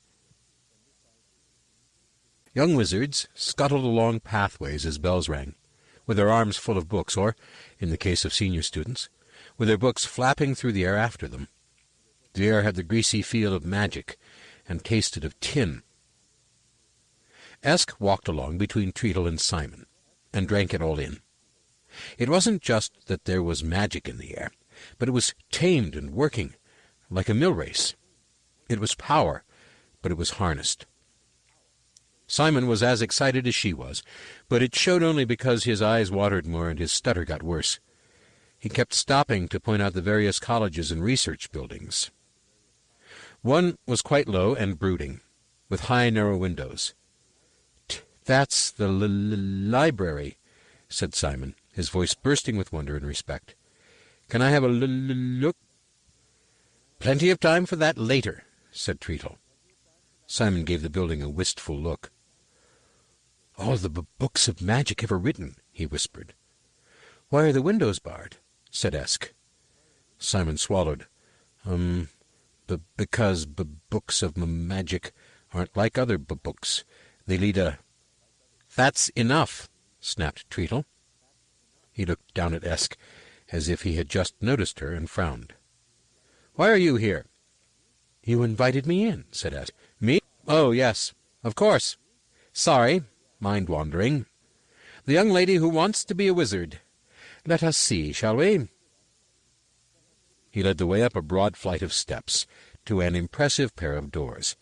At least, they were designed to be impressive. The designer had invested deeply in heavy locks, curly hinges, brass studs, and an intricately carved archway to make it absolutely clear to anyone entering that they were not very important people at all. He was a wizard. He had forgotten the door-knocker. Treatle rapped on the door with his staff. It hesitated for a while, and then slowly slid back its bolts and swung open. The hall was full of wizards and boys parents. There are 2 ways of getting into Unseen University. In fact, there are 3, but at this time wizards hadn't realized it. The first is to achieve some great work of magic, such as the recovery of an ancient and powerful relic, or the invention of a totally new spell. But in these times it was seldom done. In the past, there had been great wizards capable of forming whole new spells from the chaotic raw magic of the world. Wizards from whom, as it were, all the spells of wizardry had flowed. But those days had gone. There were no more sorcerers. So the more typical method was to be sponsored by a senior and respected wizard, after a suitable period of apprenticeship. Competition was stiff for a university place, and the honor and privileges an unseen degree could bring. Many of the boys milling around the hall and launching minor spells at each other would fail and have to spend their lives as lowly magicians, mere magical technologists with defiant beards and leather patches on their elbows, who congregated in small jealous groups at parties. Not for them the coveted pointy hat with optional astrological symbols, or the impressive robes, or the staff of authority. But at least they could look down on conjurers, who tended to be jolly and fat and inclined to drop their H's and drink beer, and go around with sad, thin women in spangly tights and really infuriate magicians by not realizing how lowly they were, and kept telling them jokes. Lowliest of all, apart from witches, of course, were thaumaturgists, who never got any schooling at all. A thaumaturgist could just about be trusted to wash out an alembic. Many spells required things like mold from a corpse dead of crushing, or the semen of a living tiger, or the root of a plant that gave an ultrasonic scream when it was uprooted. Who was sent to get them? Right. It is a common error to refer to the lower magical ranks as hedge wizards. In fact, hedge wizardry is a very honored and specialized form of magic that attracts silent, thoughtful men of the druidical persuasion and topiaric inclinations. If you invited a hedge wizard to a party, he would spend half the evening talking to your potted plant, and he would spend the other half listening. Esk noticed that there were some women in the hall, because even young wizards had mothers and sisters. Whole families had turned up to bid the favored sons farewell. There was a considerable blowing of noses, wiping of tears, and the clink of coins as proud fathers tucked a little spending money into their offspring's hands. Very senior wizards were perambulating among the crowds, talking to the sponsoring wizards and examining the prospective students. Several of them pushed through the throng to meet Treatle, moving like gold-trimmed galleons under full sail. They bowed gravely to him and looked approvingly at Simon. "This is young Simon, is it?" said the fattest of them, beaming at the boy. "We've heard great reports of you, young man." "Eh? What?" "Simon, bow to Arch-Chancellor Cut-Angle, Archmage of the Wizards of the Silver Star," said Treatle. Simon bowed apprehensively. Cut-Angle looked at him benevolently. "We've heard great things about you, my boy," he said. "All this mountain air must be good for the brain, eh?" He laughed. The wizards around him laughed. Treatle laughed, which Esk thought was rather funny, because there wasn't anything particularly amusing happening. "I don't know. From what we hear, it must be the only thing you don't know, lad," said Cut-Angle, his jowls waggling. There was another carefully timed bout of laughter. Cut-Angle patted Simon on the shoulder. "This is the scholarship boy," he said. "Quite astounding results. Never seen better. Self-taught, too. Astonishing, what? Isn't that so, Treatle? Superb Arch-Chancellor." Cut-Angle looked around at the watching wizards. "Perhaps you could give us a sample?" he said. "A little demonstration, perhaps?" Simon looked at him in animal panic. "Actually, I'm not very Now, said Cut-Angle, in what he probably really did think was an encouraging tone of voice. "Do not be afraid. Take your time. When you are ready."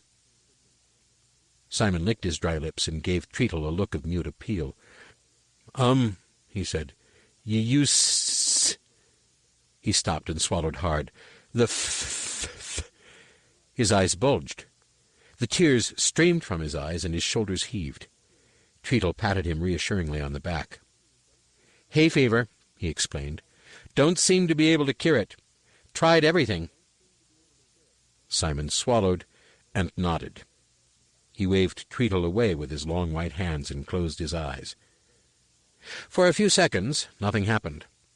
He stood with his lips moving soundlessly, and then silence spread out from him like candlelight.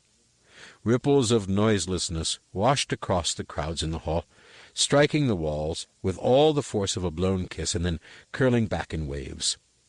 People watched their companions mouthing silently and then went red with effort when their own laughter was as audible as a gnat's squeak. Tiny motes of light winked into existence around his head. They whirled and spiraled in a complex three-dimensional dance, and then formed a shape. In fact, it seemed to Esk that the shape had been there all the time, waiting for her eyes to see it, in the same way that a perfectly innocent cloud can suddenly become, without changing in any way, a whale or a ship or a face. The shape around Simon's head was the world. That was quite clear, although the glitter and rush of the little lights blurred some of the detail.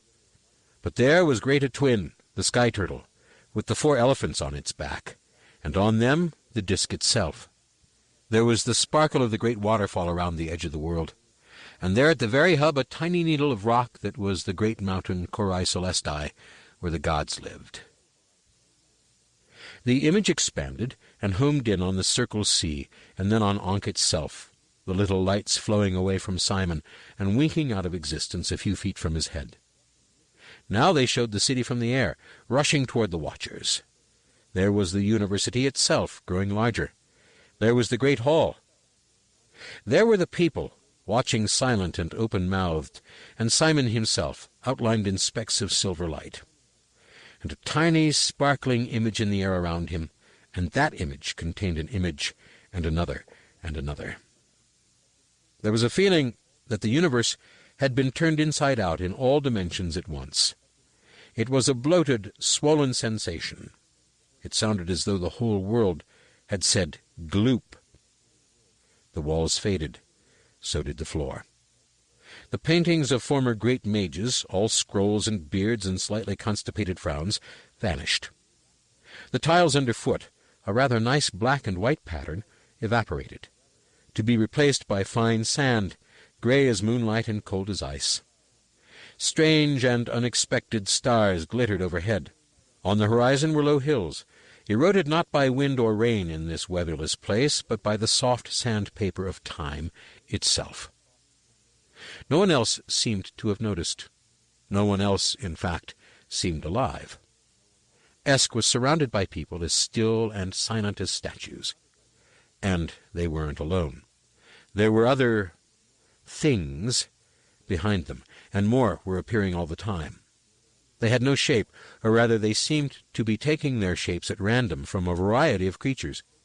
They gave the impression that they had heard about arms and legs and jaws and claws and organs, but didn't really know how they all fitted together, or didn't care, or were so hungry they hadn't bothered to find out.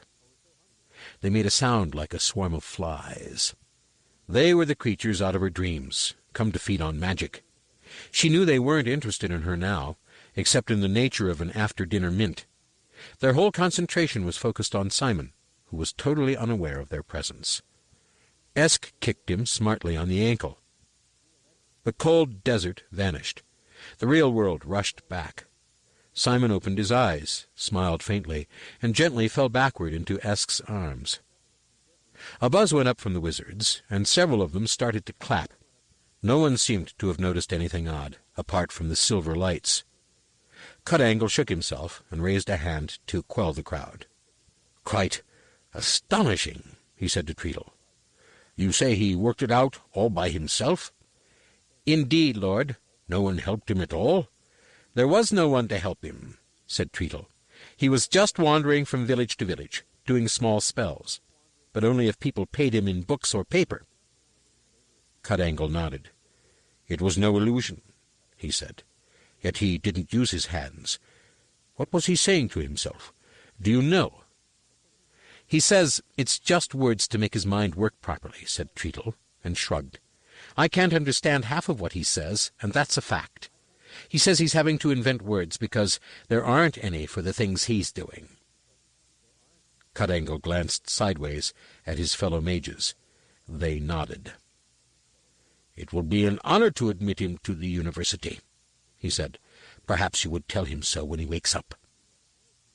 He felt a tugging at his robe and looked down. "Excuse me," said Esk. "Hallo, young lady," said Cut-Angle, in a sugar-mouse voice. "Have you come to see your brother enter the university?" "He's not my brother," said Esk. There were times when the world had seemed to be full of brothers, but this wasn't one of them. "Are you important?" she said. Cut-Angle looked at his colleagues and beamed. There were fashions in wizardry, just like anything else. Sometimes wizards were thin and gaunt and talked to animals. The animals didn't listen, but it's the thought that counts. While at other times they tended toward the dark and saturnine, with little black pointed beards. Currently, Aldermanic was in. Cut-Angle swelled with modesty. "Quite important," he said. "One does one's best in the service of one's fellow man. Yes, quite important, I would say." "I want to be a wizard," said Esk. The lesser wizards behind Cut-Angle stared at her, as if she was a new and interesting kind of beetle. Cut-Angle's face went red, and his eyes bulged. He looked down at Esk, and seemed to be holding his breath. Then he started to laugh. It started somewhere down in his extensive stomach regions and worked its way up, echoing from rib to rib, and causing minor wizard quakes across his chest until it burst forth in a series of strangled snorts. It was quite fascinating to watch, that laugh. It had a personality all of its own. But he stopped when he saw Esk's stare. If the laugh was a music-hall clown, then Esk's determined squint was a whitewash bucket on a fast trajectory. "A wizard?" he said. "You want to be a wizard?" "Yes," said Esk, pushing the dazed Simon into Treatle's reluctant arms. "I'm the 8th son of an 8th son. I mean daughter." The wizards around her were looking at one another and whispering. Esk tried to ignore them. "What did she say? Is she serious? I always think children are so delightful at that age, don't you?" "You're the 8th son of an 8th daughter?" said Cut-Angle. "Really?" "The other way around, only not exactly," said Esk, defiantly. Cut-Angle dabbed his eyes with a handkerchief. "This is quite fascinating," he said. "I don't think I've ever heard of something quite like this before. Eh?" He looked around at his growing audience. The people at the back couldn't see Esk, and were craning to check if some interesting magic was going on. Cut-Angle was at a loss. "Well, now," he said, "you want to be a wizard." "I keep telling everyone, but no one seems to listen," said Esk. "How old are you, little girl?" "Nearly 9. "And you want to be a wizard when you grow up?" "I want to be a wizard now," said Esk firmly. "This is the right place, isn't it?" Cut-Angle looked at Treatle and winked. "I saw that," said Esk. "I don't think there's ever been a lady wizard before," said Cut-Angle. "I rather think it might be against the law. Wouldn't you rather be a witch? I understand it's a fine career for girls." A minor wizard behind him started to laugh. Esk gave him a look. "Being a witch is quite good," she conceded. "But I think wizards have more fun. What do you think?" "I think you are a very singular little girl," said Cut-Angle. "What does that mean?" "It means there's only one of you," said Treatle. "That's right," said Esk, "and I still want to be a wizard." Words failed Cut-Angle. "Well, you can't," he said. "The very idea—" He drew himself up to his full width and turned away. Something tugged at his robe. "Why not?" said a voice. He turned. "Because," he said slowly and deliberately, "because the whole idea is completely laughable, that's why, and it's absolutely against the law." "But I can do wizard magic," said Esk, the faintest suggestion of a tremble in her voice. Cut-Angle bent down until his face was level with hers. "No, you can't," he hissed, "because you are not a wizard. Women aren't wizards. Do I make myself clear?" "Watch," said Esk. She extended her right hand with the fingers spread, and sighted along it until she spotted the statue of Malak the Wise, the founder of the university. Instinctively, the wizards between her and it edged out of the way, and then felt rather silly. "I mean it," she said. "Go away, little girl," said Cut-Angle. "Right," said Esk. She squinted hard at the statue and concentrated. The great doors of Unseen University are made of octiron, a metal so unstable that it can only exist in a universe saturated with raw magic. They are impregnable to all force save magic. No fire, no battering ram, no army can breach them. Which is why most ordinary visitors to the university use the back door, which is made of perfectly normal wood and doesn't go around terrorizing people, or even stand still terrorizing people. It had a proper knocker and everything. Granny examined the doorposts carefully and gave a grunt of satisfaction when she spotted what she was looking for. She hadn't doubted that it would be there, cunningly concealed by the natural grain of the wood. She grasped the knocker, which was shaped like a dragon's head, and rapped smartly 3 times. After a while, the door was opened by a young woman with her mouth full of clothes pegs. Aunt?" she inquired. Granny bowed, giving the girl a chance to take in the pointy black hat with the batwing hat-pins. It had an impressive effect. She blushed and, peering out into the quiet alleyway, hurriedly motioned Granny inside. There was a big, mossy courtyard on the other side of the wall, crisscrossed with washing lines. Granny had the chance to become one of the very few women to learn what it really is that wizards wear under their robes, but modestly averted her eyes and followed the girl across the flagstones and down a wide flight of steps. They led into a long, high tunnel, lined with archways, and currently full of steam. Granny caught sight of long lines of wash-tubs in the big rooms off to the sides. The air had the warm, fat smell of ironing. A gaggle of girls carrying wash-baskets pushed past her and hurried up the steps, then stopped halfway up and turned slowly to look at her. Granny set her shoulders back and tried to look as mysterious as possible. Her guide, who still hadn't got rid of her clothes pegs, led her down a side passage into a room that was a maze of shelves piled with laundry. In the very center of the maze, sitting at a table, was a very fat woman with a ginger wig. She had been writing in a very large laundry book. It was still open in front of her, but was currently inspecting a large stained vest. "Have you tried bleaching?" she asked. "Yes, said the maid beside her. "What about tincture of merit?" "Yes, It just turned it blue, "Well, it's a new one on me," said the laundry woman. "And they've seen brimstone and soot and dragon blood and demon blood, and they don't know what else." She turned the vest over and read the name tape carefully sewn inside. Grandpone the White. He's going to be Grandpone the Grey if he doesn't take better care of his laundry. They tell you, girl, a white magician is just a black magician with a good housekeeper. Take it. She caught sight of Granny and stopped. "He ought at Hior," said Granny's guide, dropping a hurried curtsy. "Oo at." Yes, thank you, Cassandra. You may go," said the fat woman. She stood up and beamed at Granny, and with an almost perceptible click wound her voice up several social classes. "Pray excuse us," she said. "You find us hall at 6s and 7s, it being washing day and everything. Is this a courtesy call, or may I make so bold as to ask—" She lowered her voice. "Is there a message from the other side?" Granny looked blank, but only a fraction of a second. The witch marks on the doorpost had said that the housekeeper welcomed witches and was particularly anxious for news of her 4 husbands. She was also in random pursuit of a 5th, hence the ginger wig, and, if Granny's ears weren't deceiving her, the creak of enough whalebone to infuriate an entire ecology movement. Gullible and foolish, the signs had said. Granny withheld judgment because city witches didn't seem that bright themselves.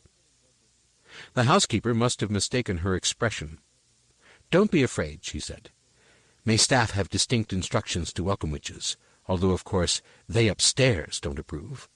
No doubt you would like a cup of tea and something to eat?" Granny bowed solemnly.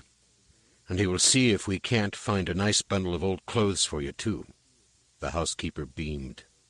"Old clothes? Oh, yes. Thank you, The housekeeper swept forward with a sound like an elderly tea-clipper in a gale, and beckoned Granny to follow her. "I'll have the tea brought to my flat." "Tea with a lot of tea leaves." Granny stumped along after her. Old clothes? Did this fat woman really mean it? The nerve! Of course, if they were good quality. There seemed to be a whole world under the university. It was a maze of cellars, cold rooms, still rooms, kitchens, and sculleries. And every inhabitant was either carrying something, pumping something, pushing something, or just standing around and shouting. Granny caught glimpses of rooms full of ice, and others glowing with the heat from red-hot cooking stoves, wall-sized. Bakeries smelled of new bread, and tap-rooms smelled of old beer. Everything smelled of sweat and wood smoke. The housekeeper led her up an old spiral staircase and unlocked the door with one of the large number of keys that hung from her belt. The room inside was pink and frilly. There were frills on things that no one in their right mind would frill. It was like being inside candy floss. "Very nice," said Granny. And because she felt it was expected of her, "Tasteful." She looked around for something unfrilly to sit on and gave up. "Whatever am I thinking of?" the housekeeper trilled. "I'm Mrs. Whitlow, but I expect you know, of course. And I have the honor to be addressing—" "Eh? Oh, Granny Weatherwax," said Granny. The frills were getting to her. They gave pink a bad name. "I'm psychic myself, of course," said Mrs. Whitlow. Granny had nothing against fortune-telling, provided it was done badly by people with no talent for it. It was a different matter if people who ought to know better did it, though. She considered that the future was a frail enough thing at best, and if people looked at it hard, they changed it. Granny had some quite complex theories about space and time and why they shouldn't be tinkered with, but fortunately good fortune-tellers were rare, and anyway, people preferred bad fortune-tellers, who could be relied upon for the correct dose of uplift and optimism. Granny knew all about bad fortune-telling. It was harder than the real thing. You needed a good imagination. She couldn't help wondering if Mrs. Whitlow was a born witch who somehow missed her training. She was certainly laying siege to the future. There was a crystal ball under a sort of pink frilly tea-cozy, and several sets of divinatory cards, and a pink velvet bag of rune-stones, and one of those little tables on wheels that no prudent witch would touch with a 10-foot broomstick, and, Granny wasn't sure on this point, either some special dried monkey turds from a lamasery or some dried llama turds from a monastery, which apparently could be thrown in such a way as to reveal the sum total of knowledge and wisdom in the universe. It was all rather sad. "Or there's the tea leaves, of course," said Mrs. Whitlow, indicating the big brown pot on the table between them. "I know witches often prefer them, but they always seem so, well, common to me. No offense meant." There probably wasn't any offense meant, at that, thought Granny. Mrs. Whitlow was giving her the sort of look generally used by puppies when they're not sure what to expect next, and are beginning to worry that it may be the rolled-up newspaper. She picked up Mrs. Whitlow's cup, and had started to peer into it when she caught the disappointed expression that floated across the housekeeper's face like a shadow across a snowfield. Then she remembered what she was doing, and turned the cup widdershins 3 times, made a few vague passes over it, and mumbled a charm, which she normally used to cure mastitis in elderly goats, but never mind. This display of obvious magical talent seemed to cheer up Mrs. Whitlow no end. Granny wasn't normally very good at tea leaves, but she squinted at the sugar-encrusted mess at the bottom of the cup and let her mind wander. What she really needed now was a handy rat or even a cockroach that happened to be somewhere near Esk, so that she could borrow its mind. What Granny actually found was that the university had a mind of its own. It is well known that stone can think, because the whole of electronics is based on that fact. But in some universes, men spend ages looking for other intelligences in the sky without once looking under their feet. That is because they've got the time span all wrong. From Stone's point of view, The universe is hardly created, and mountain ranges are bouncing up and down like organ stops while continents zip backward and forward in general high spirits, crashing into each other from the sheer joy of momentum and getting their rocks off. It is going to be quite some time before a stone notices its disfiguring little skin disease and starts to scratch, which is just as well.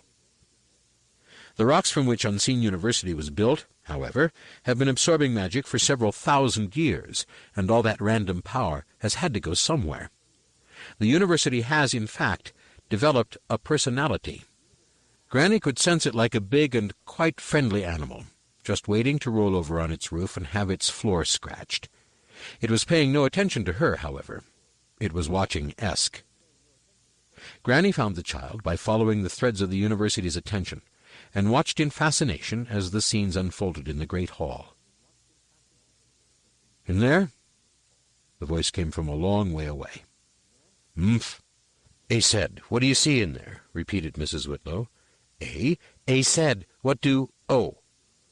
Granny reeled her mind in, quite confused. The trouble with borrowing another mind was you always felt out of place when you got back to your own body, and Granny was the first person ever to read the mind of a building. Now she was feeling big and gritty and full of passages.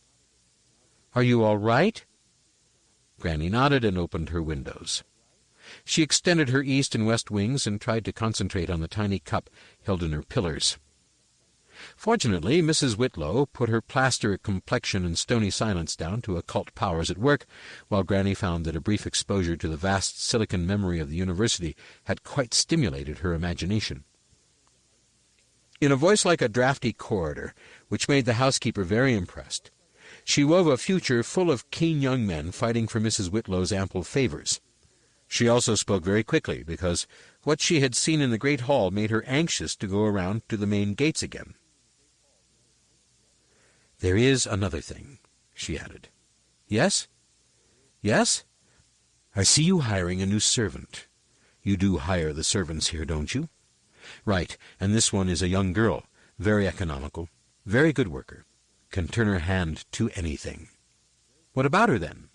said Mrs. Whitlow, already savoring Granny's surprisingly graphic descriptions of her future, and drunk with curiosity.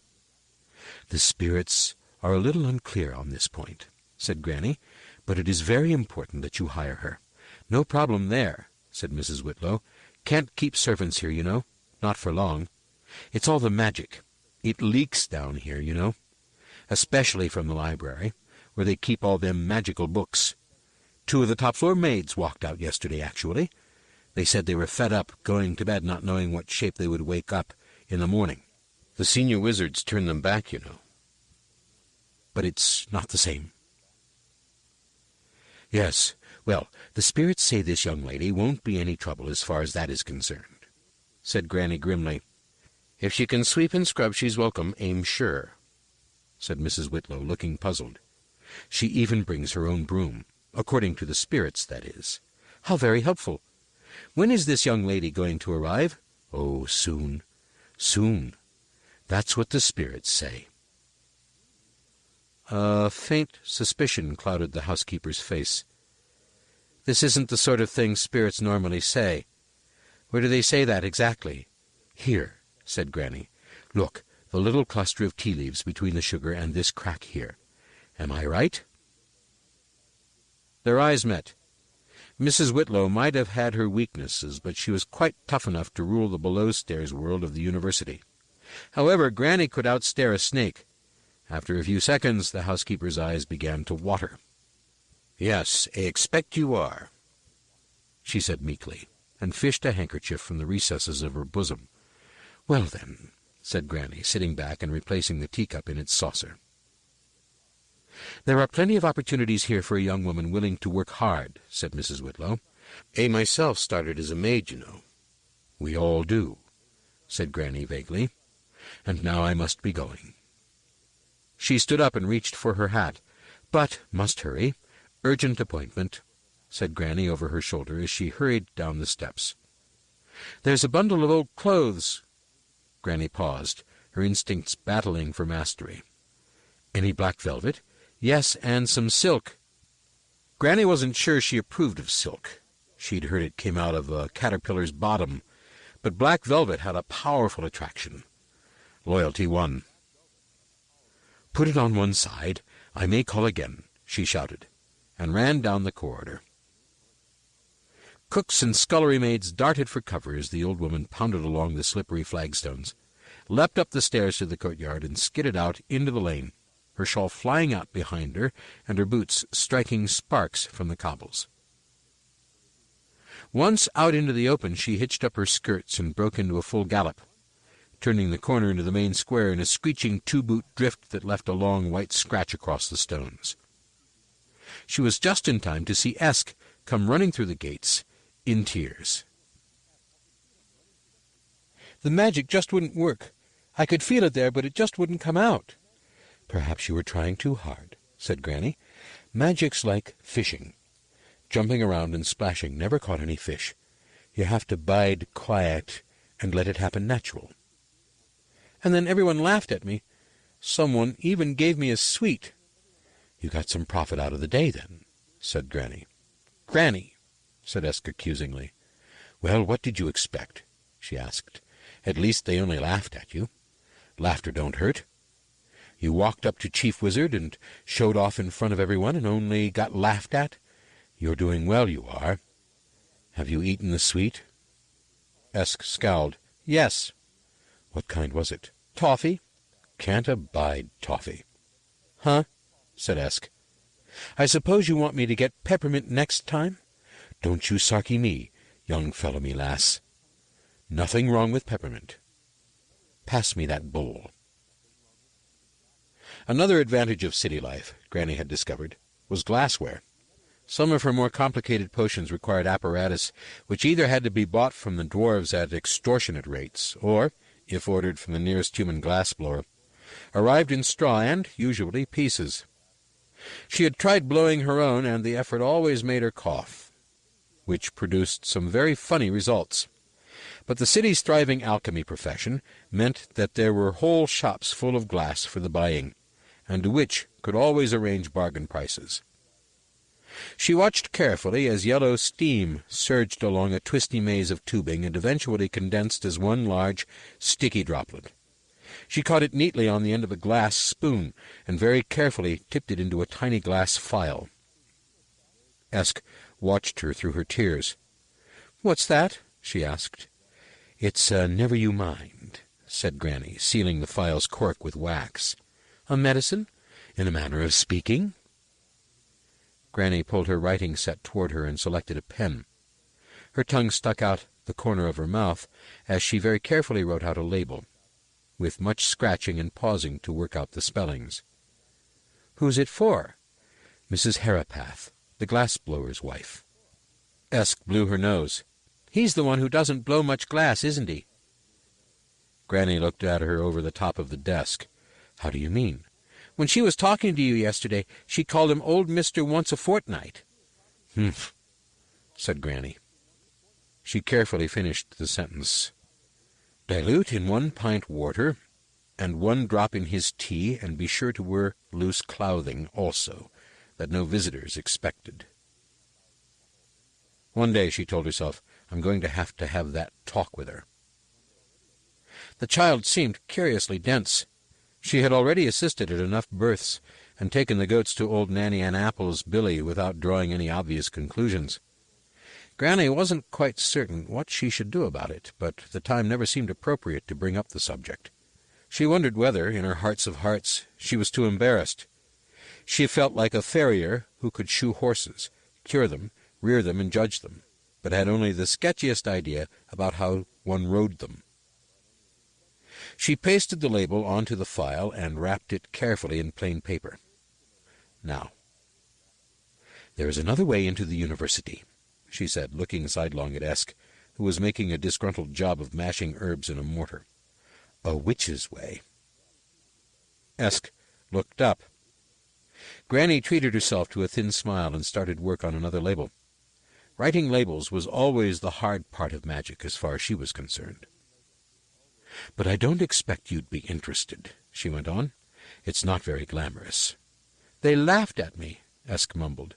"Yes, you said." So you won't be wanting to try again, then. I quite understand." There was silence, broken only by the scratching of Granny's pen. Eventually Esk said, "This way." "Humph? It'll get me into the university?" "Of course," said Granny haughtily. "I said I'd find a way, didn't I? A very good way, too. You won't have to bother with lessons. You can go all over the place. No one will notice you.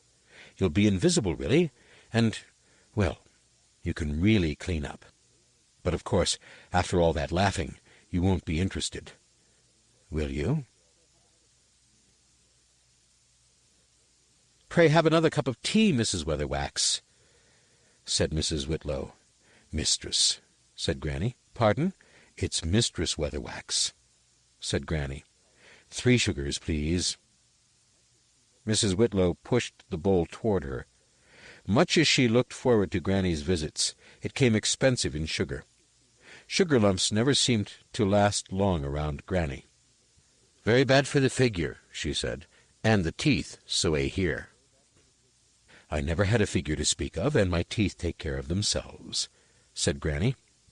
It was true, more's the pity. Granny suffered from robustly healthy teeth, which she considered a big drawback in a witch. She really envied Nanny and Apple, the witch over the mountain, who managed to lose all her teeth by the time she was 20, and had real crone credibility. It meant you ate a lot of soup, but you also got a lot of respect. And then there was warts. Without any effort, Nanny managed to get a face like a sock full of marbles, while Granny had tried every reputable wart-causer and failed to raise even the obligatory nose-wart. Some witches had all the luck. "Humph?" she said, aware of Mrs. Whitlow's fluting. Said," said Mrs. Whitlow, "that young Escarina is a real treasure. Quite the little find. She keeps the floors spotless, spotless. No task too big. I said to her yesterday, said, 'That broom of yours might as well have a life of its own.' And do you know what she said?" "I couldn't even venture a guess," said Granny weakly. "She said the dust was afraid of it. Can you imagine?" "Yes," said Granny. Mrs. Whitlow pushed her teacup toward her and gave her an embarrassed smile. Granny sighed inwardly and squinted into the none-too-clean depths of the furniture. She was definitely beginning to run out of imagination. The broom whisked down the corridor, raising a great cloud of dust, which, if you looked hard at it, seemed somehow to be sucked back into the broomstick. If you looked even harder, you'd see that the broom handle had strange markings on it, which were not so much carved as clinging, and somehow changed shape as you watched. But no one looked. Esk sat at one of the high, deep windows and stared out over the city. She was feeling angrier than usual, so the broom attacked the dust with unusual vigor. Spiders ran desperate 8-legged dashes for safety as ancestral cobwebs disappeared into the void.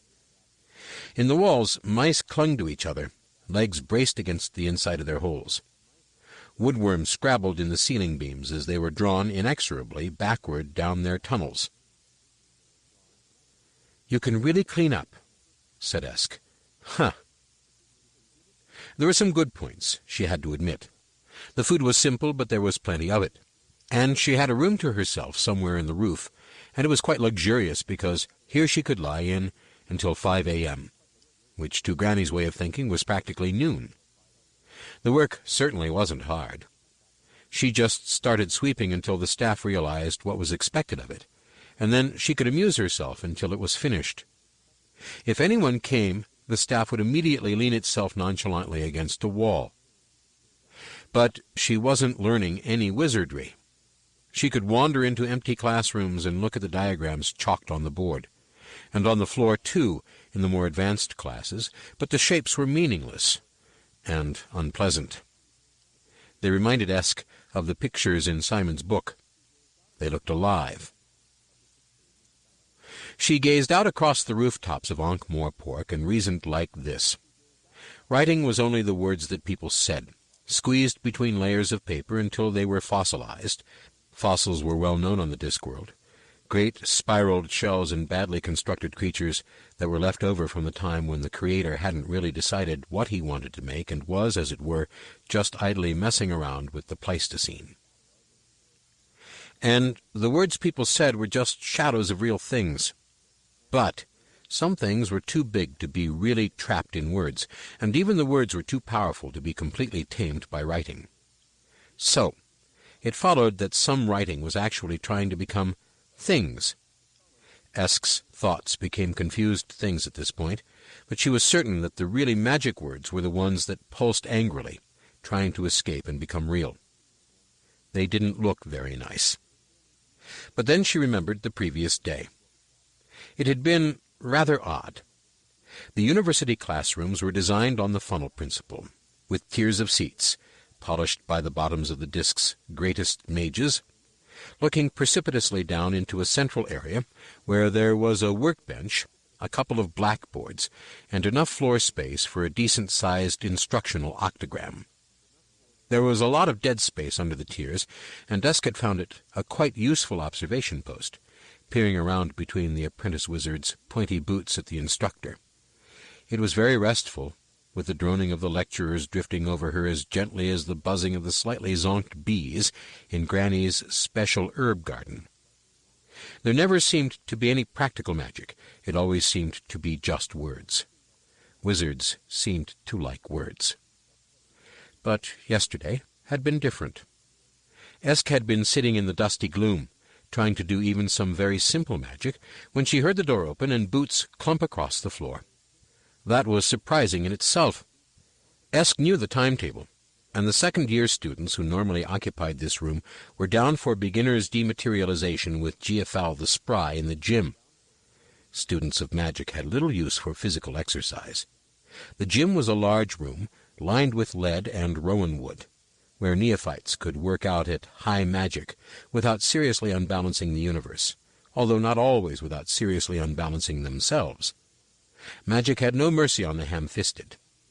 Some clumsy students were lucky enough to walk out. Others were removed in bottles. Esk peeped between the slats. These weren't students. They were wizards. Quite high ones, to judge by their robes. And there was no mistaking the figure that climbed onto the lecturer's dais like a badly strung puppet, bumping heavily into the lectern and absent-mindedly apologizing to it. It was Simon.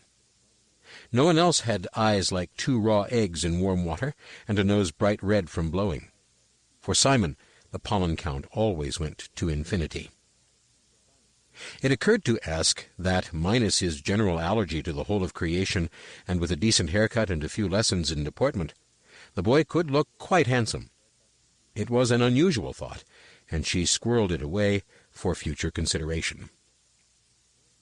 When the wizards had settled down, Simon began to talk. He read from notes, and every time he stuttered over a word, the wizards, as one man, without being able to stop themselves, chorused it for him. After a while, a stick of chalk rose from the lectern and started to write on the blackboard behind him. Esk had picked up enough about wizard magic to know that this was an astounding achievement. Simon had been at the university for a couple of weeks, and most students hadn't mastered light levitation by the end of their second year. The little white stub skittered and squeaked across the blackness to the accompaniment of Simon's voice. Even allowing for the stutter, he was not a very good speaker. He dropped notes, he corrected himself. He ummed and ahed. And as far as Esk was concerned, he wasn't saying anything very much. Phrases filtered down to her hiding place. Basic fabric of the universe was one, and she didn't understand what that was, unless he meant denim, or maybe flannelette. Mutability of the possibility matrix. She couldn't guess at all. Sometimes he seemed to be saying that nothing existed unless people thought it did, and the world was really only there at all because people kept on imagining it. But then he seemed to be saying that there was lots of worlds, all nearly the same and all sort of occupying the same place, but all separated by the thickness of a shadow, so that everything that ever could happen would have somewhere to happen in. Esk could get to grips with this. She had half suspected it ever since she cleaned out the senior wizard's lavatory, or rather while the staff got on with the job while Esk examined the urinals and, with the assistance of some half-remembered details of her brothers in the tin bath in front of the fire at home, formulated her unofficial general theory of comparative anatomy. The senior wizard's lavatory was a magical place, with real running water and interesting tiles, and, most importantly, 2 big silver mirrors fixed to opposite walls, so that someone looking into one could see themselves repeated again and again, until the image was too small to see. It was Esk's first introduction to the idea of infinity. More to the point, she had a suspicion that one of the mirror Esks, right on the edge of sight, was waving at her. There was something disturbing about the phrases Simon used. Half the time he seemed to be saying that the world was about as real as a soap bubble or a dream. The chalk shrieked its way across the board behind him. Sometimes Simon had to stop and explain symbols to the wizards, who seemed to Esk to be getting excited at some very silly sentences. Then the chalk would start again, curving across the darkness like a comet, trailing its dust behind it. The light was fading out of the sky outside. As the room grew more gloomy, the chalked words glowed, and the blackboard appeared to Esk to be not so much dark as simply not there at all, but just a square hole cut out of the world. Simon talked on, about the world being made up of tiny things, whose presence could only be determined by the fact that they were not there, little spinning balls of nothingness, that magic could shunt together to make stars and butterflies and diamonds. Everything was made up of emptiness. The funny thing was, he seemed to find this fascinating. Esk was only aware that the walls of the room grew as thin and insubstantial as smoke, as if the emptiness in them was expanding to swallow whatever it was that defined them as walls. And instead there was nothing but the familiar cold, empty, glittering plain, with its distant worn hills and the creatures that stood as still as statues, looking down. There were a lot more of them now. They seemed for all the world to be clustering like moths around a light. One important difference was that a moth's face, even close up, was as friendly as a bunny rabbit's compared to the things watching Simon. Then a servant came in to light the lamps, and the creatures vanished, turning into perfectly harmless shadows that lurked in the corners of the room. At some time in the recent past, someone had decided to brighten the ancient corridors of the university by painting them, having some vague notion that learning should be fun. It hadn't worked. It's a fact known throughout the universes that no matter how carefully the colors are chosen, institutional decor ends up as either vomit green, unmentionable brown, nicotine yellow, or surgical appliance pink. By some little understood process of sympathetic resonance, corridors painted in those colors always smell slightly of boiled cabbage, even if no cabbage is ever cooked in the vicinity. Somewhere in the corridors a bell rang. Esk dropped lightly from her windowsill, grabbed the staff, and started to sweep industriously as doors were flung open and the corridors filled with students. They streamed past her on 2 sides, like water around a rock. For a few minutes there was utter confusion. Then doors slammed, a few laggard feet pattered away in the distance, and Esk was by herself again. Not for the first time, Esk wished that the staff could talk. The other servants were friendly enough, but you couldn't talk to them. Not about magic, anyway. She was also coming to the conclusion that she ought to learn to read. This reading business seemed to be the key to wizard magic, which was all about words. Wizards seemed to think that names were the same as things, and that if you changed the name, you changed the thing. At least it seemed to be something like that. Reading. That meant the library. Simon had said there were thousands of books in it, and among all those words there were bound to be 1 or 2 she could read. Esk put the staff over her shoulder and set off resolutely for Mrs. Whitlow's office. She was nearly there when a wall said, "Psst!" When Esk stared at it, it turned out to be Granny. It wasn't that Granny could make herself invisible, it was just that she had this talent for being able to fade into the foreground so that she wasn't noticed. "How are you getting on, then?" asked Granny. "How's the magic coming along?" "What are you doing here, Granny?" said Esk. "Been to tell Mrs. Whitlow her fortune," said Granny, holding up a large bundle of old clothes with some satisfaction. Her smile faded under Esk's stern gaze. "Well, things are different in the city," she said. "City people are always worried about the future. It comes from eating unnatural food. Anyway," she added, suddenly realizing that she was whining, "why shouldn't I tell fortunes?" "You always said Hilda was playing on the foolishness of her sex," said Esk. "You said that them as tell fortunes should be ashamed of themselves, and anyway, you don't need old clothes. Waste not, want not," said Granny primly. She had spent her entire life on the old clothes standard and wasn't about to let temporary prosperity dislodge her. "Are you getting enough to eat?" "Yes," said Esk. "Granny, about this wizard magic, it's all words." "Always said it was," said Granny. "No, I mean—" Esk began, but Granny waved a hand irritably. "Can't be bothered with this at the moment," she said. "I've got some big orders to fill by tonight. If it goes on like this, I'm going to have to train someone up. Can't you come and see me when you get an afternoon off, or whatever it is they give you?" "Train someone up?" said Esk, horrified. "You mean as a witch?" "No," said Granny. "I mean, perhaps." "But what about me?" "Well, you're going your own way," said Granny, "wherever that is." "Humph," said Esk. Granny stared at her. "I'll be off, then," she said at last. She turned and strode off toward the kitchen entrance. As she did so, her cloak swirled out, and Esk saw that it was now lined with red. A dark, winy red, but red nevertheless. On Granny, who had never been known to wear any visible clothing that was other than a serviceable black, it was quite shocking. "The library?" said Mrs. Whitlow. "I don't think anyone cleans the library." She looked genuinely puzzled. "Why?" said Esk. "Doesn't it get dusty?" "Well," said Mrs. Whitlow. She thought for a while. "I suppose it must do, since you come to mention it. I never really thought about it." "You see, I've cleaned everywhere else," said Esk sweetly. "Yes," said Mrs. Whitlow, "you have, haven't you? Well, then, it's just that we've never done it before," said Mrs. Whitlow. "But for the life of me, I can't think why." "Well, then," said Esk.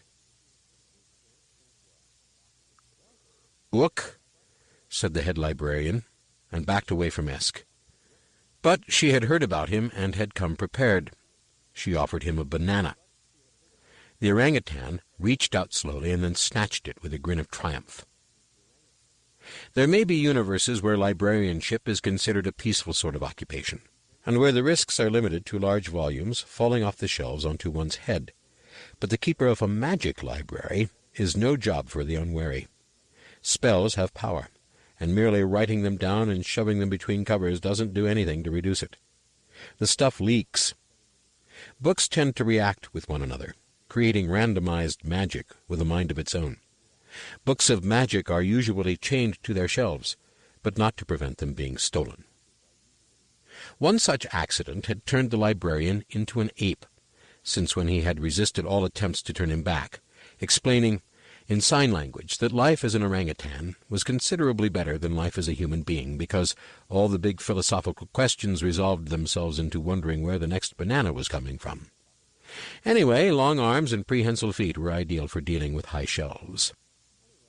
Esk gave him the whole bunch of bananas and scurried away amongst the books before he could object. Esk had never seen more than one book at a time, and so the library was, for all she knew, just like any other library.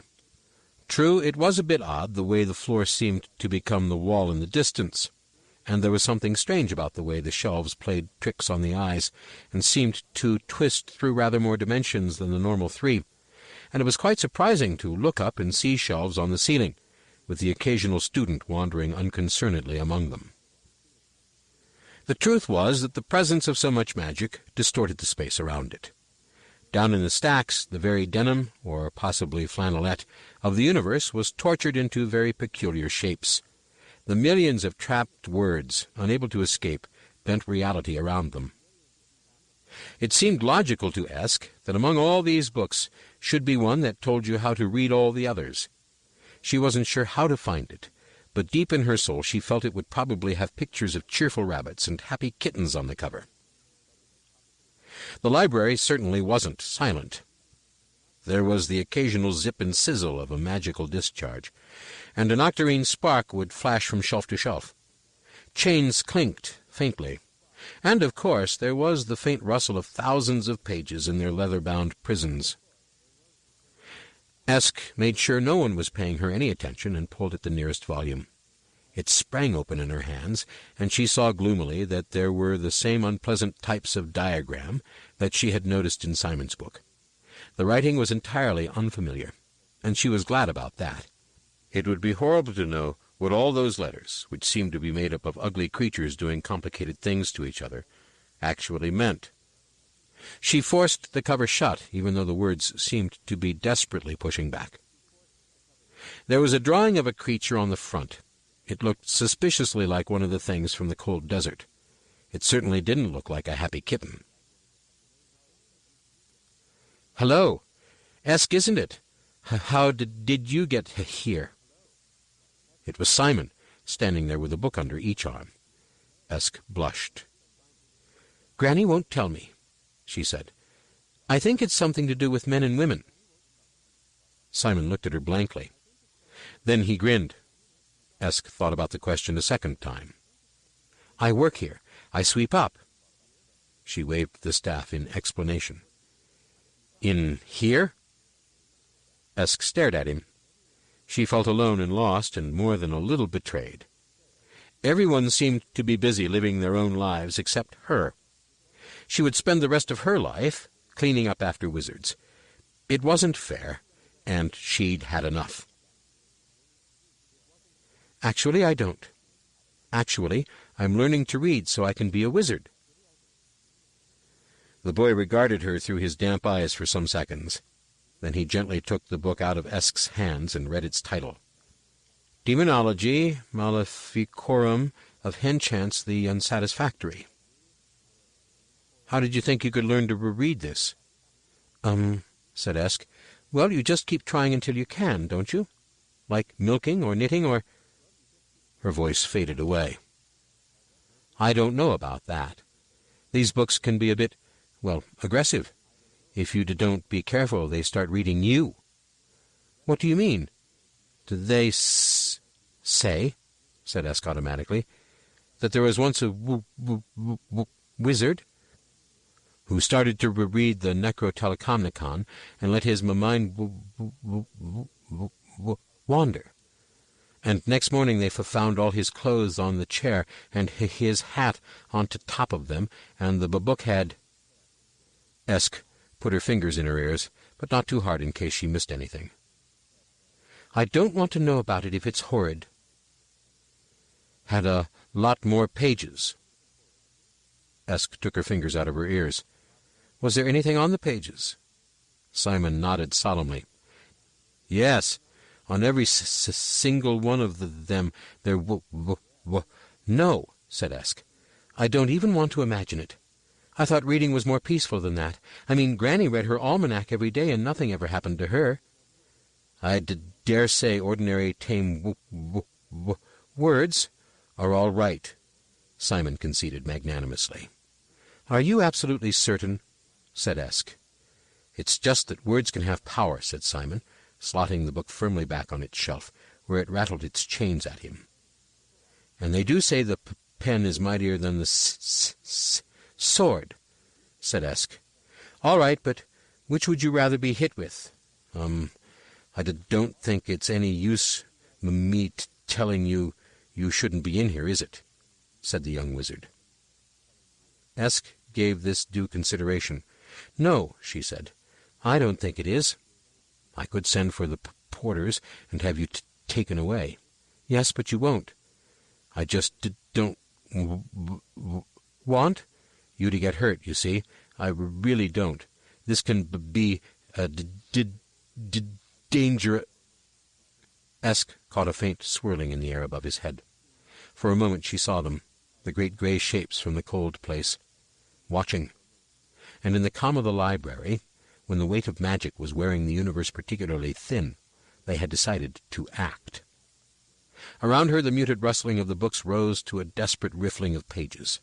Some of the more powerful books managed to jerk out of their shelves and swung, flapping madly, from the end of their chains. A huge grimoire plunged from its eyrie on the topmost shelf, tearing itself free of its chain in the process, and flopped away like a frightened chicken, scattering its pages behind it. A magical wind blew away Esk's headscarf, and her hair streamed out behind her. She saw Simon trying to steady himself against a bookshelf as books exploded around him. The air was thick and tasted of tin. It buzzed. "They're trying to get in," she screamed. Simon's tortured face turned to her. A fear-crazed incunable hit him heavily in the small of the back and knocked him to the heaving floor before it bounced high over the shelves. Esk ducked as a flock of thesauri wheeled past, towing their shelf behind them, and scuttled on hands and knees toward him. "That's what's making the books so frightened," she shrieked in his ear. "Can't you see them up there?" Simon mutely shook his head. A book burst its bindings over them, showering them in pages. Horror can steal into the mind via all the senses. There's the sound of the little meaningful chuckle in the locked, dark room, the sight of half a caterpillar in your forkful of salad, the curious smell from the lodger's bedroom, the taste of slug in the cauliflower cheese. Touch doesn't normally get a look in. But something happened to the floor under Esk's hands. She looked down, her face a rictus of horror, because the dusty floorboard suddenly felt gritty and dry and very, very cold. There was fine silver sand between her fingers. She grabbed the staff and, sheltering her eyes against the wind, waved it at the towering figures above her. It would have been nice to report that a searing flash of pure white fire cleansed the greasy air. It failed to materialize. The staff twisted like a snake in her hand and caught Simon a crack on the side of the head. The gray things wavered and vanished. Reality returned and tried to pretend that it had never left. Silence settled like thick velvet, wave after wave of it. A heavy, echoing silence. A few books dropped heavily out of the air, feeling silly. The floor under Esk's feet was undoubtedly wooden. She kicked it hard to make sure. There was blood on the floor, and Simon lay very quietly in the center of it. Esk stared down at him, and then up at the still air, and then at the staff. It looked smug. She was aware of distant voices and hurrying feet. A hand like a fine leather glove slipped gently into hers, and a voice behind said, "Ook," very softly. She turned and found herself staring down into the gentle, inner-tube face of the librarian. He put his finger to his lips in an unmistakable gesture and tugged gently at her hand. "I've killed him," she whispered. The librarian shook his head and tugged insistently. "Ook," he explained. "Ook." He dragged her reluctantly down a side alleyway in the maze of ancient shelving a few seconds before a party of senior wizards, drawn by the noise, rounded the corner. "The books have been fighting again." "Oh, no, it'll take ages to capture all the spells again. You know they go and find places to hide." "Who's that on the floor?" There was a pause. "He's knocked out. A shelf caught him, by the looks of it." "Who is he?"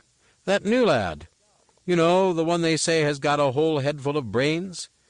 If that shelf had been a bit closer, we'd be able to see if they were right." "You two, get him along to the infirmary.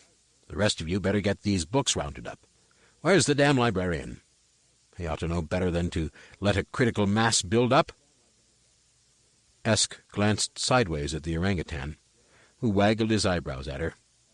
He pulled a dusty volume of gardening spells out of the shelves beside him, extracted a soft brown banana from the recess behind it, and ate it with the quiet relish of one who knows that whatever the problems are, they belong firmly to human beings. She looked the other way, at the staff in her hand, and her lips went thin. She knew her grip hadn't slipped.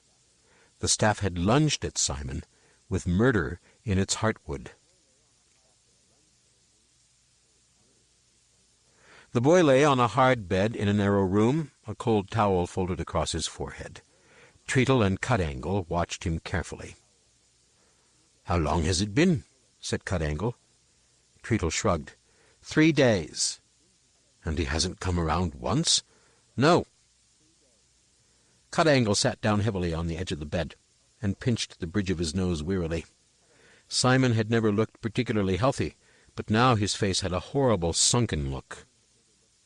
"A brilliant mind, that one," he said. "His explanation of the fundamental principles of magic and matter. Quite astounding." Treacle nodded. "The way he just absorbs knowledge," said Cut-Angle. "I've been a working wizard all my life, and somehow I never really understood magic until he explained it. So clear, so, well, obvious." "Everyone says that," said Treacle gloomily. "They say it's like having a hoodwink pulled off and seeing the daylight for the first time." "That's exactly it," said Cut-Angle. "He's sorcerer material, sure enough. You were right to bring him here." There was a thoughtful pause.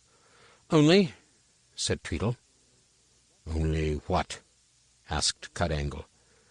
"Only, what was it you understood?" said Treacle. "That's what's bothering me. I mean, can you explain it?" "How do you mean, explain?" Cut-Angle looked worried. "What he keeps talking about," said Treacle, a hint of desperation in his voice. "Oh, it's the genuine stuff, I know. But what exactly is it?" Cut-Angle looked at him, his mouth open. Eventually he said, "Oh, that's easy. Magic fills the universe, you see, and every time the universe changes— No, I mean, every time magic is invoked, the universe changes, only in every direction at once, do you see, and—" He moved his hands uncertainly, trying to recognize a spark of comprehension in Treatle's face. "To put it another way, any piece of matter, like an orange, or the world, or— "A crocodile," suggested Treacle. Yes, a crocodile, or whatever, is basically shaped like a carrot." "I don't remember that bit," said Treacle. "I'm sure that's what he said," said Cut-Angle. He was starting to sweat. "No, I remember the bit where he seemed to suggest that if you went far enough in any direction, you would see the back of your head," Treacle insisted. "You're sure he didn't mean someone else's head?" Treacle thought for a bit. "No, I'm pretty sure he said the back of your own head," he said. "I think he said he could prove it." They considered this in silence. Finally, Cut-Angle spoke, very slowly and carefully. "I look at it all like this," he said. "Before I heard him talk, I was like everyone else. You know what I mean? I was confused and uncertain about all the little details of life. But now," he brightened up, "while I'm still confused and uncertain, it's on a much higher plane, do you see? And at least I know I'm bewildered about the really fundamental and important facts of the universe." Treacle nodded.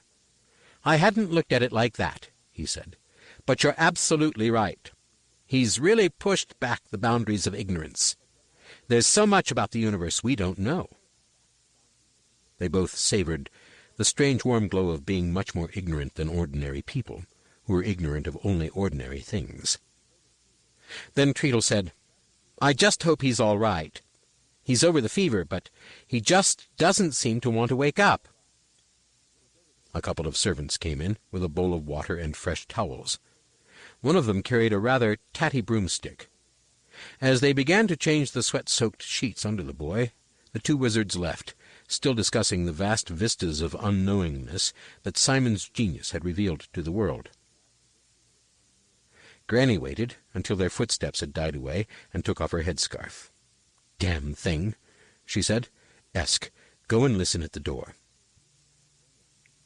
She removed the towel from Simon's head and felt his temperature. "It was very good of you to come," said Esk. "And you so busy with your work and everything." "Umph." Granny pursed her lips. She pulled up Simon's eyelids and sought his pulse. She laid an ear on his xylophone chest and listened to his heart. She sat for some time, quite motionless, probing around inside his head. She frowned. "Is he all right?" said Esk anxiously. Granny looked at the stone walls. "Drat this place," she said. "It's no place for sick people." "Yes, but is he all right?" "What?"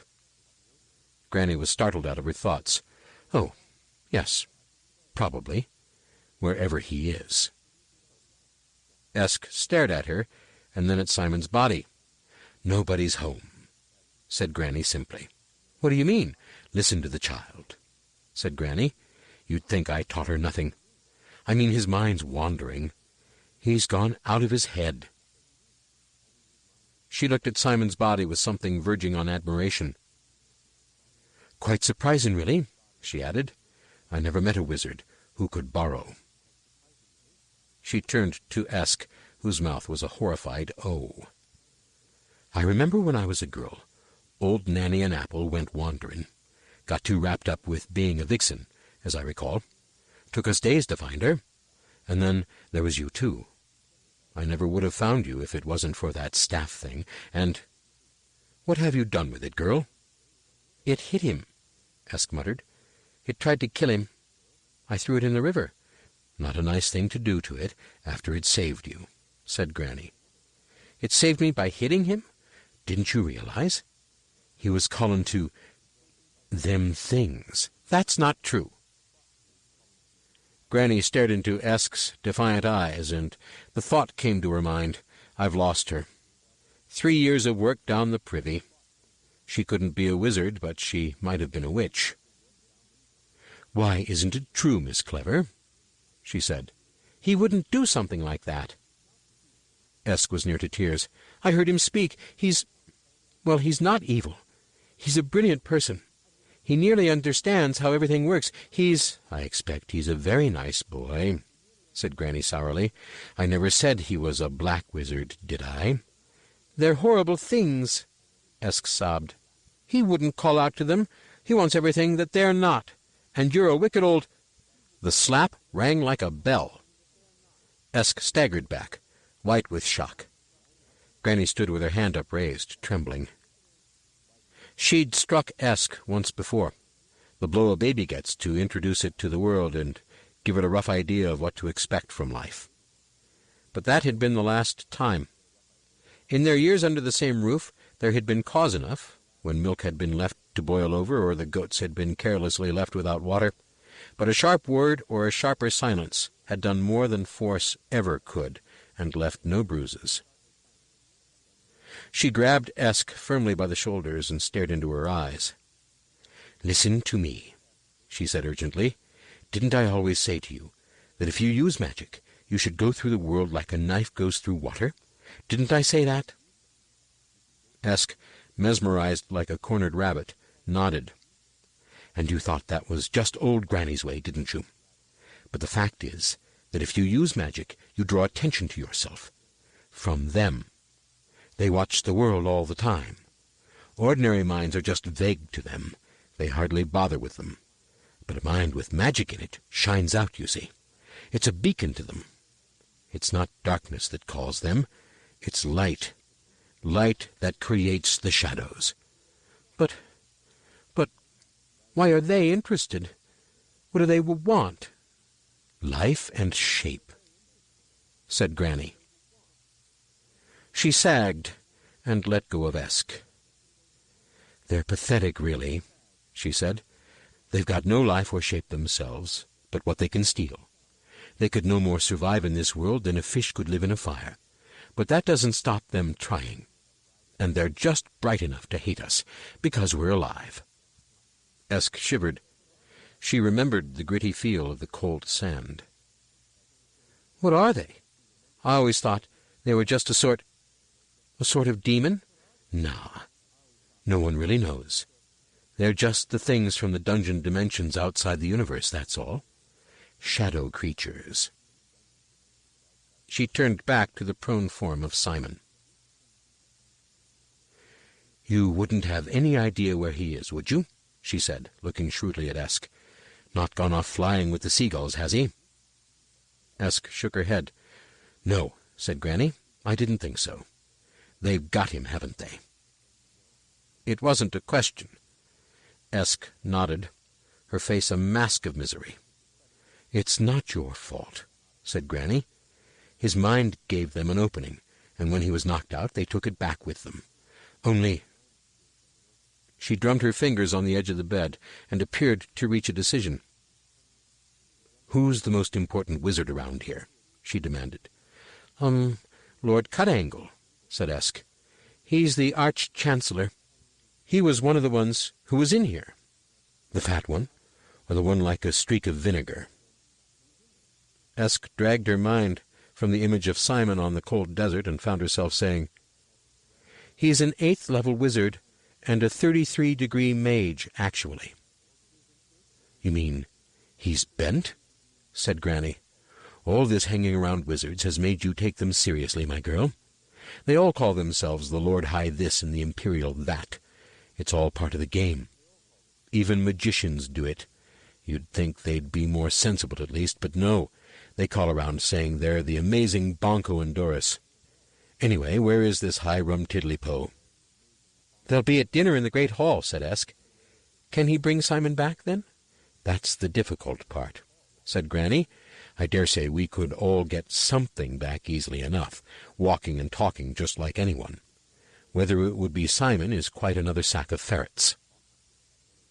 She stood up. "Let's find this Great Hall, then. No time to waste." Women aren't allowed in," said Esk. Granny stopped in the doorway. Her shoulders rose. She turned around very slowly. "What did you say?" she said. "Did these old ears deceive me? And don't say they did, because they didn't." "Sorry," said Esk. "Force of habit." "I can see you've been getting ideas below your station," said Granny coldly. "Go and find someone to watch over the lad, and let's see what's so great about this hall that I mustn't set foot in it." And thus it was that while the entire faculty of Unseen University were dining in the venerable hall, the doors were flung back with a dramatic effect that was rather spoiled when one of them rebounded off a waiter and caught Granny a crack on the shin. Instead of the defiant stride she had intended to make across the checkered floor, she was forced to half hop, half limp. But she hoped that she hopped with dignity. Esk hurried along behind her, acutely aware of the hundreds of eyes that were turned toward them. The roar of conversation and the clatter of cutlery faded away. A couple of chairs were knocked over. At the far end of the hall she could see the most senior wizards at their high table, which in fact bobbed a few feet off the floor. They were staring. A medium-grade wizard, Esk recognized him as a lecturer in applied astrology, rushed toward them, waving his hands. "No, no, no, no," he shouted. "Wrong door. You must go away." "Don't mind me," said Granny calmly, pushing past him. "No, no, no. It's against the law. You must go away now. Ladies are not allowed in here." "I'm not a lady. I'm a witch," said Granny. She turned to Esk. "Is he very important?" "I don't think so," said Esk. "Right." Granny turned to the lecturer. "Go and find me an important wizard, please, quickly." Esk tapped her on the back. A couple of wizards with a rather greater presence of mind had nipped smartly out of the door behind them, and now several college porters were advancing threateningly up the hall, to the cheers and catcalls of the students. Esk had never much liked the porters, who lived a private life in their lodge, but now she felt a pang of sympathy for them. Two of them reached out hairy hands and grabbed Granny's shoulders. Her arm disappeared behind her back, and there was a brief flurry of movement that ended with the men hopping away, clutching bits of themselves and swearing. "Hatpin," said Granny. She grabbed Esk with her free hand and swept toward the high table, glaring at anyone who so much as looked as if they were going to get in her way. The younger students, who knew free entertainment when they saw it, stamped and cheered and banged their plates on the long tables. The high table settled on the tiles with a thump, and the senior wizards hurriedly lined up behind Cutangle as he tried to summon up his reserves of dignity. His efforts didn't really work. It is very hard to look dignified with a napkin tucked into one's collar. He raised his hands for silence, and the hall waited expectantly as Granny and Esk approached him. Granny was looking interestedly at the ancient paintings and statues of bygone mages. "Who are them buggers?" she said out of the corner of her mouth. "They used to be chief wizards," whispered Esk. "They look constipated. I never met a wizard who was regular," said Granny. "They're a nuisance to dust, that's all I know," said Esk. Cut-Angle stood with legs planted wide apart, arms akimbo and stomach giving an impression of a beginner's ski slope, the whole of him therefore adopting a pose usually associated with Henry VIII, but with an option on Henry IX and X as well. "Well," he said, "what is the meaning of this outrage?" "Is he important?" said Granny to Esk. "I, madam, am the Arch-Chancellor, and I happen to run this university. And you, madam, are trespassing in very dangerous territory indeed. I warn you that—" "Stop looking at me like that." Cut-Angle staggered backward, his hands raised to ward off Granny's gaze. The wizards behind him scattered, turning over tables in their haste to avoid the stare. Granny's eyes had changed. Esk had never seen them like this before. They were perfectly silver, like little round mirrors, reflecting all they saw. Cut-Angle was a vanishingly small dot in their depths, his mouth open, his tiny matchstick arms waving in desperation. The Arch-Chancellor backed into a pillar, and the shock made him recover. He shook his head irritably, cupped a hand, and sent a stream of white fire streaking toward the witch. Without dropping her iridescent stare, Granny raised a hand and deflected the flames toward the roof. There was an explosion and a shower of tile fragments. Her eyes widened. Cut-Angle vanished. Where he had been standing, a huge snake coiled, poised to strike. Granny vanished. Where she had been standing was a large wicker basket. The snake became a giant reptile from the mists of time. The basket became the snow wind of the ice giants, coating the struggling monster with ice. The reptile became a saber-toothed tiger, crouched to spring. The gale became a bubbling tar pit. The tiger managed to become an eagle, stooping. The tar pits became a tufted hood. Then the images began to flicker as shape replaced shape. Stroboscope shadows danced around the hall. A magical wind sprang up, thick and greasy, striking octarine sparks from beards and fingers.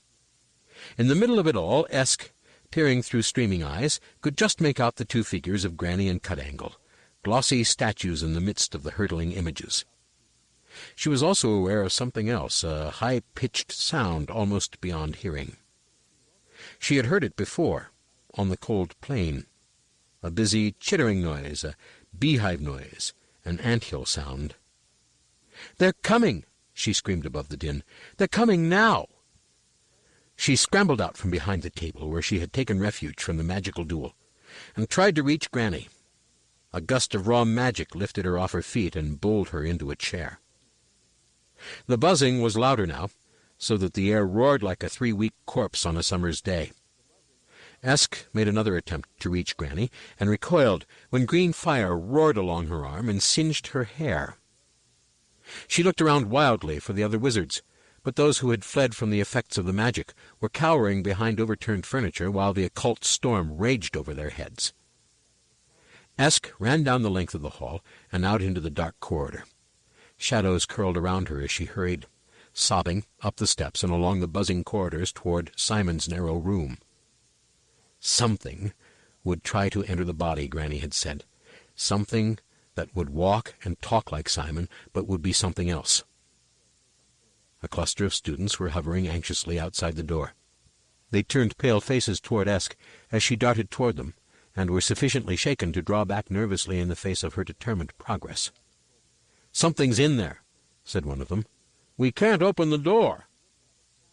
They looked at her expectantly. Then one of them said, "You wouldn't have a pass key by any chance?" Esk grabbed the door handle and turned it. It moved slightly, but then spun back with such force it nearly took the skin off her hands. The chittering inside rose to a crescendo, and there was another noise, too, like leather flapping. "You're wizards," she screamed. "Bloody well whiz." "We haven't done telekinesis yet," said one of them. "I was ill when we did fire-throwing. Actually, I'm not very good at dematerialization." Esk went to the door, and then stopped with one foot in the air. She remembered Granny talking about how even buildings had a mind, if they were old enough. The university was very old. She stepped carefully to one side and ran her hands over the ancient stones. It had to be done carefully, so as not to frighten it, and now she could feel the mind in the stones, slow and simple, but still mind. It pulsed around her. She could feel the little sparkles deep in the rock. Something was hooting behind the door. The three students watched in astonishment as Esk stood rock-still with her hands and forehead pressed against the wall. She was almost there. She could feel the weight of herself, the ponderousness of her body, the distant memories of the dawn of time when rock was molten and free. For the first time in her life she knew what it was like to have balconies. She moved gently through the building mind, refining her impressions, looking as fast as she dared for this corridor, this door. She stretched out one arm very carefully. The students watched as she uncurled one finger very slowly. The door hinges began to creak. There was a moment of tension, and then the nails sprang from the hinges and clattered into the wall behind her. The planks began to bend as the door still tried to force itself open against the strength of whatever was holding it shut. The wood billowed. Beams of blue light lanced out into the corridor, moving and dancing as indistinct shapes shuffled through the blinding brilliance inside the room. The light was misty and actinic, the sort of light to make Steven Spielberg reach for his copyright lawyer. Esk's hair leapt from her head so that she looked like an ambulant dandelion. Little fire snakes of magic crackled across her skin as she stepped through the doorway. The students outside watched in horror as she disappeared into the light. It vanished in a silent explosion. When they eventually found enough courage to look inside the room, they saw nothing there but the sleeping body of Simon. And Esk, silent and cold on the floor, breathing very slowly, and the floor was covered with a fine layer of silver sand. Esk floated through the mists of the world, noticing with a curious impersonal feeling the precise way in which she passed through solid matter. There were others with her. She could hear their chittering. Fury rose like bile. She turned and set out after the noise, fighting the seductive forces that kept telling her how nice it would be just to relax her grip on her mind and sink into a warm sea of nothingness. Being angry, that was the thing. She knew it was most important to stay really angry. The disk world fell away and lay below her, as it did on the day she had been an eagle. But this time the circle sea was below her. It certainly was circular, as if God had run out of ideas. And beyond it lay the arms of the continent, and the long chain of the ram-tops marching all the way to the hub. There were other continents she had never heard of, and tiny island chains. As her point of view changed, the rim came into sight. It was nighttime, and since the disk's orbiting sun was below the world, it lit up the long waterfall that girdled the edge. It also lit up Greta Twin, the world turtle. Esk had often wondered if the turtle was really a myth. It seemed a lot of trouble to go to just to move a world. But there it was, almost as big as the disk it carried, frosted with stardust and pocked with meteor craters. Its head passed in front of her, and she looked directly into an eye big enough to float all the fleets in the world. She had heard it said that if you could look far enough into the direction that Greta Twin was staring, you would see the end of the universe.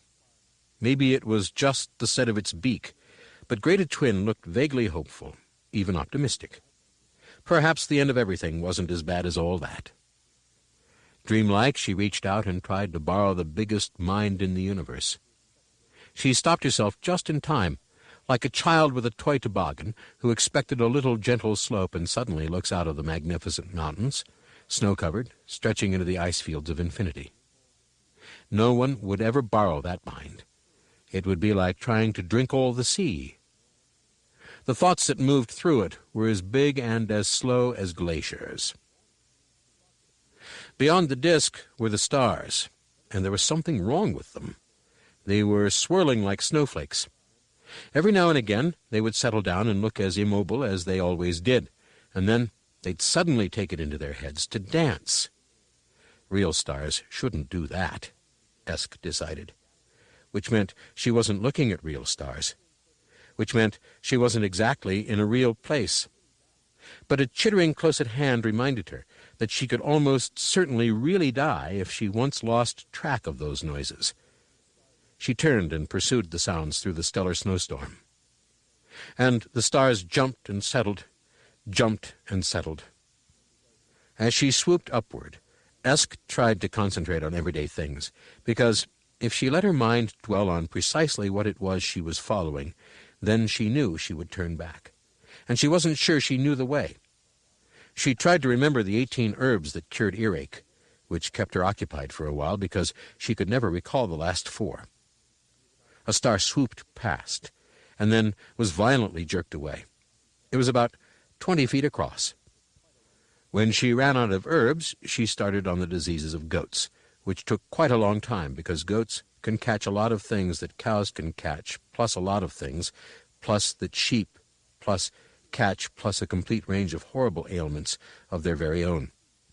When she had finished listing wooden udder, earwilt, and the octarine garget, she tried to recall the complex code of dots and lines that they used to cut in the trees around Badass so that lost villagers could find their way home on snowy nights.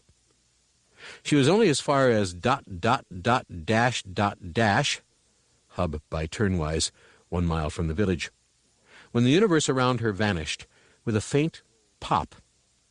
She fell forward, hit something hard and gritty, and rolled to a halt. The grittiness was sand. Fine, dry, cold sand. You could tell that, even if you dug down several feet, it would be just as cold and just as dry. Esk lay with her face in it for a moment, summoning the courage to look up. She could just see, a few feet away from her, the hem of someone's dress. Something's dress, she corrected herself. Unless it was a wing. It could be a wing, a particularly tatty and leathery one. Her eyes followed it up until she found a face, higher than a house, outlined against the starry sky. Its owner was obviously trying to look nightmarish, but had tried too hard.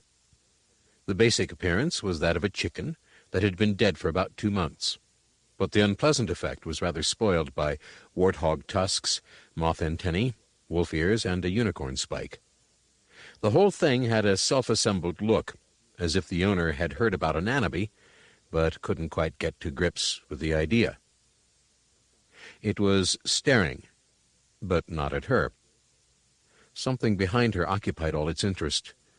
Esk turned her head very slowly. Simon was sitting cross-legged in the center of a circle of things. There were hundreds of them, as still and silent as statues, watching him with reptilian patience. There was something small and angular held in his cupped hands.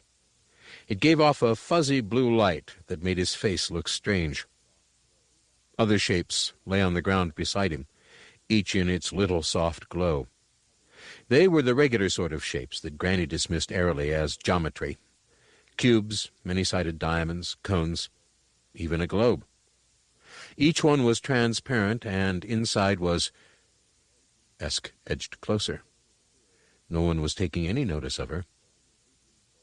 Inside a crystal sphere that had been tossed aside onto the sand floated a blue-green ball, crisscrossed with tiny white cloud patterns, and what could almost have been continents if anyone was silly enough to try to live on a ball. It might have been a sort of model, except something about its glow told Esk that it was quite real and probably very big, and not, in every sense, totally inside the sphere. She put it down very gently and sidled over to a 10-sided block in which floated a much more acceptable world. It was properly disc-shaped, but instead of the rimfall, there was a wall of ice, and instead of the hub, there was a gigantic tree, so big that its roots merged into mountain ranges. A prism beside it held another slowly turning disk, surrounded by little stars. But there were no ice walls around this one, just a red-gold thread that turned out on closer inspection to be a snake big enough to encircle a world. For reasons best known to itself, it was biting its own tail. Esk turned the prism over and over curiously, noticing how the little disk inside stayed resolutely upright. Simon giggled softly. Esk replaced the snake disk and peered carefully over his shoulder. He was holding a small glass pyramid. There were stars in it, and occasionally he would give it a little shake so that the stars swirled up like snow in the wind and then settled back in their places. Then he would giggle. And beyond the stars, it was the disk world. A grated twin no bigger than a small saucer toiled along under a world that looked like the work of an obsessive jeweler. Jiggle, swirl. Jiggle, swirl, giggle. There were already hairline cracks in the glass. Esk looked at Simon's blank eyes and then up into the hungry faces of the nearest things, and then she reached across and pulled the pyramid out of his hands and turned and ran. The things didn't stir as she scurried toward them, bent almost double, with the pyramid clasped tightly to her chest. But suddenly her feet were no longer running over the sand, and she was being lifted into the frigid air, and a thing with a face like a drowned rabbit turned slowly toward her and extended a talon. "You're not really here," Esk told herself. "It's only a sort of dream, what Granny calls an analogy. You can't really be hurt.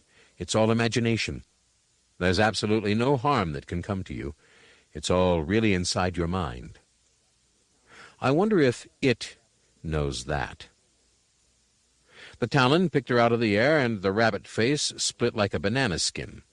There was no mouth, just a dark hole, as if the thing was itself an opening to an even worse dimension, a place by comparison with which freezing sand and moonless moonlight would be a jolly afternoon at the seaside.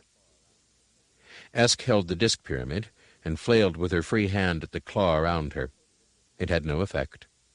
The darkness loomed over her, a gateway to total oblivion.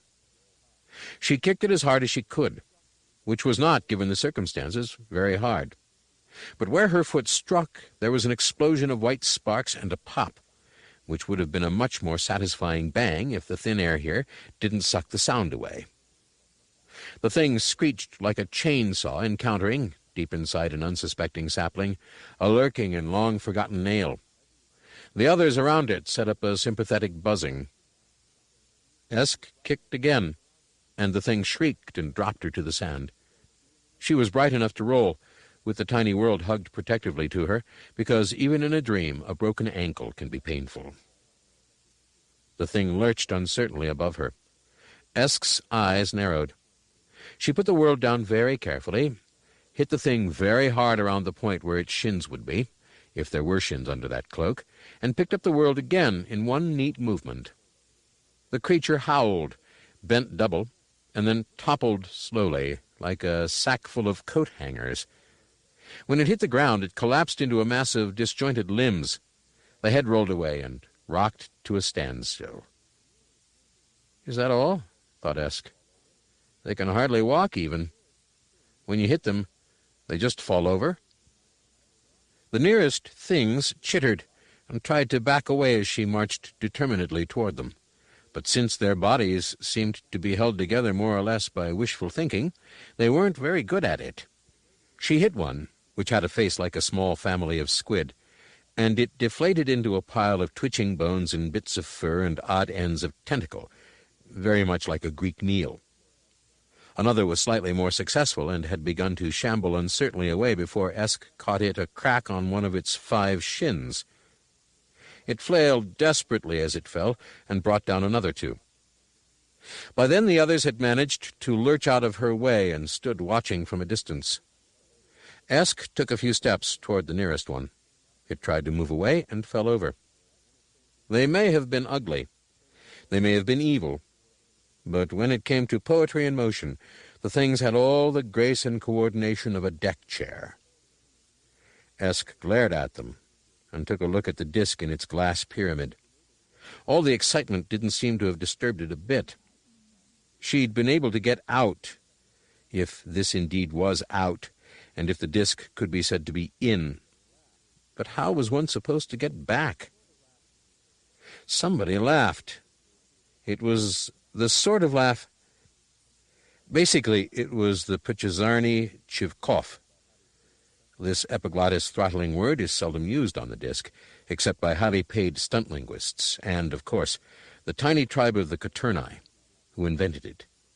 It has no direct synonym, although the Kamhuli word squirnt, the feeling upon finding that the previous occupant of the privy has used all the paper, begins to approach it in general depth of feeling. The closest translation is as follows: the nasty little sound of a sword being unsheathed right behind one at just the point when one thought one had disposed of one's enemies. Although Coturni speakers say that this does not convey the cold, sweating, heart-stopping, gut-freezing sense of the original. It was that kind of laugh. Esk turned around slowly. Simon drifted toward her across the sand, with his hands cupped in front of him. His eyes were tight shut. "Did you really think it would be as easy as that?" he said. Or something said. It didn't sound like Simon's voice, but like dozens of voices speaking at once. "Simon?" she said uncertainly. "He is of no further use to us," said the thing with Simon's shape. "He has shown us the way, child. Now give us our property." Esk backed away. "I don't think it belongs to you," she said, "whoever you are." The face in front of her opened its eyes.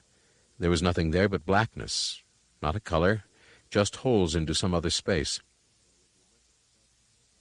"We could say that if you gave it to us, we would be merciful. We could say we would let you go from here in your own shape. But there wouldn't really be much point in us saying that, would there?" "I wouldn't believe you," said Esk. "Well, then." The Simon thing grinned. "You're only putting off the inevitable," it said. "Suits me. We could take it away." "Take it, then." "But I don't think you can. You can't take anything unless it's given to you, can you?" They circled round.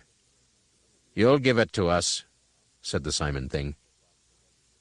Some of the other things were approaching now, striding back across the desert with horrible, jerky motions. "You'll get tired," it continued. "We can wait. We're very good at waiting." It made a feint to the left, but Esk swung around to face it. "That doesn't matter," she said. "I'm only dreaming this, and you can't get hurt in dreams." The thing paused and looked at her with its empty eyes. "Have you got a word in your world? I think it's called psychosomatic." "Never heard of it," snapped Esk. "It means you can get hurt in your dreams. And what is so interesting is that if you die in your dreams, you stay here. That would be nice." Esk glanced sideways at the distant mountains, sprawled on the chilly horizon like melted mud pies. There were no trees, not even any rocks, just sand and cold stars, and she felt the movement rather than heard it, and turned with the pyramid held between her hands like a club. It hit the Simon thing in mid-leap with a satisfying thump, but as soon as it hit the ground, it somersaulted forward and bounced upright with unpleasant ease. But it had heard her gasp and had seen the brief pain in her eyes. It paused. "Ah, that hurt you, did it not? You don't like to see another one suffer, yes? Not this one, it seems." It turned and beckoned, and two of the tall things lurched over to it and gripped it firmly by the arms. Its eyes changed. The darkness faded, and then Simon's own eyes looked out of his face. He stared up at the things on either side of him and struggled briefly, but one had several pairs of tentacles wrapped around his wrist, and the other was holding his arm in the world's largest lobster claw. Then he saw Esk, and his eyes fell to the little glass pyramid. "Run away," he hissed. "Take it away from here. Don't let them get it." He grimaced as the claw tightened on his arm. "Is this a trick?" said Esk. "Who are you really?" "Don't you recognize me?" he said wretchedly. "What are you doing in my dream?" "If this is a dream, then I'd like to wake up, please," said Esk. "Listen, you must run away now, do you understand? Don't stand there with your mouth open." "Give it to us," said a cold voice inside Esk's head.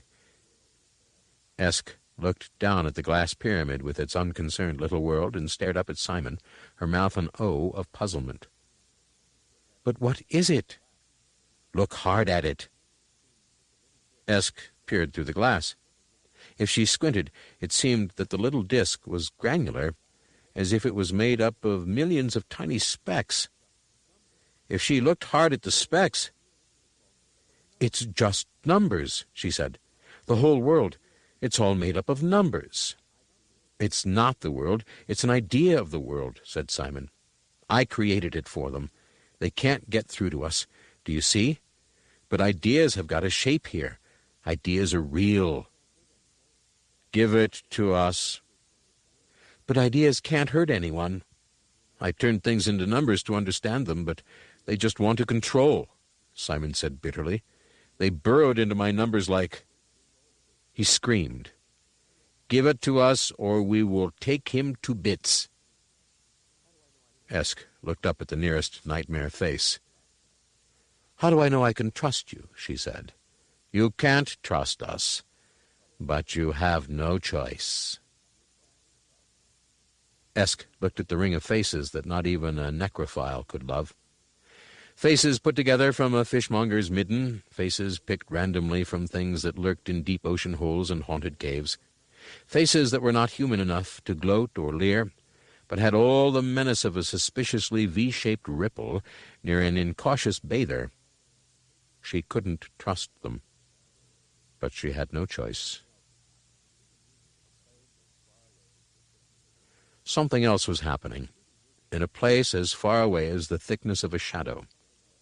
The student wizards had run back to the great hall, where Cut-Angle and Granny Weatherwax were still locked in the magical equivalent of Indian arm wrestling. The flagstones under Granny were half-melted and cracked, and the table behind Cut-Angle had taken root, and already bore a rich crop of acorns. One of the students had earned several awards for bravery by daring to tug at Cut-Angle's cloak, and now they were crowded into the narrow room, looking at the two bodies. Cut-Angle summoned doctors of the body and doctors of the mind, and the room buzzed with magic as they got to work. Granny tapped him on the shoulder. "A word in your ear, young man," she said. "Hardly young, madam," sighed Cut-Angle. "Hardly young." He felt drained. It had been decades since he'd dueled in magic, although it was common enough among students. He had a nasty feeling that Granny would have won eventually. Fighting her was like swatting a fly on your own nose. He couldn't think what had come over him to try it. Granny led him out into the passage and around the corner to a window seat. She sat down, leaning her broomstick against the wall. Rain drummed heavily on the roofs outside, and a few zigzags of lightning indicated a storm of ram-top proportions approaching the city. "That was quite an impressive display," she said. "You nearly won once or twice there." "Oh," said Cut-Angle, brightening up. "Do you really think so?" Granny nodded. Cut-Angle patted at various bits of his rope until he located a tarry bag of tobacco and a roll of paper. His hands shook as he fumbled a few shreds of second-hand pipeweed into a skinny homemade. He ran the wretched thing across his tongue and barely moistened it. Then a dim remembrance of propriety welled up in the back of his mind. He said, "Do you mind if I smoke?" Granny shrugged. Cut-Angle struck a match on the wall and tried desperately to navigate the flame and the cigarette into approximately the same position. Granny gently took the match from his trembling hand and lit it for him. Cut-Angle sucked on the tobacco, had a ritual cough, and settled back, the glowing end of the roll-up the only light in the dim corridor. "They've gone wandering," said Granny at last. "I know," said Cut-Angle. "Your wizards won't be able to get them back." "I know that, too." "They might get something back, though." "I wish you hadn't said that." There was a pause while they contemplated what might come back, inhabiting living bodies, acting almost like the original inhabitants. "It's probably my fault," they said in unison, and stopped in astonishment. "You first, madam," said Cut-Angle.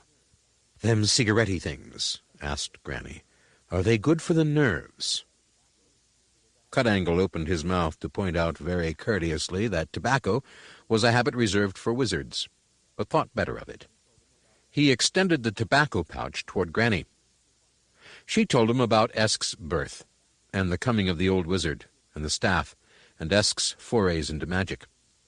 By the time she had finished, she had succeeded in rolling a tight, thin cylinder that burned with a small blue flame and made her eyes water. "I don't know that shaky nerves wouldn't be better," she wheezed.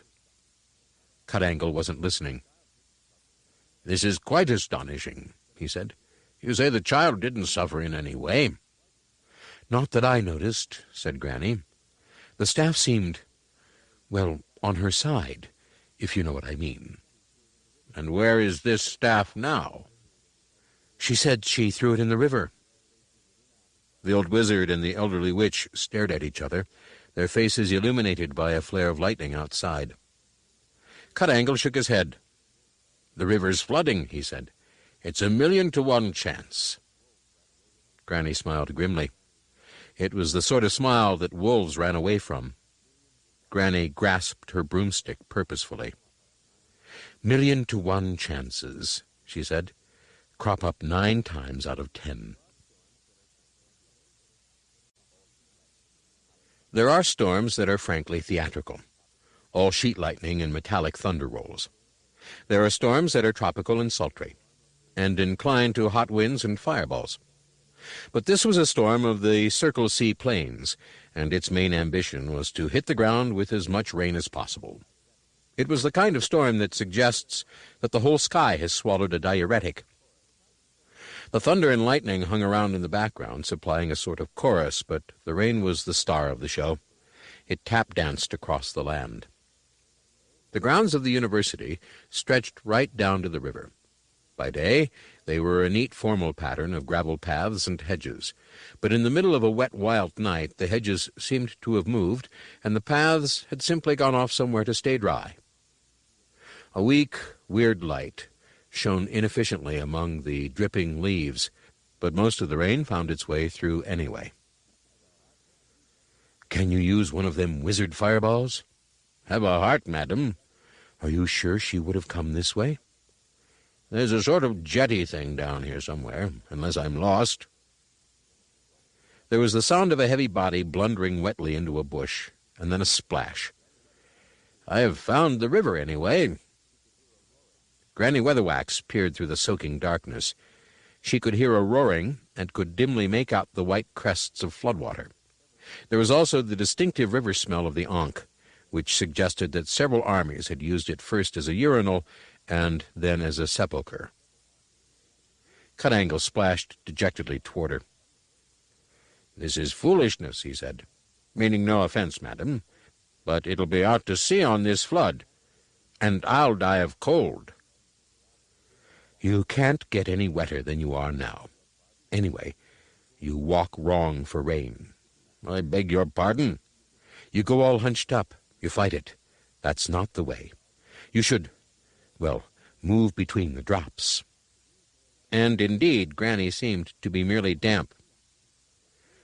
"I'll bear that in mind. Come on, madam. It's me for a roaring fire and a glass of something hot and wicked." Granny sighed. "I don't know. Somehow I expect to see it sticking out of the mud or something, not just all this water." Cut-Angle patted her gently on the shoulder. "There may be something else we can do," he began, and was interrupted by a zip of lightning and another roll of thunder. "I said maybe there's something—" he began again. "What was that I saw?" demanded Granny. "What was what?" said Cut-Angle, bewildered. "Give me some light." The wizard sighed wetly and extended a hand. A bolt of golden fire shot out across the foaming water and hissed into oblivion. "There," said Granny triumphantly. "It's just a boat," said Cut-Angle. "The boys use them in the summer." He waded after Granny's determined figure as fast as he could. "You can't be thinking of taking it out on a night like this," he said. "It's madness." Granny slithered along the wet planking of the jetty, which was already nearly under water. "You don't know anything about boats," Cut-Angle protested. "I shall have to learn quickly, then," replied Granny calmly. "But I haven't been in a boat since I was a boy." "I wasn't actually asking you to come. Does the pointy bit go in front?" Cut-Angle moaned. "This is all very creditable," he said, "but perhaps we can wait till morning." A flash of lightning illuminated Granny's face. "Perhaps not," Cut-Angle conceded. He lumbered along the jetty and pulled the little rowing boat toward him. Getting in was a matter of luck, but he managed it eventually, fumbling with the painter in the darkness. The boat swung out into the flood and was carried away, spinning slowly.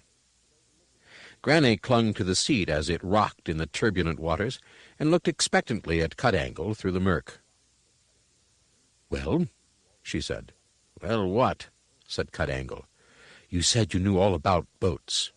"No, I said you didn't." "Oh."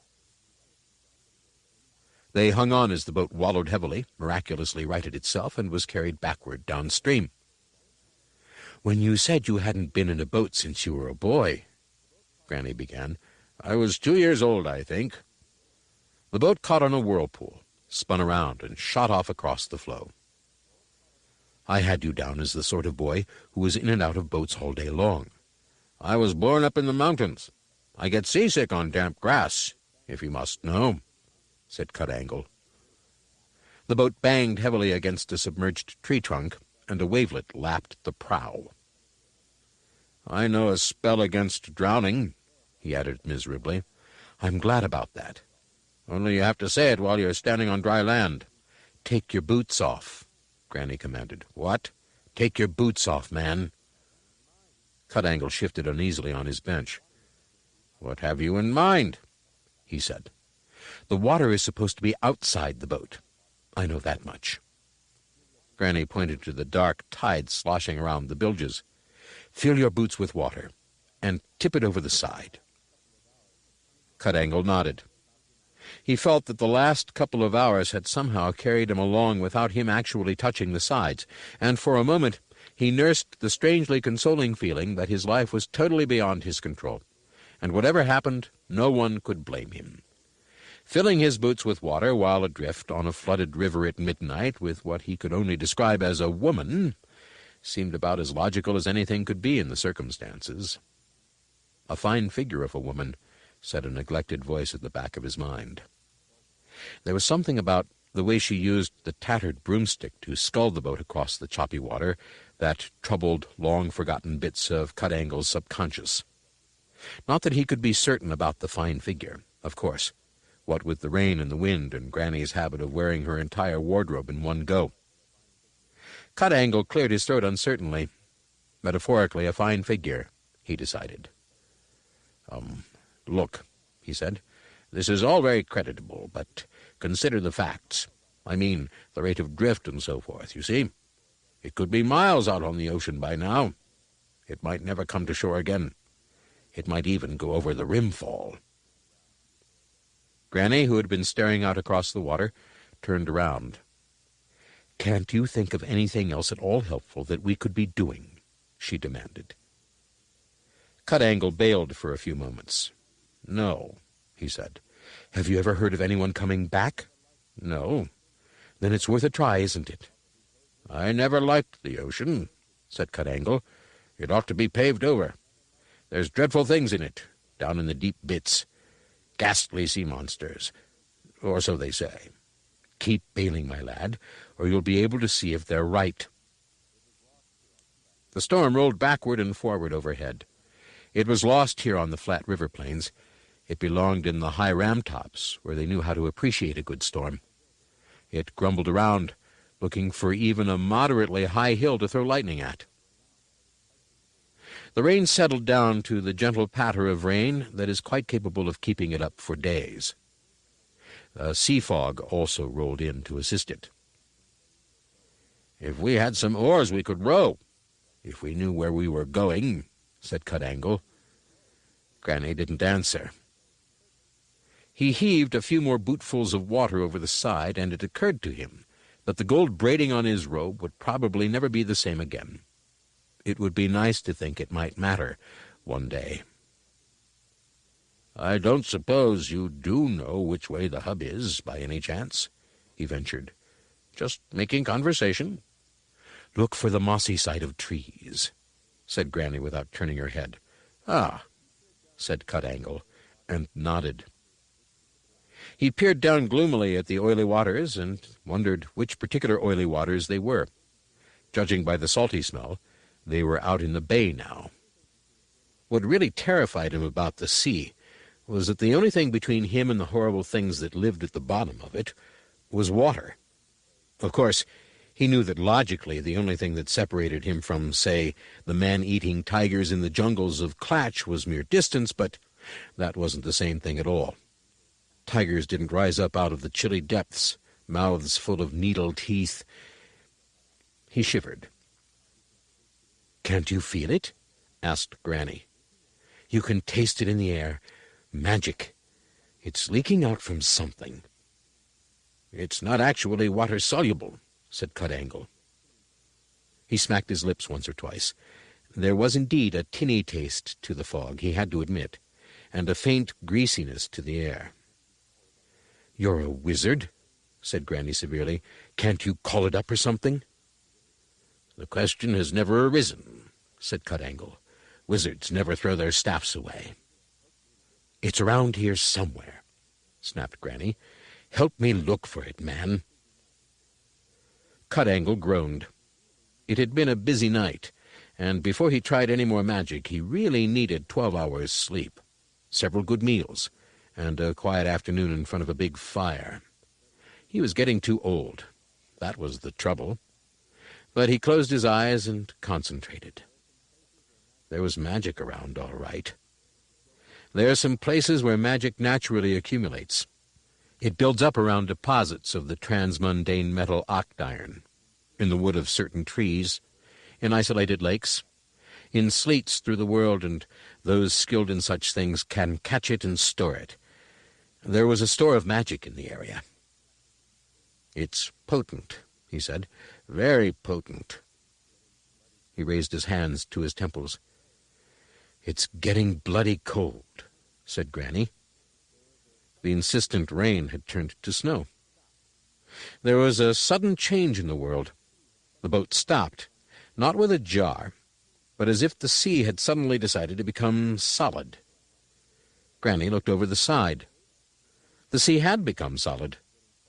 The sound of the waves was coming from a long way away, and getting farther away all the time. She leaned over the side of the boat and tapped on the water. "Ice," she said. The boat was motionless in an ocean of ice. It creaked ominously. Cut-Angle nodded slowly. "It makes sense," he said. "If they are where we think they are, then it's very cold.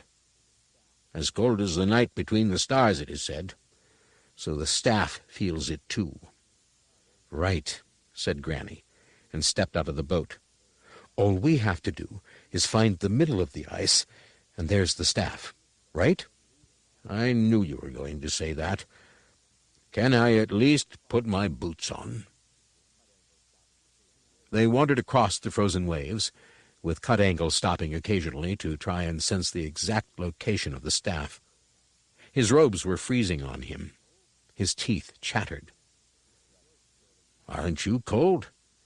he said to Granny, whose dress fairly crackled as she walked. "I'm cold," she conceded. "I just ain't shivering." "We used to have winters like this when I was a lad," said Cut-Angle, blowing on his fingers. "It doesn't snow in Ankh. Hardly." "Really?" said Granny, peering ahead through the freezing fog. "There was snow on the tops of the mountains all year round, I recall. Oh, you don't get temperatures like you did when I was a boy. At least, until now," he added, stamping his feet on the ice. It creaked menacingly, reminding him that it was all that lay between him and the bottom of the sea. He stamped again, as softly as possible. "What mountains were these?" asked Granny. "Oh, the Ramtops. Up toward the hub, in fact. Place called Brass Neck." Granny's lips moved. Cut Angle," she said softly. "Any relation to old Octur Cut Angle? Used to live in a big old house under Leaping Mountain. Had a lot of sons." "My father? How on disk do you know that?" "I was raised up there," said Granny, resisting the temptation merely to smile knowingly. "Next valley. Badass. I remember your mother. Nice woman. Kept brown and white chickens. I used to go up there to buy eggs for me ma'am. That was before I was called to witching, of course." "I don't remember you," said Cut Angle. "Of course, it was a long time ago.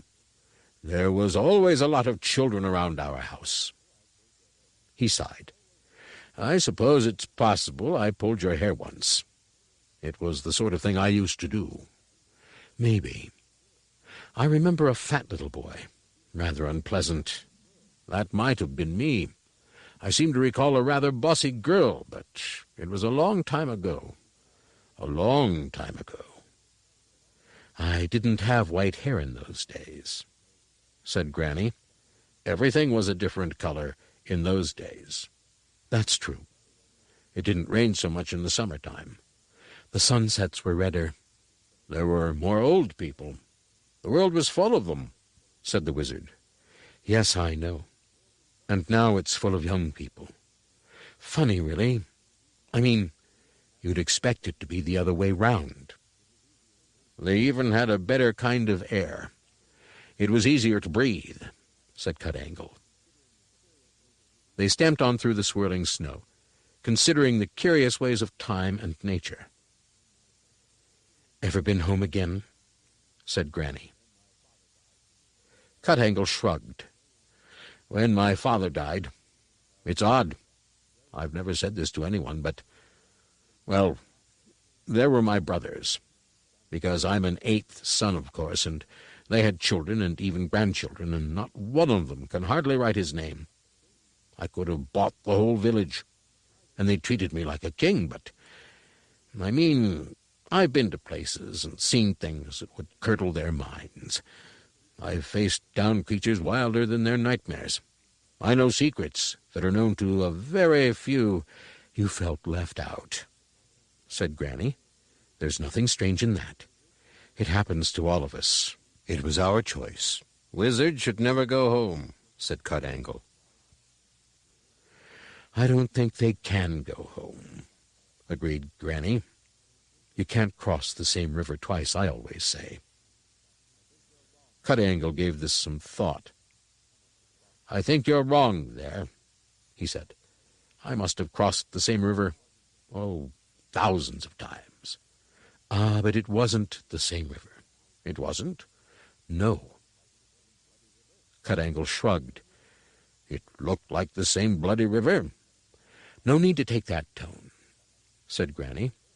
"I don't see why I should listen to that sort of language from a wizard who can't even answer letters."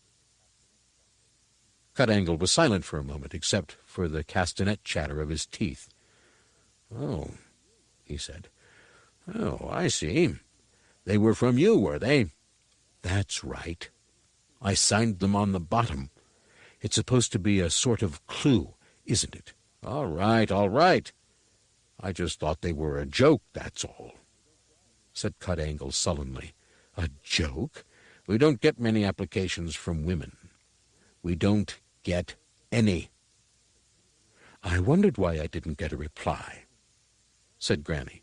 "I threw them away, if you must know." "You could at least have— There it is." Where? "Oh, there." The fog parted, and they now saw it clearly. A fountain of snowflakes, an ornamental pillar of frozen air, and below it, the staff wasn't locked in ice, but lay peacefully in a seething pool of water. One of the unusual aspects of a magical universe is the existence of opposites. It has already been remarked that darkness isn't the opposite of light. It is simply the absence of light. In the same way, absolute zero is merely the absence of heat. If you want to know what real cold is, the cold so intense that water can't even freeze, but anti-boils, look no further than this pool. They looked in silence for some seconds, their bickering forgotten. Then Cut-Angle said slowly, "If you stick your hand in that, your fingers'll snap like carrots." "Do you think you can lift it out by magic?" said Granny. Cut-Angle started to pat his pockets and eventually produced his roll-up bag. With expert fingers, he shredded the remains of a few dog-ends into a fresh paper and licked it into shape, without taking his eyes off the staff. "No," he said, "but I'll try anyway." He looked longingly at the cigarette and then poked it behind his ear. He extended his hands, fingers splayed, and his lips moved soundlessly as he mumbled a few words of power. The staff spun in its pool and then rose gently away from the ice, where it immediately became the center of a cocoon of frozen air. Cut-Angle groaned with the effort. Direct levitation is the hardest of the practical magics because of the ever-present danger of the well-known principles of action and reaction, which means that a wizard attempting to lift a heavy item by mind power alone faces the prospect of ending up with his brains in his boots. "Can you stand it upright?" said Granny. With great delicacy, the staff turned slowly in the air until it hung in front of Granny a few inches above the ice. Frost glittered on its carvings, but it seemed to Cut-Angle, through the red haze of migraine that hovered in front of his eyes, to be watching him, resentfully. Granny adjusted her hat and straightened up purposefully. "Right," she said. Cut-Angle swayed. The tone of voice cut through him like a diamond saw. He could dimly remember being scolded by his mother when he was small. Well, this was that voice, only refined and concentrated and edged with little bits of carborundum, a tone of command that would have a corpse standing to attention and could probably have marched it halfway across its cemetery before it remembered it was dead. Granny stood in front of the hovering staff, almost melting its icy covering by the sheer anger in her gaze. "This is your idea of proper behavior, is it? Lying around on the sea while people die? Oh, very well done." She stomped around in a semicircle. To Cut-Angle's bewilderment, the staff turned to follow her. "So you were thrown away," snapped Granny. "So what? She's hardly more than a child. And children throw us all away sooner or later. Is this loyal service? Have you no shame, lying around sulking when you could be of some use at last?" She leaned forward, her hooked nose a few inches from the staff. Cut-Angle was almost certain that the staff tried to lean backward out of her way. "Shall I tell you what happens to wicked staffs?" she hissed. "If Esk is lost to the world, shall I tell you what I will do to you? You were saved from the fire once because you could pass on the hurt to her. Next time it won't be the fire." Her voice sank to a whiplash whisper. "First, it'll be the spokeshave, and then the sandpaper, and the auger, and the whittling knife." "I say, steady on," said Cut-Angle, his eyes watering. "And what's left I'll stake out in the woods for the fungus and the woodlice and the beetles. It could take years." The carvings writhed. Most of them had moved around the back, out of Granny's gaze. "Now," she said, "I'll tell you what I'm going to do. I'm going to pick you up, and we're all going back to the university, aren't we? Otherwise it's blunt saw time." She rolled up her sleeves and extended a hand. "Wizard," she said, "I shall want you to release it." Cut-Angle nodded miserably. "When I say now, now, now." Cut-Angle opened his eyes again. Granny was standing with her left arm extended full length in front of her, her hand clamped around the staff. The ice was exploding off it in gouts of steam. "Right," finished Granny, "and if this happens again, I shall be very angry. Do I make myself clear?" Cut-Angle lowered his hands and hurried toward her. "Are you hurt?" She shook her head. "It's like holding a hot icicle," she said. "Come on, we haven't got time to stand around chatting." "How are we going to get back?" "Oh, show some backbone, man, for goodness sake. We'll fly." Granny waved her broomstick. The Arch-Chancellor looked at it doubtfully. "On that?" "Of course. Don't wizards fly on their staffs? It's rather undignified." "If I can put up with that, so can you." "Yes, but is it safe?" Granny gave him a withering look. "Do you mean in the absolute sense?" she asked. "Or, say, compared with staying behind on a melting ice floe?" "This is the first time I have ever ridden on a broomstick," said Cut-Angle. "Really?" "I thought you just had to get on them and they flew," said the wizard. "I didn't know you had to do all that running up and down and shouting at them." "It's a knack," said Granny. "I thought they went faster," Cut-Angle continued, "and, to be frank, higher." "What do you mean, higher?" asked Granny, trying to compensate for the wizard's weight on the pillion as they turned back upriver. Like pillion passengers since the dawn of time, he persisted in leaning the wrong way. "Well, more sort of above the trees," said Cut-Angle, ducking as a dripping branch swept his hat away.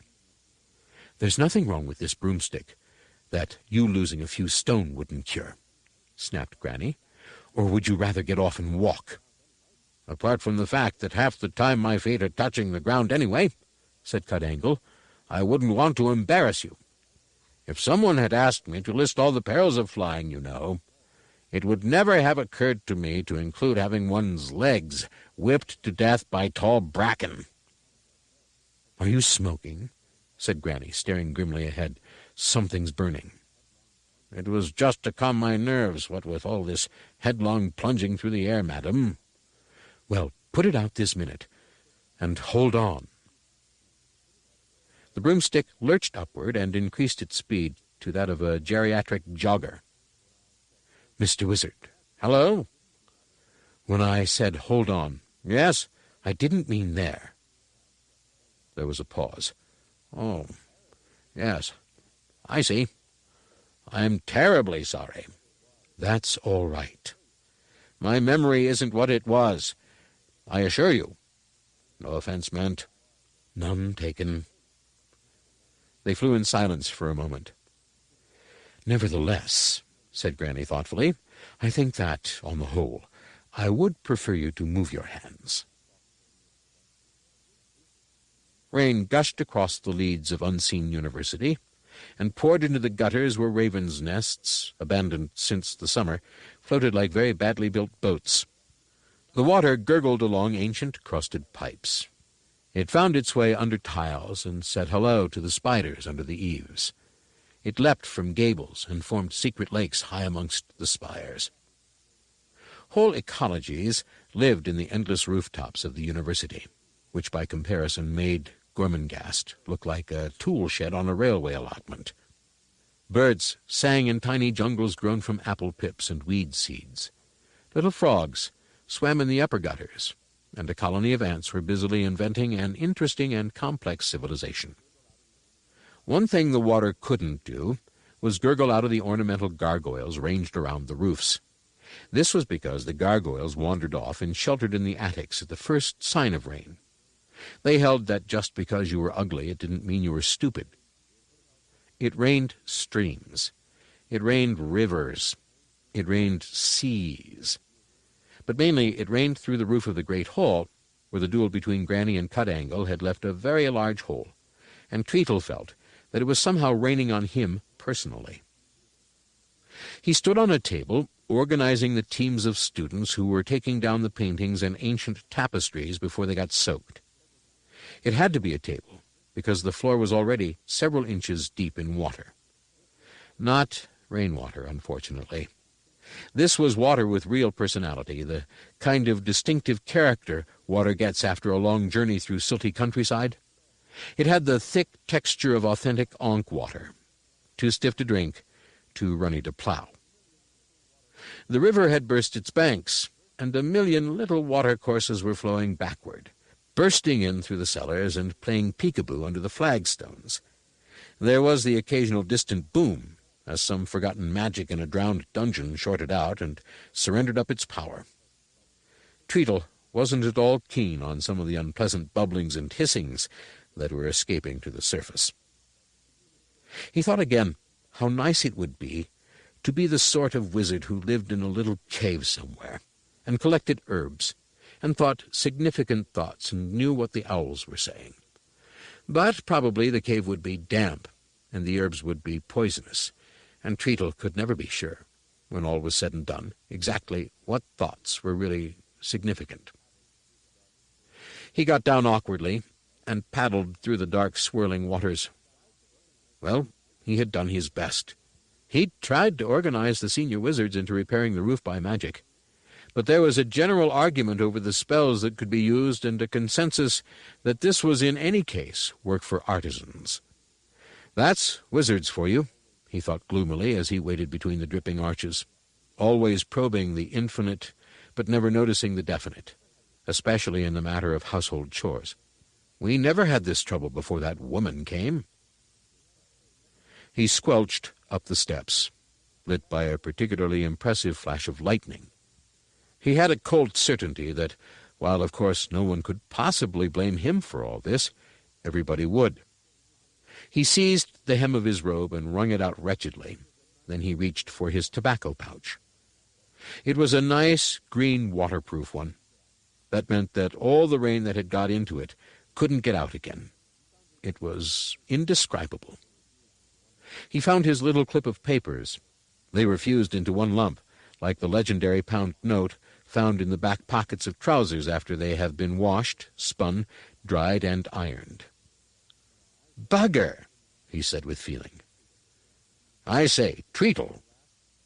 Treatle looked around. He had been the last to leave the hall, where even now some of the benches were beginning to float. Whirlpools and patches of bubble marked the spots where magic was leaking from the cellars, but there was no one to be seen. Unless, of course, one of the statues had spoken. They had been too heavy to move, and Treatle remembered telling the students that a thorough wash would probably do them good. He looked at their stern faces and regretted it. The statues of very powerful dead mages were sometimes more lifelike than statues had any right to be. Maybe he should have kept his voice down. "Yes?" he ventured, acutely aware of the stony stairs. "Up here, you fool." He looked up.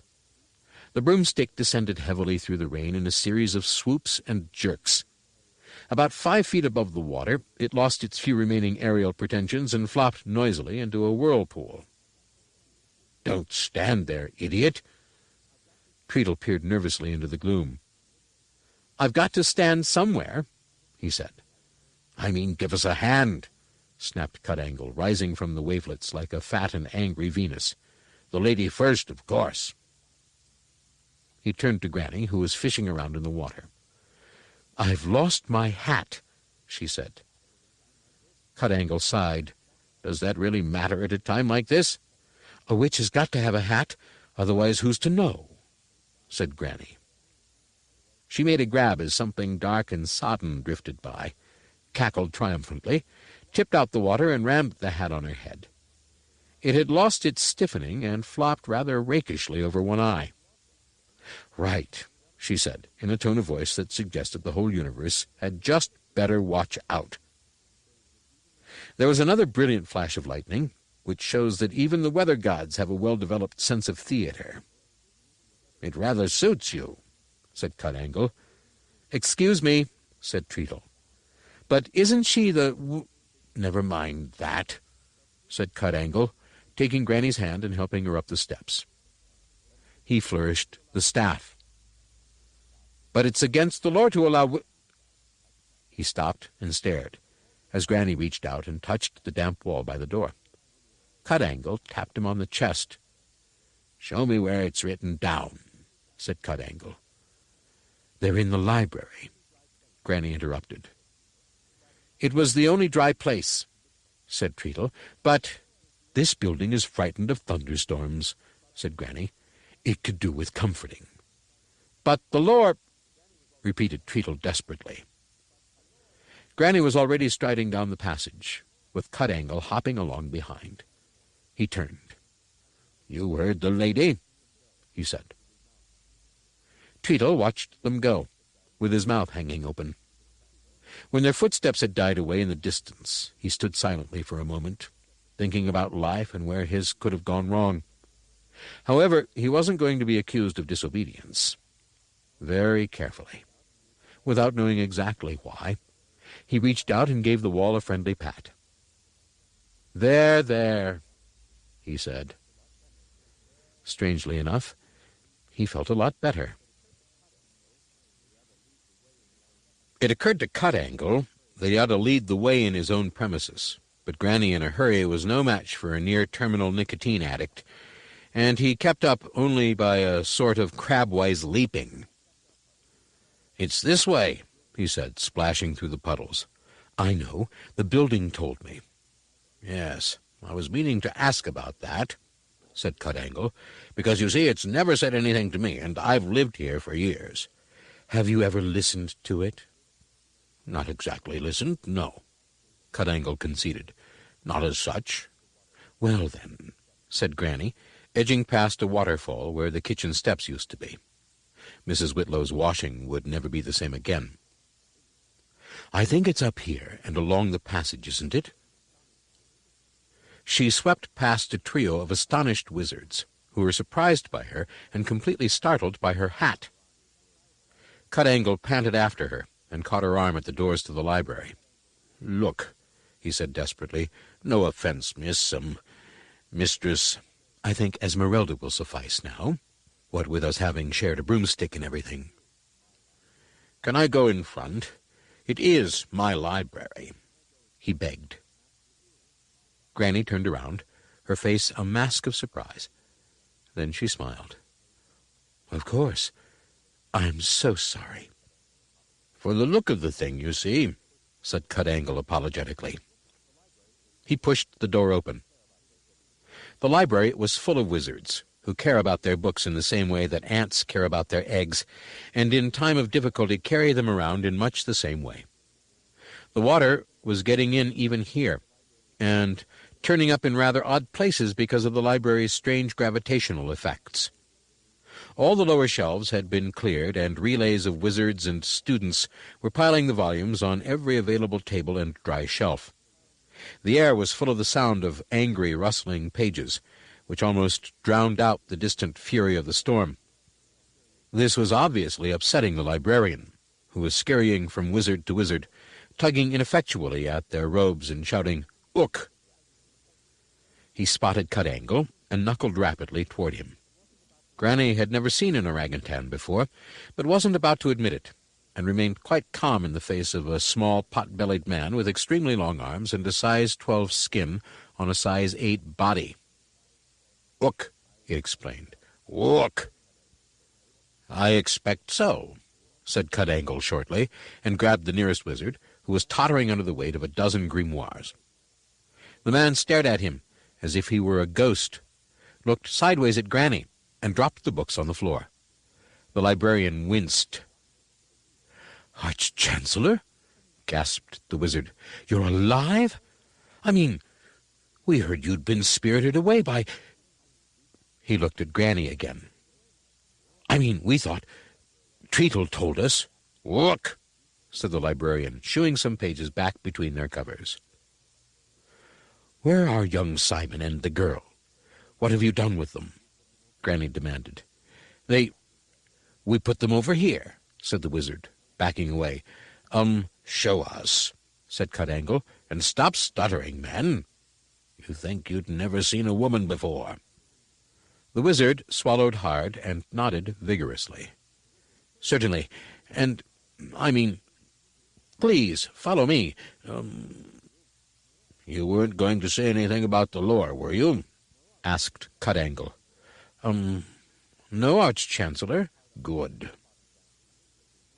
They followed hard on his trodden-down heels as he scurried between the toiling wizards, most of whom stopped working to stare as Granny strode past.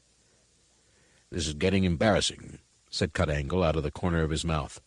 "I shall have to declare you an honorary wizard." Granny stared straight ahead, and her lips hardly moved. "You do," she hissed, "and I will declare you an honorary witch." Cut-Angle's mouth snapped shut. Esk and Simon were lying on a table in one of the side reading rooms, with half a dozen wizards watching over them. They drew back nervously as the trio approached, with the librarian swinging along behind. "I've been thinking," said Cut-Angle. "Surely it would be better to give the staff to Simon. He is a wizard, and—" "Over my dead body," said Granny. "Yours, too. They're getting their power through him. Do you want to give them more?" Cut-Angle sighed. He had been admiring the staff.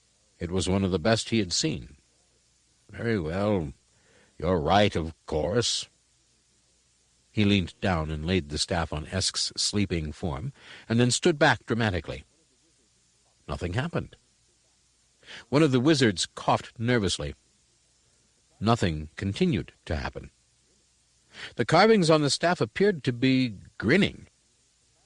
"It's not working," said Cut-Angle. "Is it? Look."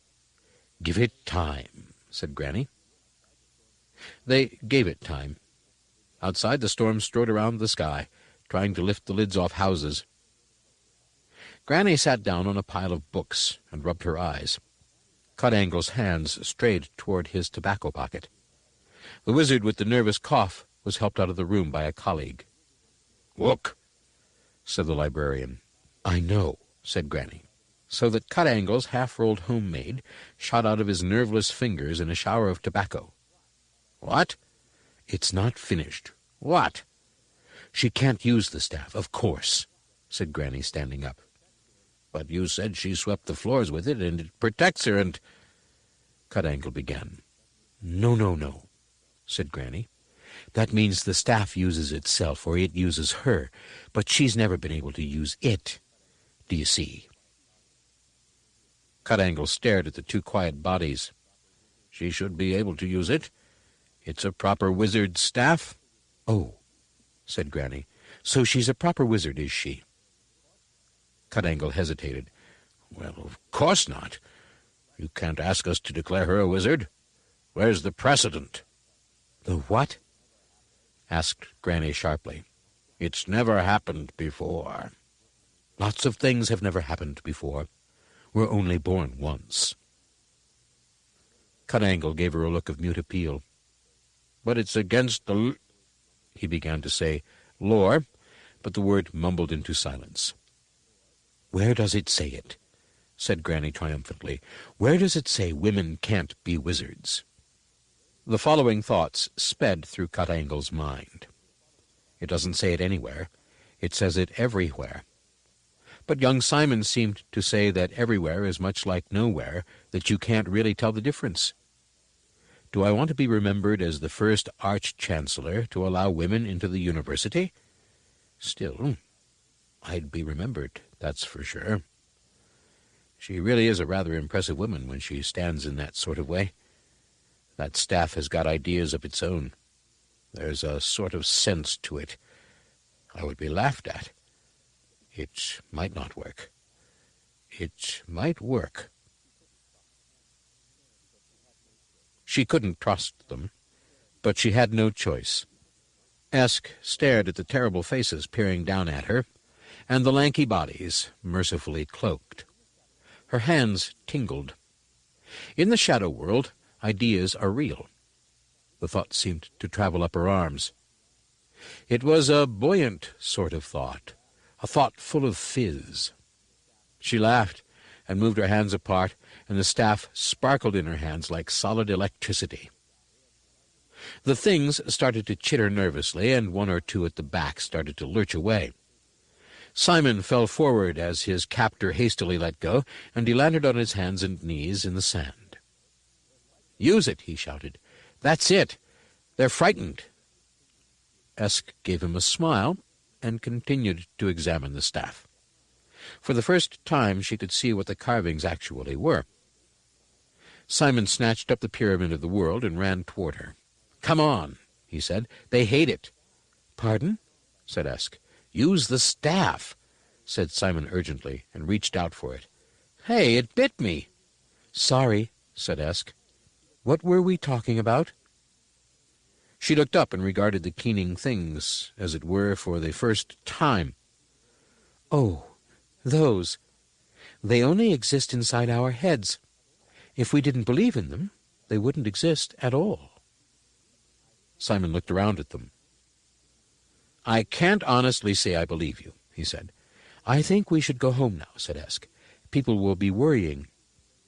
She moved her hands together, and the staff vanished, although for a moment her hands glowed as though they were cupped around a candle.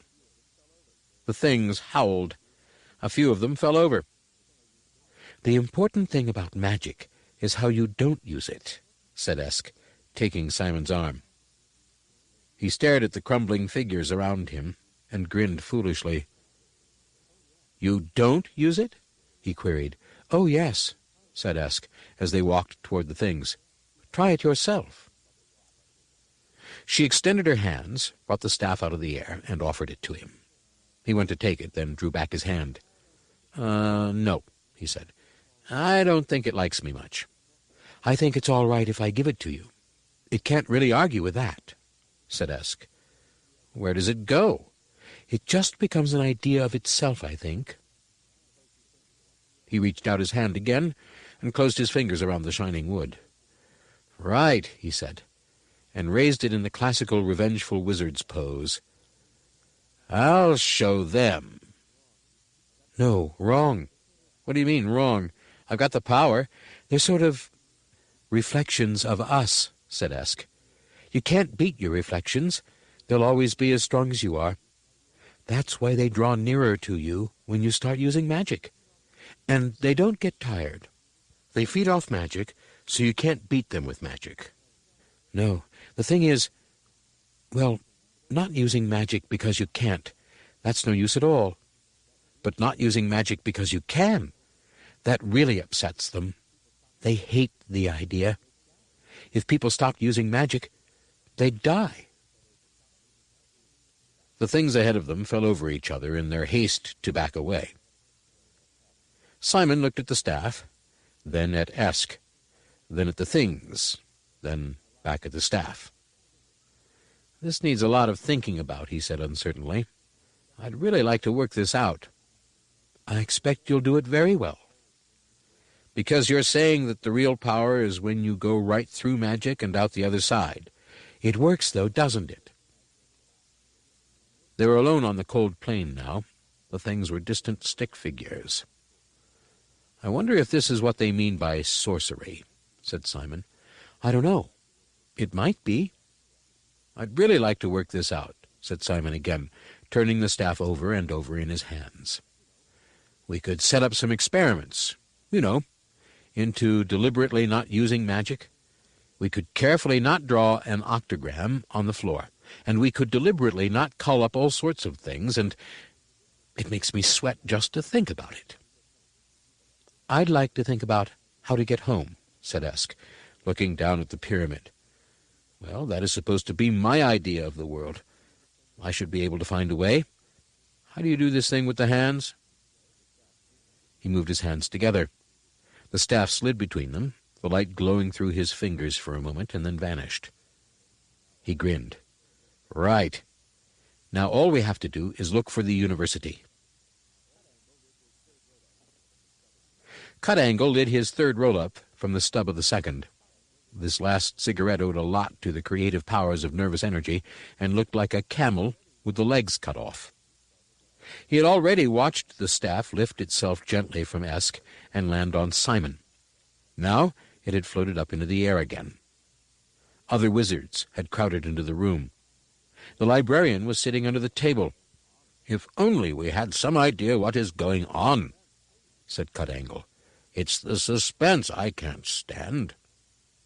"Think positively, man," snapped Granny, "and put out that bloody cigarette. I can't imagine anyone wanting to come back to a room that smells like a fireplace." As one man, the assembled College of Wizards turned their faces toward Cut-Angle expectantly. He took the smoldering mess out of his mouth and, with a glare that none of the assembled wizards cared to meet, trod it underfoot.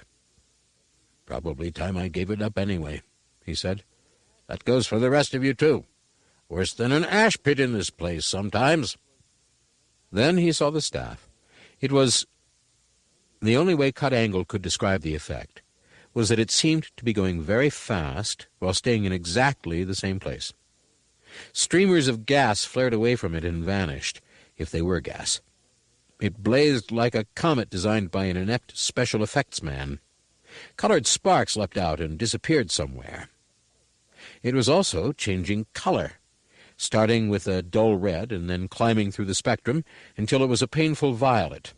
Snakes of white fire coruscated along its length.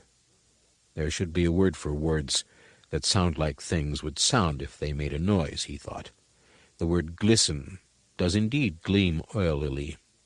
And if there was ever a word that sounded exactly the way sparks look as they creep across burned paper, or the way the lights of cities would creep across the world if the whole of human civilization was crammed into one night, then you couldn't do better than coruscate.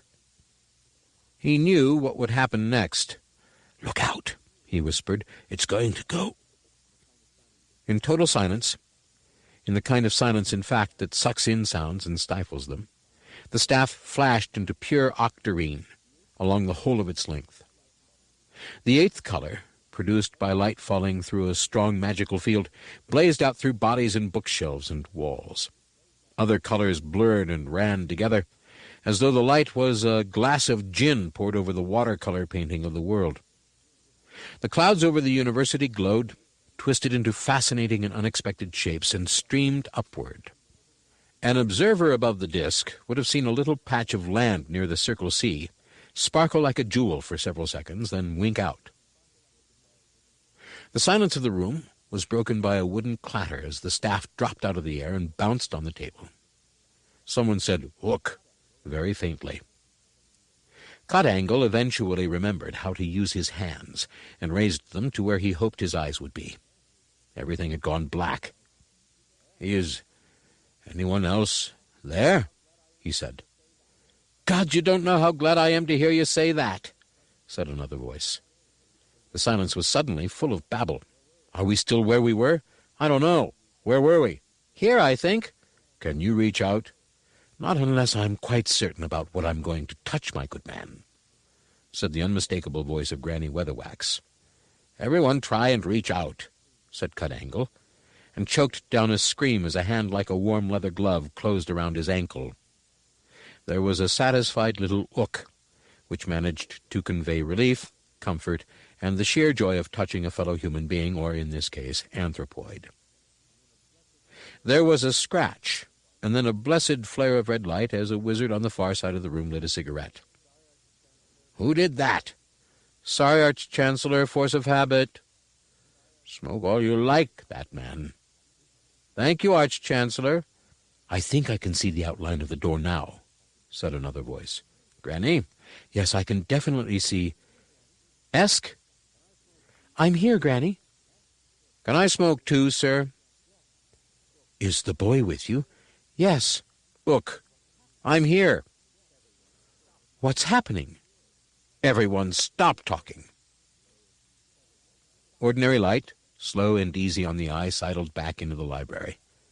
Esk sat up, dislodging the staff. It rolled under the table. She felt something slip over her eyes and reached up for it. "Just a moment," said Granny, darting forward. She gripped the girl's shoulders and peered into her eyes. "Welcome back," she said, and kissed her. Esk reached up and patted something hard on her head. She lifted it down to examine it.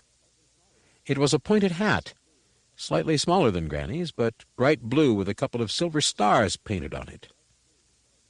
"A wizard hat?" she said. Cut-Angle stepped forward. Yes, he said, and cleared his throat. You see, we thought... It seemed... Anyway, when we considered it... "You're a wizard," said Granny simply. "The Arch-Chancellor changed the lore. Quite a simple ceremony, really." "There's the staff somewhere around here," said Cut-Angle. "I saw it fall down. Oh." He stood up with the staff in his hand and showed it to Granny. "I thought it had carvings on," he said. "This looks just like a stick." And that was a fact. The staff looked as menacing and potent as a piece of kindling. Esk turned the hat around in her hands, in the manner of one who, opening the proverbial brightly wrapped package, finds bath salts. "It's very nice," she said uncertainly. "Is that all you can say?" said Granny. "It's pointed, too." Somehow being a wizard didn't feel any different from not being a wizard. Simon leaned over. "Remember," he said, "you've got to have been a wizard. Then you can start looking on the other side, like you said."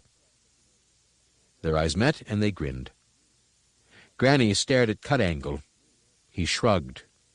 "Search me," he said. "What's happened to your stutter, boy?" "Seems to have gone, sir," said Simon brightly. "Must have left it behind, somewhere."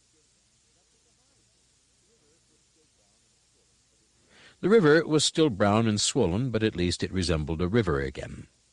It was unnaturally hot for late autumn, and across the whole of the lower part of Ankh-Morpork the steam rose from thousands of carpets and blankets put out to dry. The streets were filled with silt, which on the whole was an improvement. Ankh-Morpork's impressive civic collection of dead dogs had been washed out to sea. The steam also rose from the flagstones of the Arch-Chancellor's personal veranda, and from the teapot on the table. Granny lay back in an ancient cane chair and let the unseasonal warmth creep around her ankles. She idly watched a team of city ants, who had lived under the flagstones of the university for so long that the high levels of background magic had permanently altered their genes, ant handling a damp sugar lump down from the bowl onto a tiny trolley. Another group was erecting a matchstick gantry at the edge of the table. Granny may or may not have been interested to learn that one of the ants was Drum Billet, who had finally decided to give life another chance.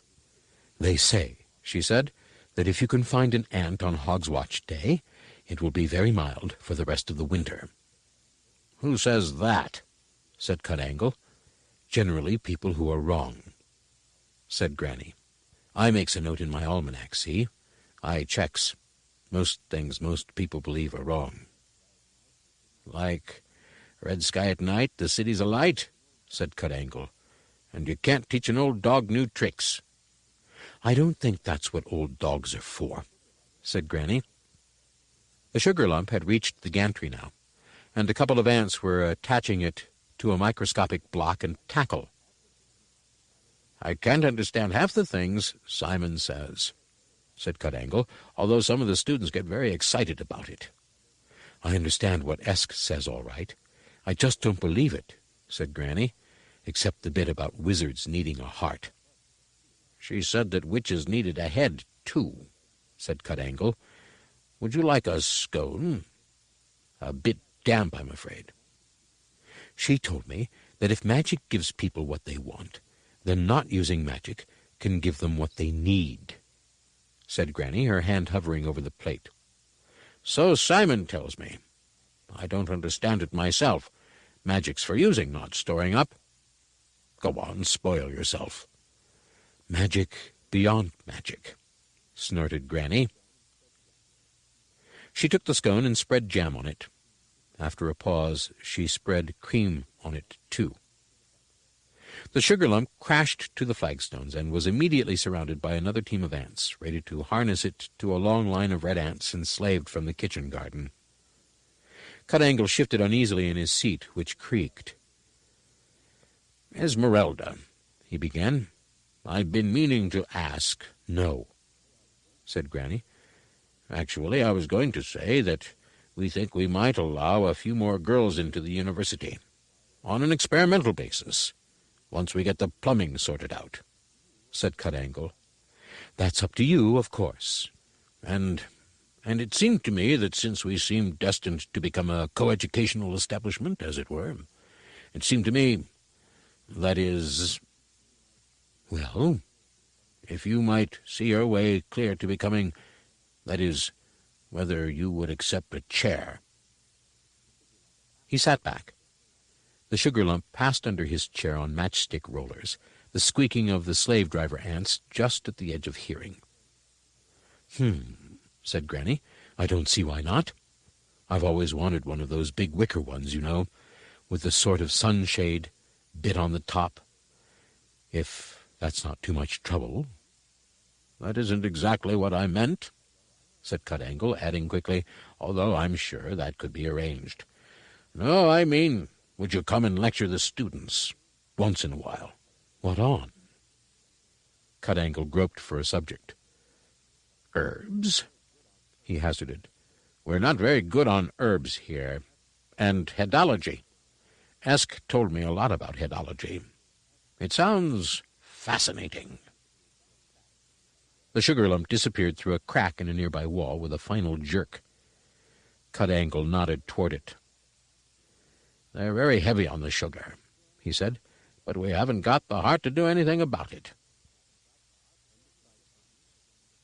Granny frowned, and then nodded across the haze over the city to the distant glitter of the snow on the ram-tops. "It's a long way," she said. "I can't be keeping on going backward and forward at my time of life." "We could buy you a much better broomstick," said Cut-Angle, "one you don't have to bump-start, and you could have a flat here, and all the old clothes you can carry," he added, using the secret weapon. He had wisely invested in some conversation with Mrs. Whitlow. "Humph," said Granny. "Silk, black and red," said Cut-Angle. An image of Granny in black and red silk trotted across his mind, and he bit heavily into his scone. "And maybe we can bring some students out to your cottage in the summer," Cut-Angle went on, "for extramural studies." "Who's extramural?" "I mean, there's lots they can learn, I'm sure." Granny considered this. Certainly the privy needed a good seeing to before the weather got too warm, and the goat shed was ripe for the mucking out by spring. Digging over the herb bed was a chore, too. The bedroom ceiling was a disgrace, and some of the tiles needed fixing. "Practical things?" she said thoughtfully. "Absolutely," said Cut-Angle. "Humph. Well, I'll think about it," said Granny, dimly aware that one should never go too far on a first date. "Perhaps you would care to dine with me this evening and let me know," said Cut-Angle, his eyes agleam. "What's to eat?" "Cold meat and potatoes." Mrs. Whitlow had done her work well. There was. Esk and Simon went on to develop a whole new type of magic that no one could exactly understand, but which, nevertheless, everyone considered very worthwhile and somehow comforting. Perhaps more importantly, the ants used all the sugar lumps they could steal to build a small sugar pyramid in one of the hollow walls, in which, with great ceremony, they entombed the mummified body of a dead queen. On the wall of one tiny hidden chamber they inscribed, in insect hieroglyphs, the true secret of longevity. They got it absolutely right, and it would probably have important implications for the universe if it hadn't, next time the university flooded, been completely washed away. End of Equal Rites, a novel of Discworld by Terry Pratchett. Terry, Pratchett. Read by David Hartley Margolin, in the studios of Talking Book Publishers, Incorporated, a supporting organization to the American Foundation for the Blind for the Library of Congress, November 2001. Published by Harper Paperbacks, a division of HarperCollins Publishers, 10 East 53rd Street, New York, New York, 100 22-5299. Further reproduction or distribution in other than a specialized format is prohibited. End of book.